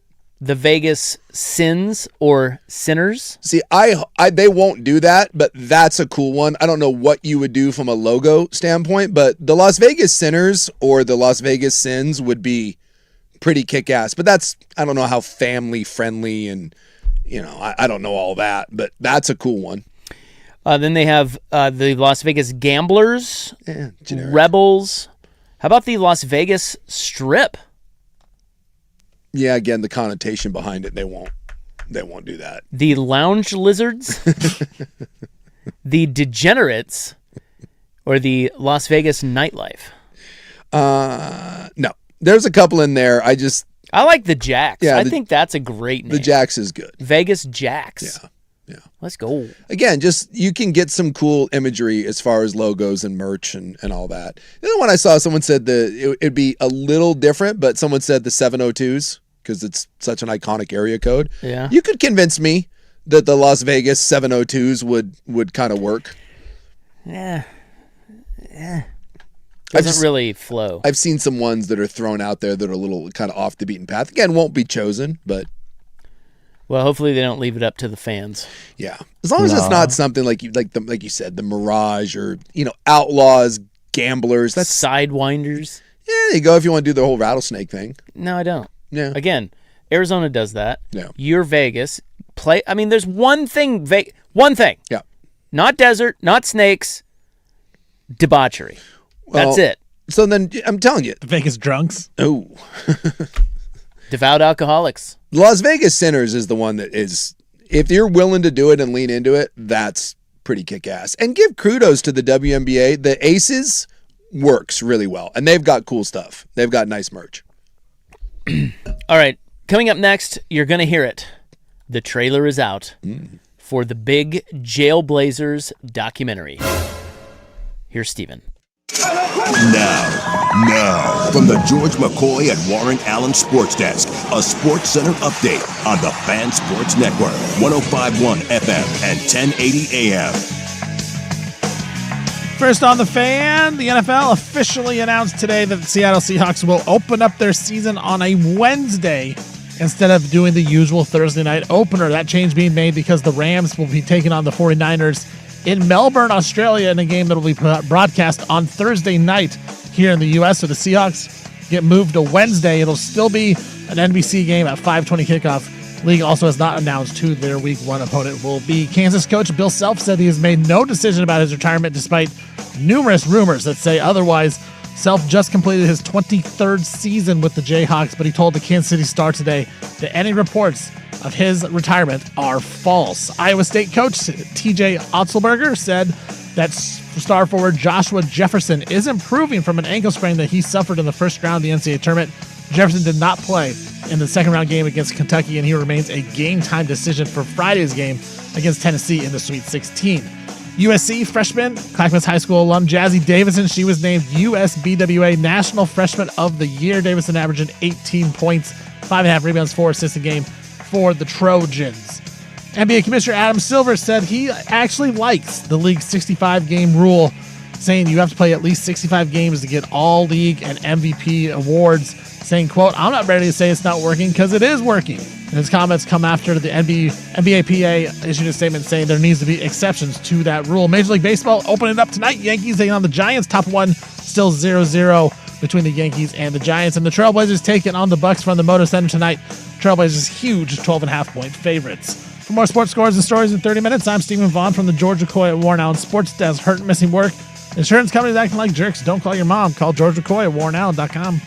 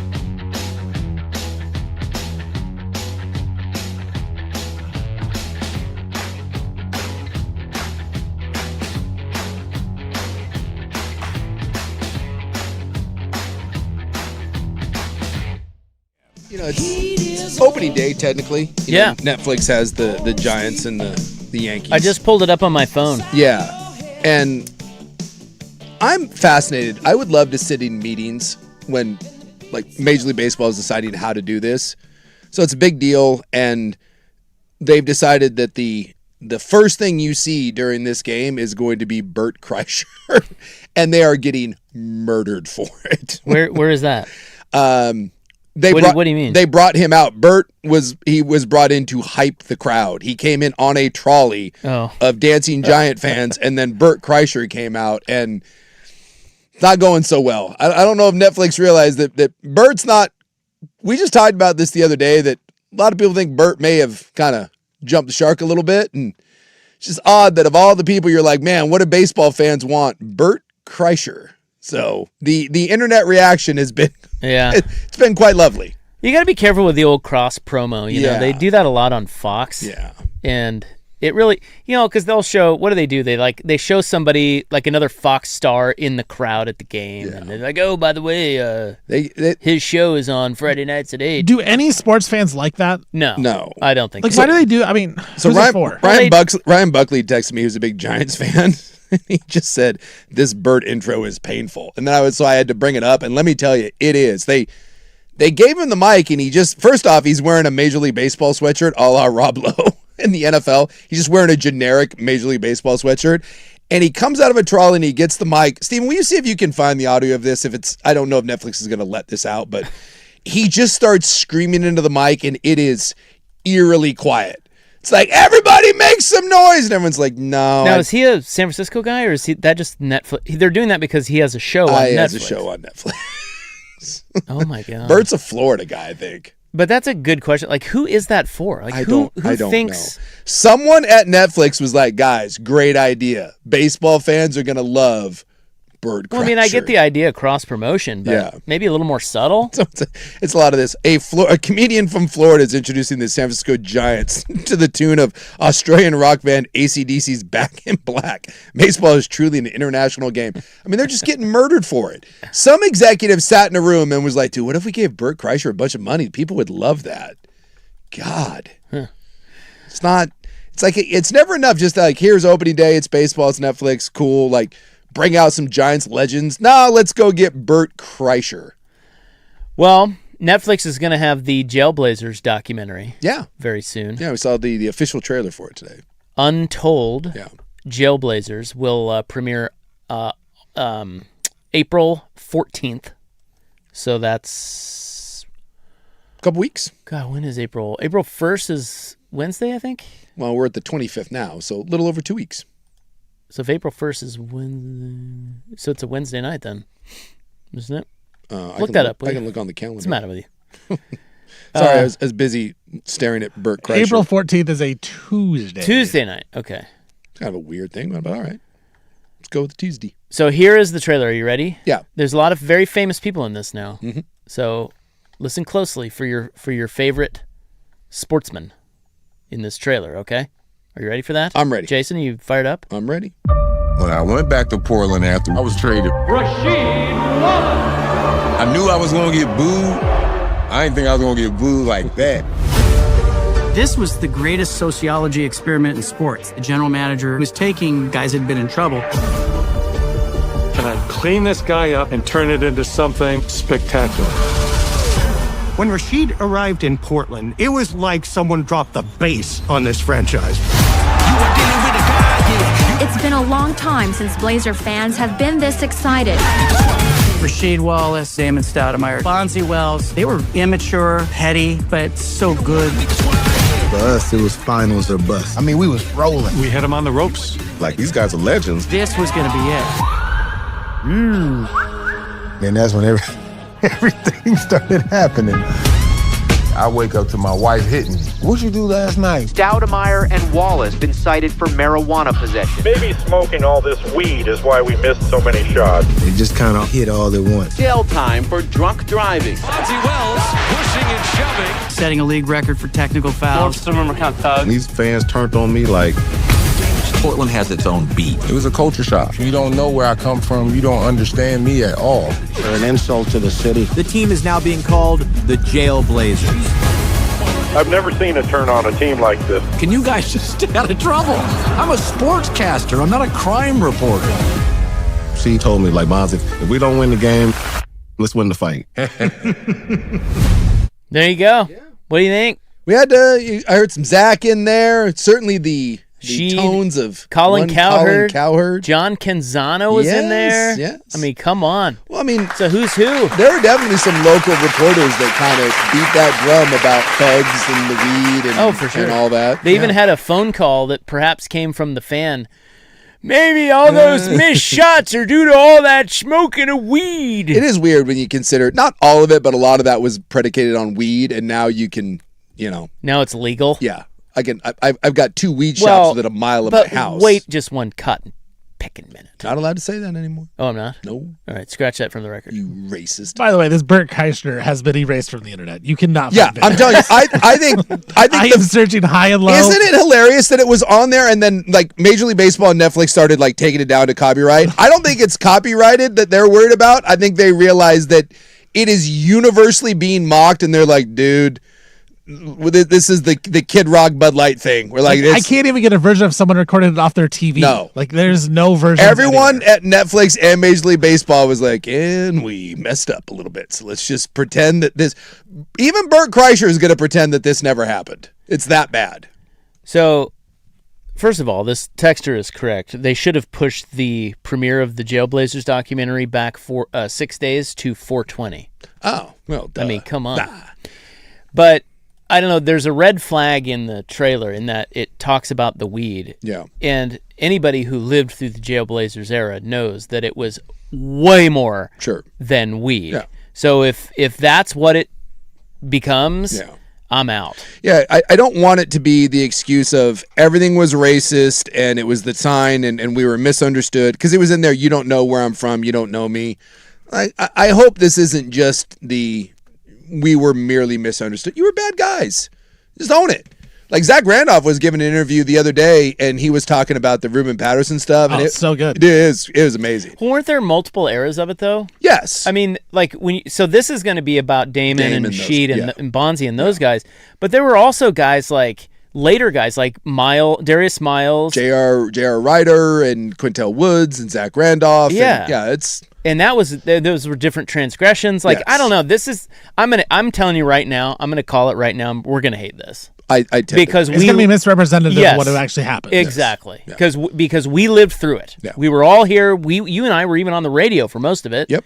It's going to be, I don't know. Because there is some racist undertones to the team and all that in Portland. There is. Of course. But that wasn't the main story of what it all was, and that's what I'm with you. I think that's what they're going to portray is that Portland's just this racist city that sucks and hates their team because they smoked weed. It was one thing after another. Yes. It was unbelievable. It's a little bit like, it's not a little bit because I don't want to conflate the Puka Nakua thing, but we just talked about Puka Nakua. When you constantly find yourself in the press and on the police blotter, it's not that hard to just lay low.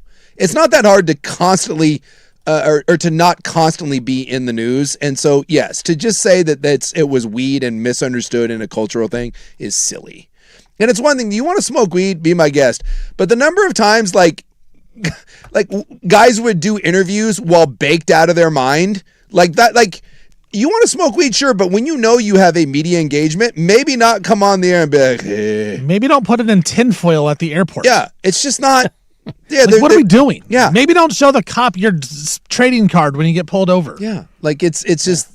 Don't fight dogs. Yeah, there's levels. That too. Don't rape the nanny. There's levels to this. Exactly. Hey, it was a misunderstanding. No. Misconstrued. Yeah. Yeah. So, and to be fair, we haven't seen the documentary. No, it may be great and fair and. I'm with you. There are so many layers to the Jailblazers era that in the trailer it does not. No. It does not really say that it's gonna. It does not really say that it's gonna go that deep. No, I think it's going to focus on Dame and Damian and Rasheed Wallace and Bonzi Wells. Yeah, and I think a lot of that is going to be Rasheed Wallace being Rasheed Wallace, and he is pretty candid. Yes, but that's it. I think there's going to be a lot of that, and I'm with you. This thing is going to be an inch deep. I don't think you're going to get to anything really juicy, but we'll see. The director is Sasha Gardner. Mm-hmm. And she did she did The Captain, that Derek Jeter series. Mm-hmm. That was pretty good. And I don't even like Derek Jeter. Yeah. But again, that was praise. I'm be interested to see if this is praise, if this is fair, if this is negative. Well, the Derek Jeter thing wasn't all praise. It was just the story. They told the story. And I think this is where it comes back to documentaries, where it's like, if I don't know the whole story of something, I love a documentary, right? I loved the Derek Jeter doc because it was pretty in-depth from start to finish of Derek Jeter's whole life and career, okay? That was interesting. But having lived through the Jailblazers era, there's not going to be anything in there that's new, right? So what do you do with the doc where you already know the story? You know what I mean? Like, what are you looking for? If you're queuing up a documentary that you know the story, you lived it. Like, you know, you and I probably know some things about that most people don't know. Yeah. Okay, so you have that knowledge. What can a documentary on that do for you? Well, it could do something if you do some digging and you talk about the fact that some of those guys were threatening each other with guns. If you do talk about some of the non weed drug abuse and the fact that like cocaine was in the locker room on a regular basis, and if you dig down and you talk to people and you get people to talk about what it was like inside that arena and inside those locker rooms and some of that stuff, then I think it can be interesting. Like, you know, if you think that Quintel Woods was the only one dogfighting, then you got your head up your arse. But my guess is if they even address the dogfighting thing, which came a little bit later on, it's going to be, I don't want it to be, well, Quintel Woods was this rogue guy doing it. Well, are you at least going to bring up the fact that he was friends with a lot of other people that also owned pit bulls? You know, it's stuff like that. This is why when Zach Randolph gave that interview the other day that I saw when he was talking about the Ruben Patterson incident, where he talks about Ruben Patterson slamming him, hurting Zach breaking his eye, and then having to be hidden from Ruben Patterson because Ruben Patterson was trying to shoot him. I want that. Sit down with Zach and Ruben and talk about that. Talk about the fact that Rasheed Wallace refused to talk to any other reporter other than Jeffrey Arnold because Jeffrey Arnold was the only black reporter. Go find Jeffrey Arnold. But again, this is why it's hard because it's 2 hours. Yeah. And you cannot condense that whole era into 2 hours. It's impossible. Yeah. If you're going to peel back the layers of that onion, that needs to be like a 10-parter. Yeah. Bro, that was... The whole thing was rough. And it's great they have three guys. It's great they have Sheed, Bonzi, and Damon, but you need more than that. You need way more than that. I think you're talking about Zebo in that story also. He talked about how he wanted to kill Ruben Patterson, and Sean Kemp had to tell him no. Yeah. Kemp's like, don't do that. Zebo's like, you know where I'm from? We kill that guy. He's like, don't do it. You'll get your revenge at some point. If you had a multi-part documentary where it was able to really encapsulate and project the feel of that time here, both from the player's perspective, because their perspective is obviously worth talking about in here, but also of the fans and media perspective. If you could somehow get that feel, because I think the rest of the country has no clue just how bad the Jailblazers era was here. And just how upset people were, and just how embarrassing that was, you know. So if you can get that feel through this documentary, I think they've done a good job. If you can get the feel, if we get the feel of the player side of it in this documentary, then I think that's also a pretty good job. If you could do both, that's incredible. But I can't imagine that they would be able to do that in 2 hours. I'm just terrified that it's going to be about weed. And that's going to be the focal point, is three guys with minimal charges now on weed that, looking back on it, doesn't really mean anything. That's my biggest fear. But keep an open mind. I'm certainly going to watch it. I think we're all going to watch it, and we'll be interested to see if we learned anything from it, or with a lot of sports documentaries, is it just we're going to let you guys tell your version of it, and we're not going to push back and have any sort of real, investigation into any of this. Would you like a baseball score update? Please. Is Bert Kreischer up 1-0? The Yankees are already up 5-0. Oh. On the Gigantes. Well, are the Giants supposed to be good at all? I mean, I don't know. I don't know. Maybe. So now everyone turned off Netflix and they're watching something else already? So long to the old Netflix opening day. Possibly. It's the second inning and it's already 5-0. Yeah. All right. We'll wrap up the hour next on The Fan.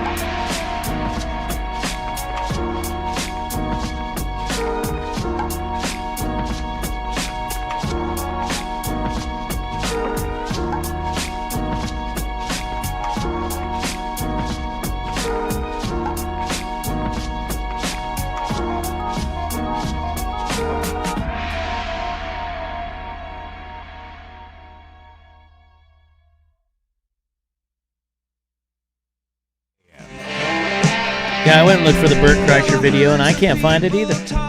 No, I believe that's crazy, man. I believe it's so embarrassing they've erased it from the internet. It's scrubbed. It is scrubbed from the internet. Yeah. Can you just do that? It's like the Rick Pitino clip. Remember, they got rid of that. If you have enough power, you can get rid of anything, I think. But that, I mean, the internet, oh, here it is. Is it out there now? Yeah. Ben Verlander has it. Right, but he talks over it. Oh, he does? Okay. Yeah, he's like talking over it and you can't hear it. You think Bert knows that he's an embarrassment and that everyone hated it? Like, that can't feel good when you go out there and, like, everyone universally makes fun of you. You're like, He had to have got a bunch of text messages, so he has to know by now, right? He got to know. Like, He'll probably, if he's smart, he'll do a bit about it, you know? And he's smart. Well, it's just like the crowd hype up. That may be the most difficult thing to do in all of entertainment. When your job is to go out and like hype a crowd that doesn't want to be hyped. Exactly. Like it's just it's hard to do because you have to go out there and you have to pretend to have all this energy, but you don't really want to be yelling and screaming. And you're like, yeah, who's ready for some baseball? And everyone's like, what? Yeah. Like, why are you yelling at? Just what? No. It's weird. It's weird. Yeah, it is. You know, you and I have to deal with that some. It's tough. You know, you're in front of crowds that aren't really captive. That's a hard thing. Yeah. It's a hard pull, man. Yeah. Like you're supposed to be like MC of event that's fine because most people are paying attention. Sure. But if you have to talk to a crowd that's half listening and half conversing, bro, you got no chance. You're done. Back when the UFL started, or it was the XFL, whatever the Rock was involved with, they brought the Rock out to do like the opening game one. It's one of the more painful things.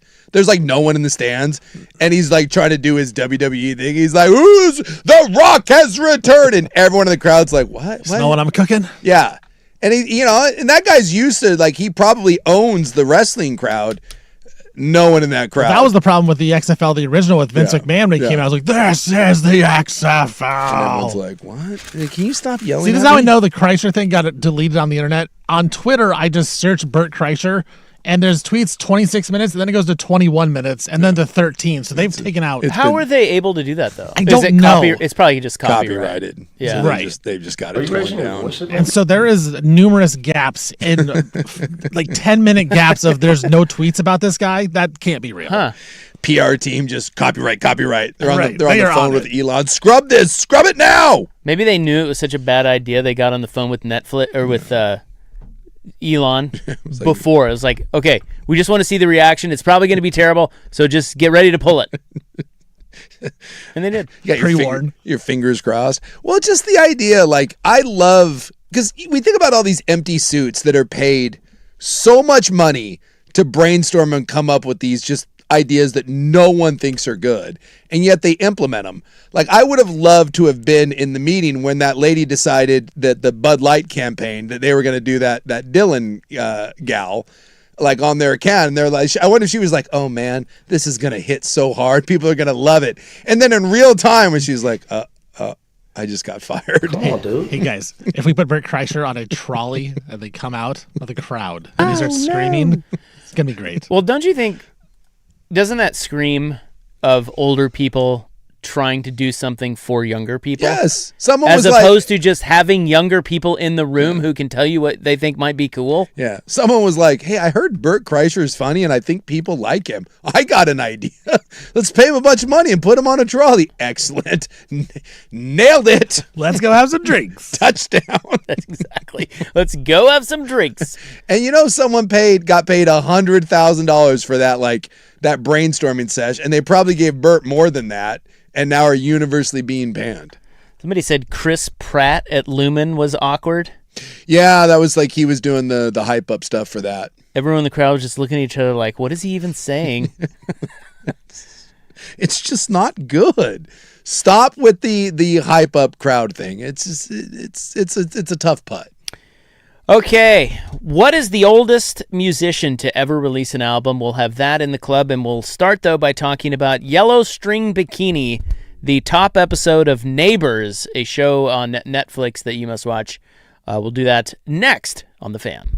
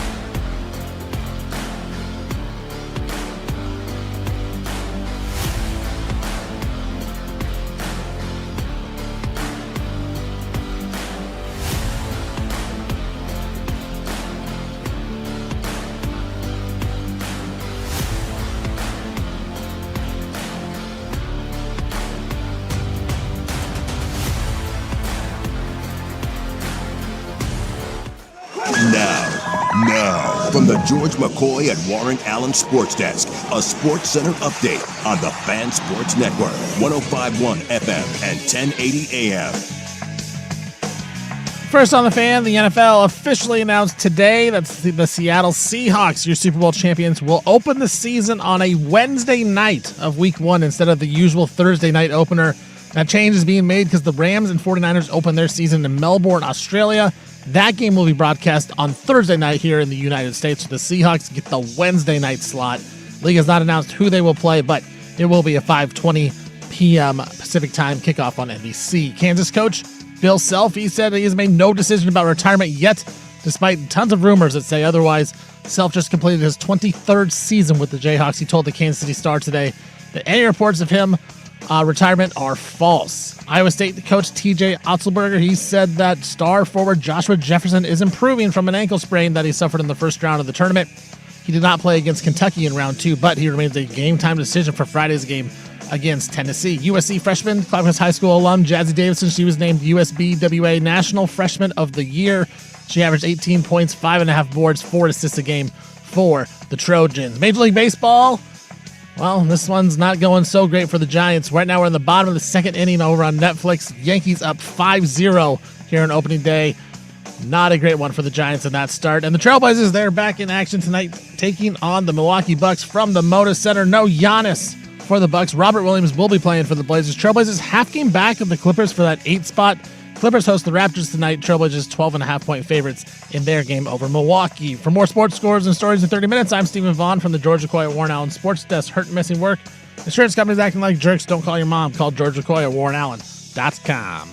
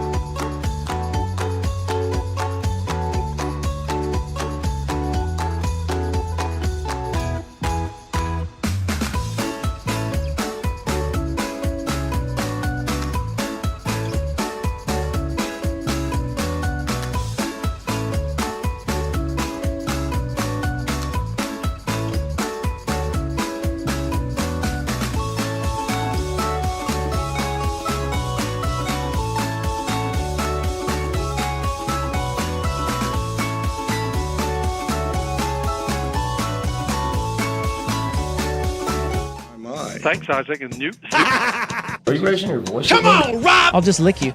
Yeah. No. If you surround yourself with turds, you're headed towards Turdville. Oh, no. Not again. What, bud? Hello. Okay, we apologize.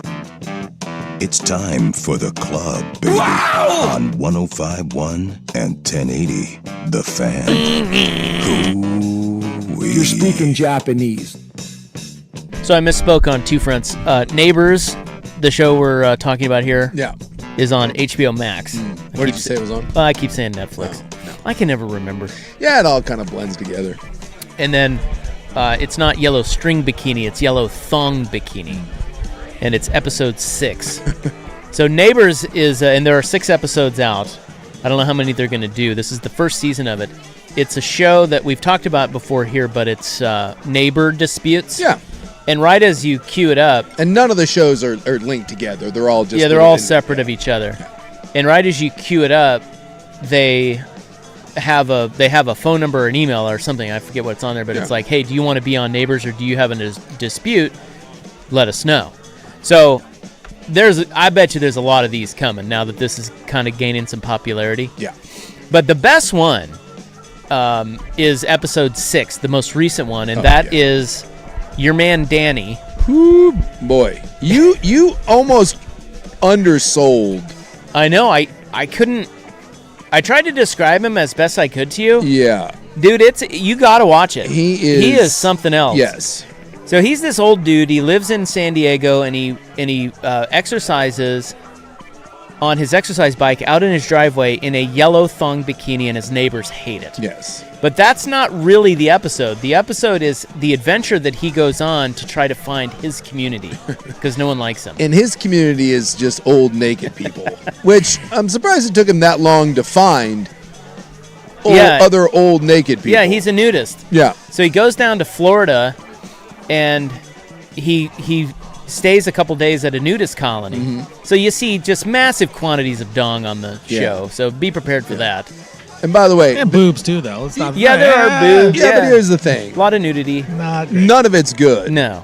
Like if you're expecting to tune in to see hot nudity, good nudity, bad nudity, it's all bad nudity. Like all of it.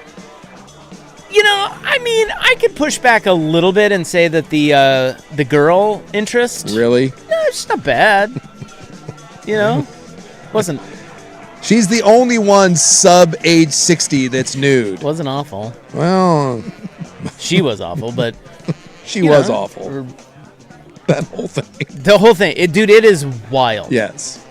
I did a little research and on Reddit, and there was some person that came out and said that they were like roommates with that girl, the young one, the love interest, and they said that she just totally like she was out of her mind, just on drugs. Yeah, she's insane. Yeah, you can tell. And she wasn't like that before, but she's turned into that now. Yeah, she just wants a sugar daddy. Yeah, and he can't do that. She was a engineering student, but also wanted to be a rapper. And yeah, we did look up her music video, by the way. I think it's called like All That Ass, and it's on there. They show it on. It's on there. Yeah. She's not kidding around. No.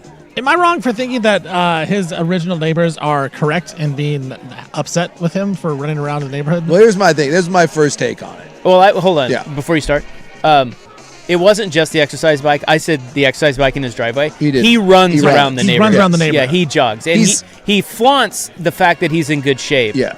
And is he? He's not in the best. I mean, to him, how he, old he is, he's in good shape. He is, but he's not like ripped or anything. He's not on steroids.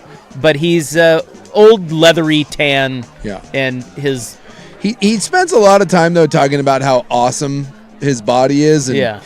And it's not that awesome. No. And he has an OnlyFans. He's just very proud of it. He has an OnlyFans, and so he... boy, is anyone signed up? I didn't look at that. Oh, that's a good... We should have checked. I didn't check what the subscribe rate was. Yeah. It might be big now. Because he now that his episode is aired. Not just the price. It's not the only thing that's big. True. Oh. There was a scene in there where he was massaging himself. Yeah, with the massage gun. With the massage gun. Close that door, man. Yeah, boy. So I was with him for about the first 3 or 4 minutes, right? I was like, all right, my guy. He's out there. He's just, he's doing his thing, and these neighbors are kind of biting the asses. It's like, dude, let the old guy, like, what's the big deal? Yeah. But then one of the neighbors, as he runs by, he just says, hey, man, put some pants on. That's all. That's what he says. He doesn't swear at him. He just says, dude, put some pants on. And Danny, the old man, runs over, gets in his face, like screaming in his face and telling him that he's going to kill him, that he'll F him up. And I'm like, all right, you lost me with that one, dude. If you're going to run around with your ass cheeks and your dong out and someone says, hey, dude, put on some pants, you don't get to go over and threaten to kill them. That's when I was like, my man's insane. And then as it went on, he lost me. There was no sympathy other than the fact that he just wants someone to touch his penis. That's all he wants. He is incredibly sad. Yes. And broken. Yes.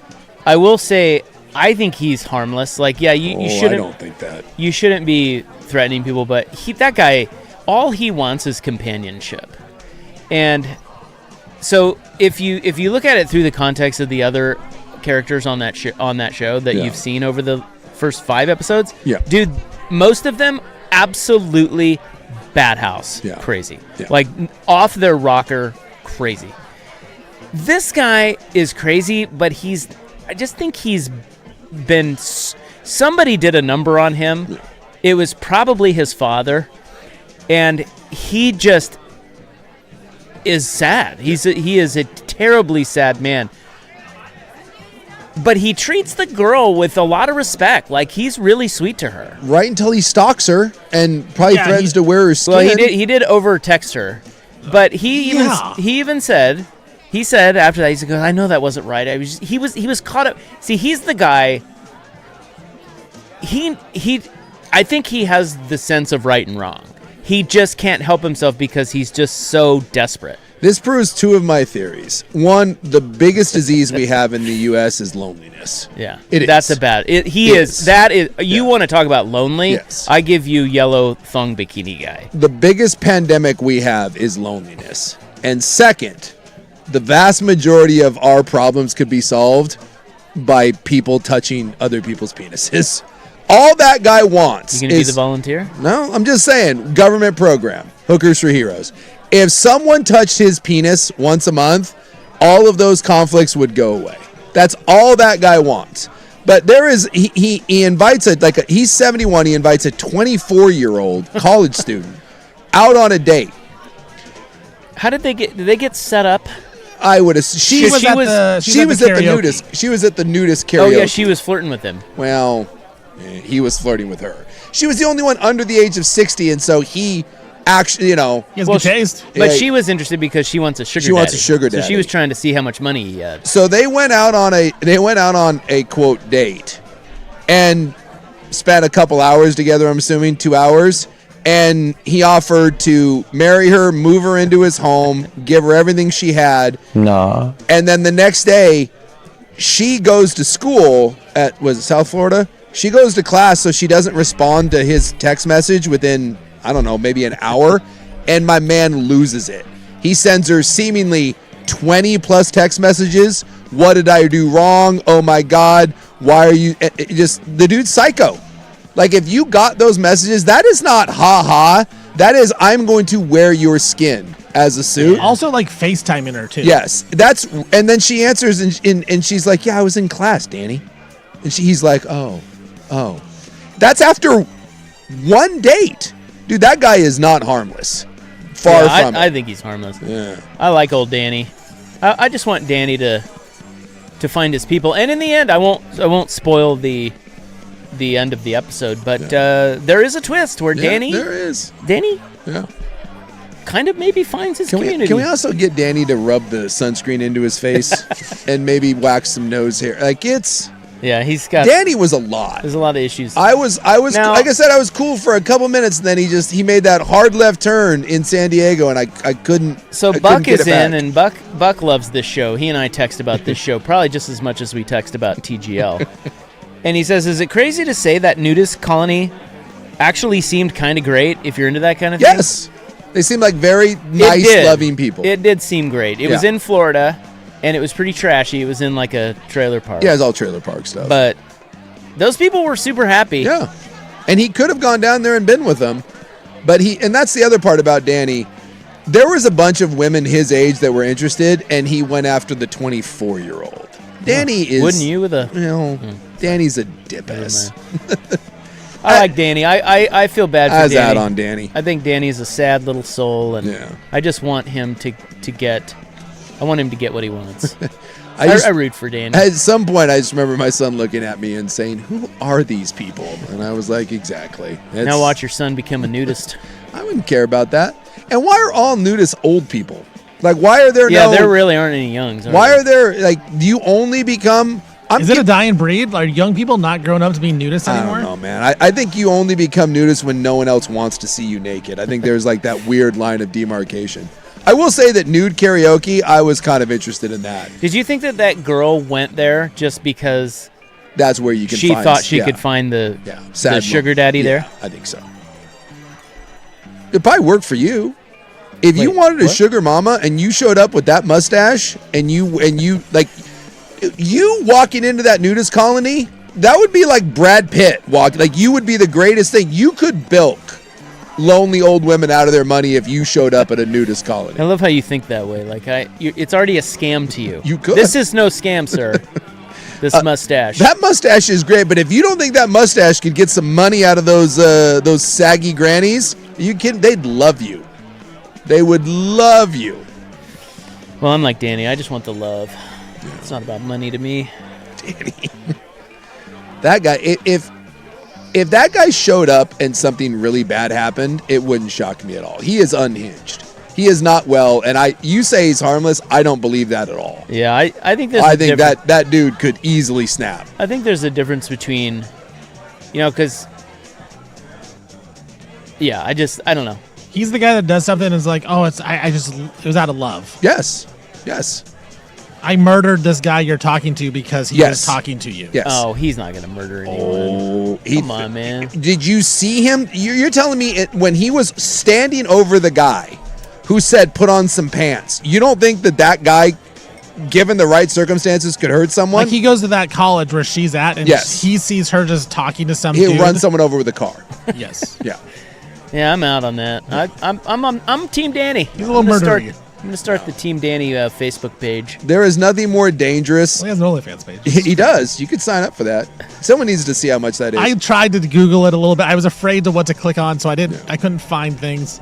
I didn't want to accidentally click video or something. Probably for the best. There is nothing more dangerous in this world than a sad, lonely man that thinks he found something. That's the most dangerous creature on the planet. Happens all the time, right? Ex-husband, divorce, whatever, you know. You get a guy that is emotionally manipulated and something goes wrong, that guy's a ticking time bomb waiting to go off. Hey, shake that ass. Shake that ass, shawty. Shake that ass. All right. Well, that's episode 6. I can't wait for episode 7. Oh, and I would also like to point out my favorite part of the whole episode. I can't believe we didn't get to it. My favorite part. So 71-year-old nudist Danny is trying to woo the 23-year-old SoundCloud rapper / engineering college student. And how does he woo her? Jessica Simpson shoes. That's right. He went to Nordstrom. He put on clothes to go do that. He asked what her shoe size was, and he was going to win her love with Jessica Simpson shoes. She liked him. I mean, at least she said she did. Well, he couldn't find them. Remember, the lady at Nordstrom goes, yeah, those are only sold online. Oh, well, he gave her the shoes. He found her some other shoes at Nordstrom. And she was like, oh, this is great, Danny. Because she could. I thought for a second he was going to land her. Danny was laying it. No, you didn't. He was laying it on pretty thick. It was just how much money he had. How much could he buy her? That's right. That's all she cared about. Right. He did offer to move her into the house and give her everything. And that's what she's like. Yeah, not enough for her. All right. Coming up next, who is the oldest musician to ever release an album? On the Fan.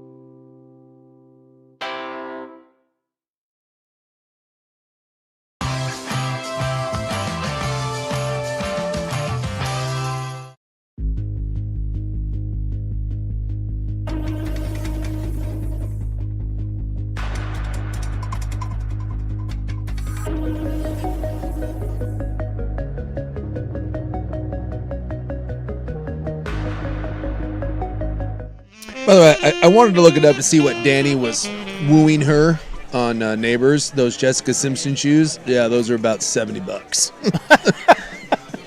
Well, he's balling on a budget. He was very proud of them, too. He kept talking about how they were. He just kept saying how quality they were. But I just want you to realize that was his big gesture of love where he was going to convince her to move in with him and that he would take care of her, was with a pair of $70 Jessica Simpson pumps. Yeah, that restaurant he took her to, too, is like... Yeah. Seemed a little sad. But, look, everybody's got different... Everyone's got different budgets. Yeah. Things. So I got a... everything about that episode was holy hell. There is a...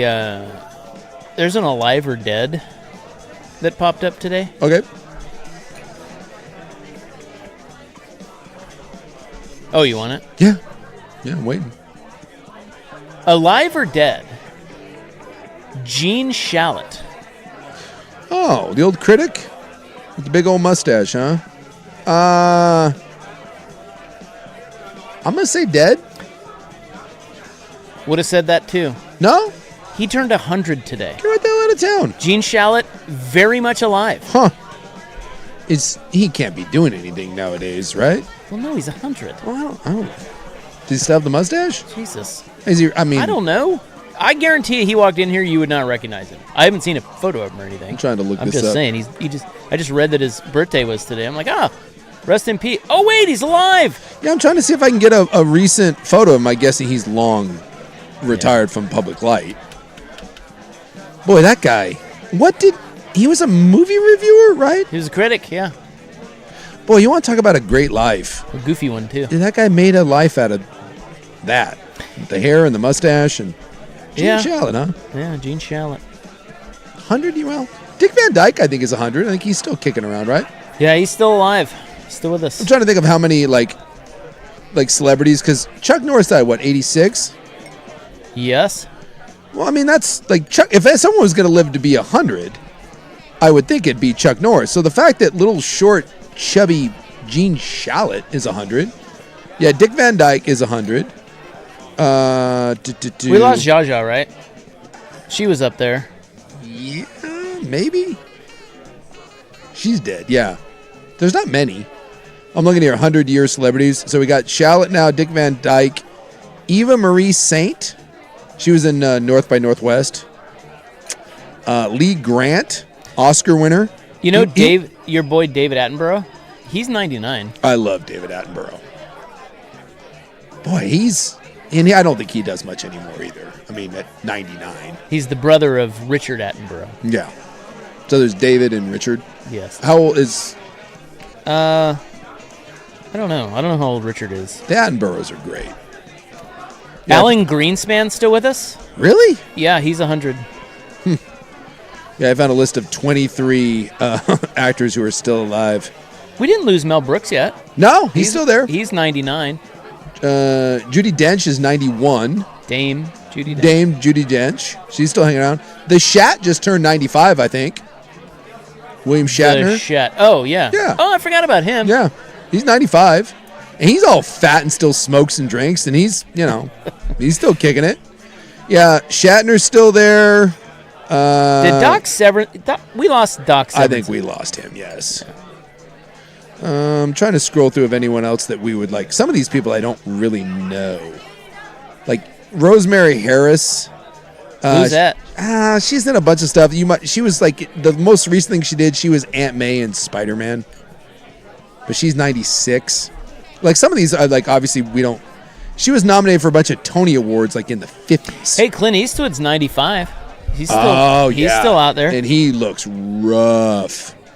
Shirley MacLaine still alive, 91. Oh, I forgot about her. Mm-hmm. We haven't lost her yet. We just lost Robert Duvall. He was 95. Robert Duvall was greatness. Yeah, so I mean... All right. Well, Gene Shalit's alive. Ooh, Julie Andrews. Dame. Where, what's she? 90. And by the way, still, like, for 90 years old... She looks great. This was her last year, so this would have been she was 89. Wow. That might be the best-looking 89-year-old woman on the planet. Come on. Like, I don't know at 89 if you're capable of still, like throwing down, but why not? I don't know. Like, does she have like a 72-year-old like man and he's like getting around in the cougar den? She was born in 1935. Think about the stuff that she has seen. I love her. I know you do. Classy dame. She's a classy bitch. I love her. Classy old broad. Mary Poppins. And Dick Van Dyke, he looks insane. Like, he looks good. Love He's him 100, too. but he literally looks insane. Like, if you saw Dick Van Dyke, because he's a big dude, if you saw him walking down the street, you might run the other way. Like, imagine like him, like just on the street. You might think he's a streetman, and you're just like, yeah, he does look a little homeless. Yeah, Eastwood does too a little bit. You seen Eastwood? Oh yeah, he looks homeless. When you get to a certain point, I think you just kind of start looking. I think you kind of stop taking care of yourself. It's also not much you can do. Yeah, I mean, you're 100 years old, for God's sakes. Right. Michael Caine, 92. Ooh, that's a good one. Still looks pretty good. Forgot about him. And I think he still does stuff. God, some of these people are way older than I thought they were. Sophia Loren, 91. Okay, that's about right. Still looks pretty good for the 90s. I'm not making it. Although, with all the, they say within the next like 15, 20 years, we're going to have some cures for some stuff, man. Possibly like the old cure for old age. You're going to be able to live a long time if you got some money. Question is like what, like, I don't know if I want to, like, if I'm like 95 and I'm living like a 95, I'm not sure I want to prolong that for another 20 years. But if you get like 95 and you can live like you're 65 or 75. Yeah, still out there golfing? Yeah. I'm in. That's all you got to do. You're telling me if you can golf and wipe your own ass, you keep that going for as long as possible. Even if you're a little scary like Dick Van Dyke and you freak out kids, who cares? You can wipe your own ass and you can play golf. I think that's a thumbs up and you keep going. All right, so we have an old guy who is putting out a new album. Is it Dick Van Dyke? No. He's pretty old, though. And that got me to wondering, who is the oldest person to put out an album? And I have the answer for you. It'll be Mick Jagger before too long. Coming up next on The Fan. Here's Steven. Now, from the George McCoy at Warren Allen Sports Desk, a Sports Center update on the Fan Sports Network, 105.1 FM and 1080 AM. First on The Fan, the NFL officially announced today that the Super Bowl champion Seattle Seahawks will be opening up their season, but it's going to be on a Wednesday of Week 1 instead of hosting the usual Thursday night opener. That change happening because the Rams and 49ers, they will be playing in Melbourne, Australia, in a game that will be broadcast on Thursday night, so the Seahawks get the Wednesday night slot. League has not announced who they will play, but it will be a 5:20 kickoff on NBC. Kansas coach Bill Self, he said that he has made no decision about his retirement despite numerous rumors that say otherwise. Self just completed his 23rd season as the head coach of the Jayhawks, but he told the Kansas City Star today that any reports of retirement are false. Iowa State coach TJ Otzelberger said today that their star forward Joshua Jefferson is improving from an ankle sprain that he suffered in the first round of the NCAA tournament. Jefferson missed the second round game against Kentucky, and he remains a game-time decision for Friday's game against the Tennessee Volunteers. USC freshman, Clackamas High School alum Jazzy Davidson, she was named USBWA National Freshman of the Year. She averaged 18 points, 5.5 rebounds, 4 assists per game for the Trojans. We got opening night in Major League Baseball over on Netflix. Yankees taking on the Giants down in San Francisco, and it is Yankees 5, Giants nothing in the bottom of the fourth inning in that one. And the Trailblazers later tonight take on the Milwaukee Bucks from the Moda Center. Trailblazers 12.5-point favorite. The big one here tonight for the Trailblazers, they're half game behind the Clippers for 8th place. Clippers have a tough one against the Raptors as well in Los Angeles. For more sports scores and stories in 30 minutes, I'm Stephen Vaughn from the George McCoy at Warren Allen Sports Desk. Hurt, missing work, insurance companies acting like jerks. Don't call your mom. Call George McCoy at warrenallen.com.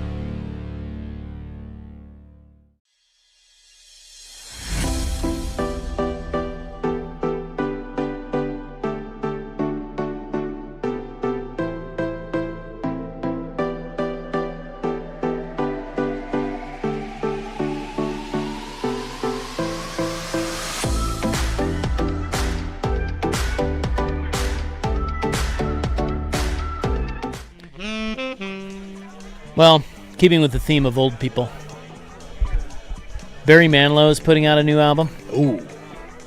Really? First one in 15 years. Can he move his mouth anymore? Not really. Did anybody go see him when he came to Portland? Are you asking me? Well, like... Nah. Yeah, he came like a couple years ago. Yeah, he was here. I thought it was last year, wasn't it? Was it last year? 82. I don't remember. I don't know anyone that went. So I was... Yeah, so he's only 82. So when I read that he was putting out a new album, it's called What a Time. His face is 12, though. I felt like... I'm like, oh my God, that he's got to be in his 90s. But he's not. He's only 82. 82. It's just, there's been a lot of work, and he just looks old. Well, so that's not too bad, 82. But, and by the way, your boy Mick Jagger, also 82. So, and they put out a song not too long ago that I actually thought was pretty good. The Don't Get Angry With Me. And that was pretty good. It was probably, he was in it. That had to I think it was a whole album. Yeah, it was a whole album. And it sounded like the Stones. It was good. So I had to look up who is the oldest to release new music. Sure. To release an album. And I have the answer. Okay. Now, there's two different categories here. There's the oldest to release a debut album and the oldest to release just a new album. Sure. Because like, if Willie Nelson put out a live album, that's not, like it would have to be new music. New music. Yeah, either debut or... Yeah. So the oldest to release a new album is Tony Bennett. Oh, he did that one with Gaga, didn't he? He was 95 in 2021. And he has since, of course, has passed. But. Yeah, I think because that was when he was battling dementia, and I think he did a duet album with Lady Gaga. I do remember that. I love Gaga. Well, who doesn't? And she loves Tony Bennett. Oh, yeah. And, yeah, I remember they did like a 60 Minutes piece, and she said that he wasn't all there, but when they would do music, he could still remember, like, that was the thing that, like, it was like a notebook thing. It, like, brought him back. He could still do the music. So not only was he 90 whatever, but he had dementia and still put out new music. That's a talented man. Pretty crazy. Yeah. Now, the oldest to release a debut album, they were 100. Can we get a little taste of this somewhere? I'm gonna need Stevie Brackets on this. I looked for it. Can't find it. It's a jazz musician. His name is Marshall Allen. Mm-hmm. And if you look him up, he looks a bit like George Clinton, only 100. He doesn't look bad for 100, I will say. Oh, okay. And he put this album out last year. Are you sure that's not the spiritual leader of Arrested Development? He kind of looks like that guy. No, I'm not sure. That Tennessee guy. Yeah, he looks great for 100. Yeah, he's not bad. He's 100 years old. Okay.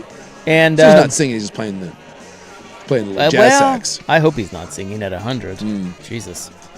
Can you imagine that? I've heard Willie Nelson sing at 92, and so yes, I can imagine it. It's that bad. Yeah, see right here. Yeah, he's up there performing. I'll tell you what. Kudos to him, man. That dude is held it together. But so what makes you at 100? Well, what else? Decide to put out a new, like your first album. Well, I don't know. What else you gonna do? Better get to it now. Exactly. Like maybe that's one of those like bucket list things. You're like, oh, might as well do this. Bucket list. What about 80? Well, is he 85? Was he not good enough to? 90. Is he not that good, and that's why he never put out an album? I mean, so, all right, follow me on this. Get a life, bro. Okay. So I'm a very average. I'm not saying me. I'm just saying hypothetically. Right, I'm a very average musician. I play kind of crappy guitar, can't carry much of a tune, and I sing some karaoke. You can find me down at Suki's, maybe the Alibi on the weekend, belting out some Journey hits, and no one really takes me seriously. And that goes on when I'm in my 30s, 40s, 50s, 60s. At what point? See, here's my thing: if I'm 88 or 89, maybe 90. And I go and I do that exact same thing, all of a sudden... It's cute. I'm no longer terrible. They're like, oh my God, this 90-year-old man goes in and sings Total Eclipse of the Heart. You should hear him. He's awesome. Is he awesome? Or is he just 90? And I think there may be something to this. Why didn't he put out an album? Everyone's like, well, he's not that good. But at 99 or 100, and like, oh my God, this guy can still play a little bit. All of a sudden, we got to put out an album. But if you were listening and you told me that it was a 40-year-old playing that, you're like, dude, that's not that good. I think there's something to that. So he waited? I think he waited. All these years? Maybe he wasn't good enough. To turn 100 and release an album? Well. Okay. This is a 100-year-old man. See, okay, herein lies my point. A little rough. This ain't that good. Well, let's let it play. I don't have to That's let it him on play. the horn. Yeah, it's not. Well, because he's trying not to blow out a lung. Well, he can only do it for like a second and then it stops. There's video of him doing it, and it's like one blow, and then it has to take it. I think I'm onto something here. I think I figured this out. Yeah. Oh, dear. Yeah. It's not very... We just answered the question of why he never put out an album. It sounds like a... It's kind of diabolical. It sounds like a grade school band. A little bit. It sounds... But I'll tell you what. It's a diabolical plan, though. Yeah. But old men and old women can get away with anything because it's kind of cute. And so at some point you cross over where you don't have to be good. You just have to be alive. All right, here's this one. This is not a great start to the song. This is the start of the song. Is this the hit? This is his... Oh.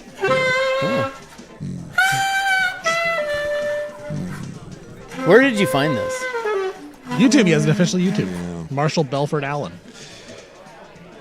That was the song? Nope, it's still going. Get a dig break. Okay. Yeah. This is... There's just pauses. It does sound like a middle school. My daughter played saxophone like in the 6th grade. Oh, dear. Well. All right, here we go. He doesn't have much air, does he? No. Again, he's 100. But no one can say anything because he's 100. I like the beat. No, because that's a 52-year-old guy playing the drums. If you were in a jazz club and you saw this, you would be horrified. But if you saw who was playing it, you'd be like, you know what? Good for you, sir. Good. There you go. Old people can do whatever the hell they want, man. So that is the oldest man to have ever released a debut album at the tender age of 100. Not certain that the follow-up is I can't wait for album number 2. His name is Marshall Allen. All right, we'll wrap this baby up next on The Fan.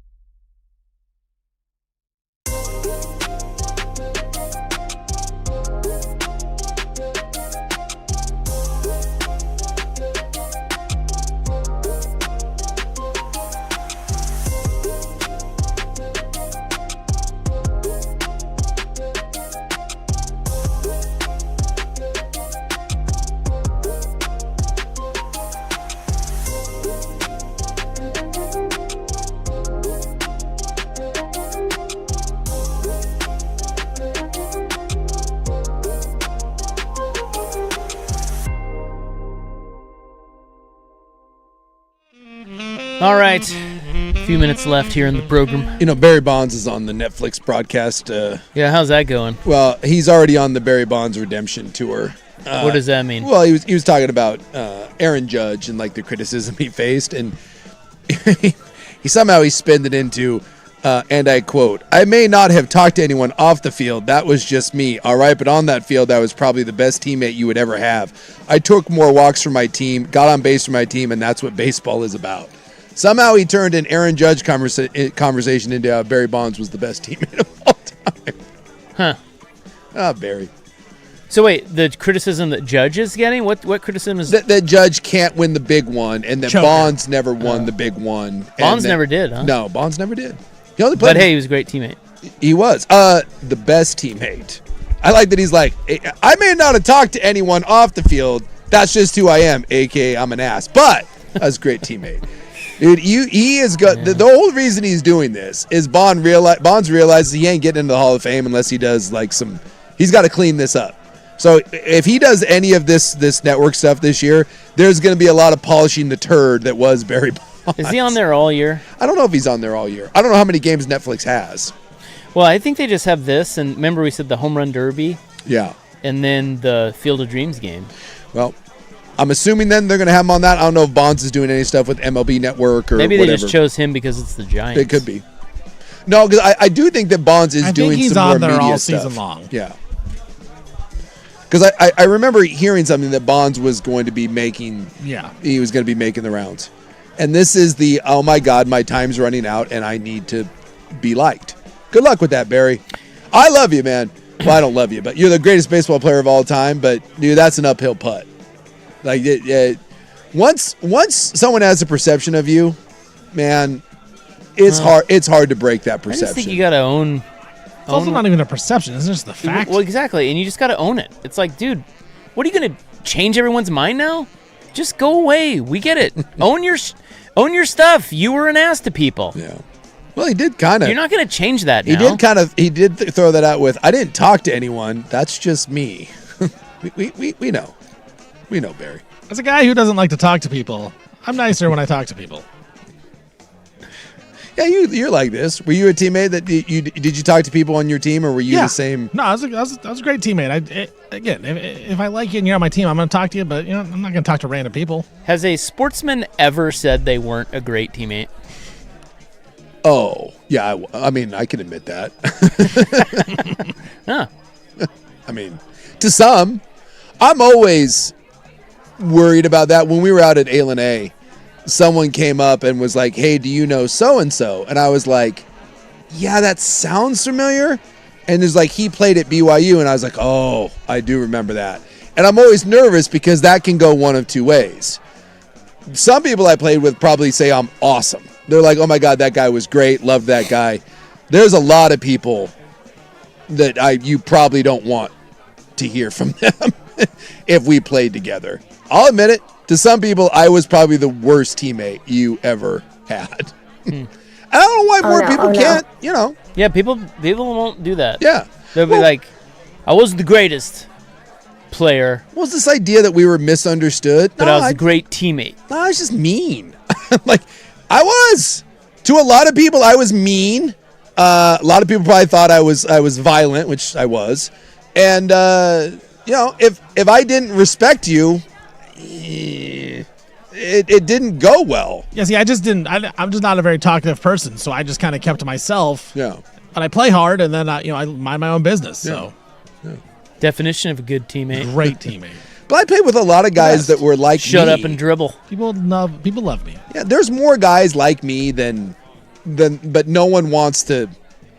Yeah, no one wants to just be like, yeah, that was who I was, because everyone wants to be the whitewashed, version of, oh no, it's a team sport, and I was just misunderstood. No, you weren't misunderstood. You were just an ass. Or they do you ask anyone in that locker room, they'll tell you. Yeah. No one knows outside of that locker room except for those that were in it. I think every one of those guys would say they're glad I played on the team because I was good, but guessing there's probably a lot of horrid stories out there. And that's the problem is that because then some of those stories become way like slanted one way when the reality is you don't need to slant those. They make you look bad enough. But then people like to like indulge, What? And go in those. You're like, stop it. That didn't happen. Yeah, did I kick you? Sure. Was I just like, was I randomly going around and, just kicking you for no reason? No. You deserved it, idiot. Well, in my mind, you did. Exactly. But there's a kid somewhere out there that I herniated his disc and he was a walk-on and he didn't come back again. There's a guy out there walking around somewhere that probably thinks I am the worst human being on the planet. Why would you say probably? Well, maybe someone else did something to him later on in life that made it worse. Apparently they don't like the blacks. They're trying to give him back. But this is where I say, now, he has every right to say that technically his career ended with a herniated disc at with my foot. Are you defending herniating someone's disc? I am not. Although I refuse I feel like you're about to. I am not. Although I was told to apologize and I did not. I thought he had it coming. Okay. Deserved it. I think he deserved it. He got ample warnings to stop doing what he was doing. I told him he was going to get carted off the field, and he looked at me and, said whatever. He basically taunted me. After I told him he was going to get carted off the field, he got carted off the field. You. This is what I'll say. Should I have done it? No. You're a loser. Am I proud of it? No. It's not my finest moment. It's actually pretty neat. But I'll bet you that guy tells people that his career ended because of this horrible person. And while technically that's true, he never had a career. Dude, that guy was a walk-on, and he was terrible. He was never going to play, ever. Well, but maybe he's not telling people that. But I bet you he's spinning it You're making an assumption. He was this great guy whose career was cut short because of the actions of me. Maybe he's out there giving speeches about the best thing that ever happened to him was his encounter with you. Was Big Sook herniating his disc? Yep, maybe that's the best thing that ever happened to him, and he realizes that. It might be the meanest thing I've ever done. It is bad. It's the only time I've heard a coach, my head coach, cuss at me. Which head coach? Lavelle. Oh. He asked me what the F I was doing. I was like, oh.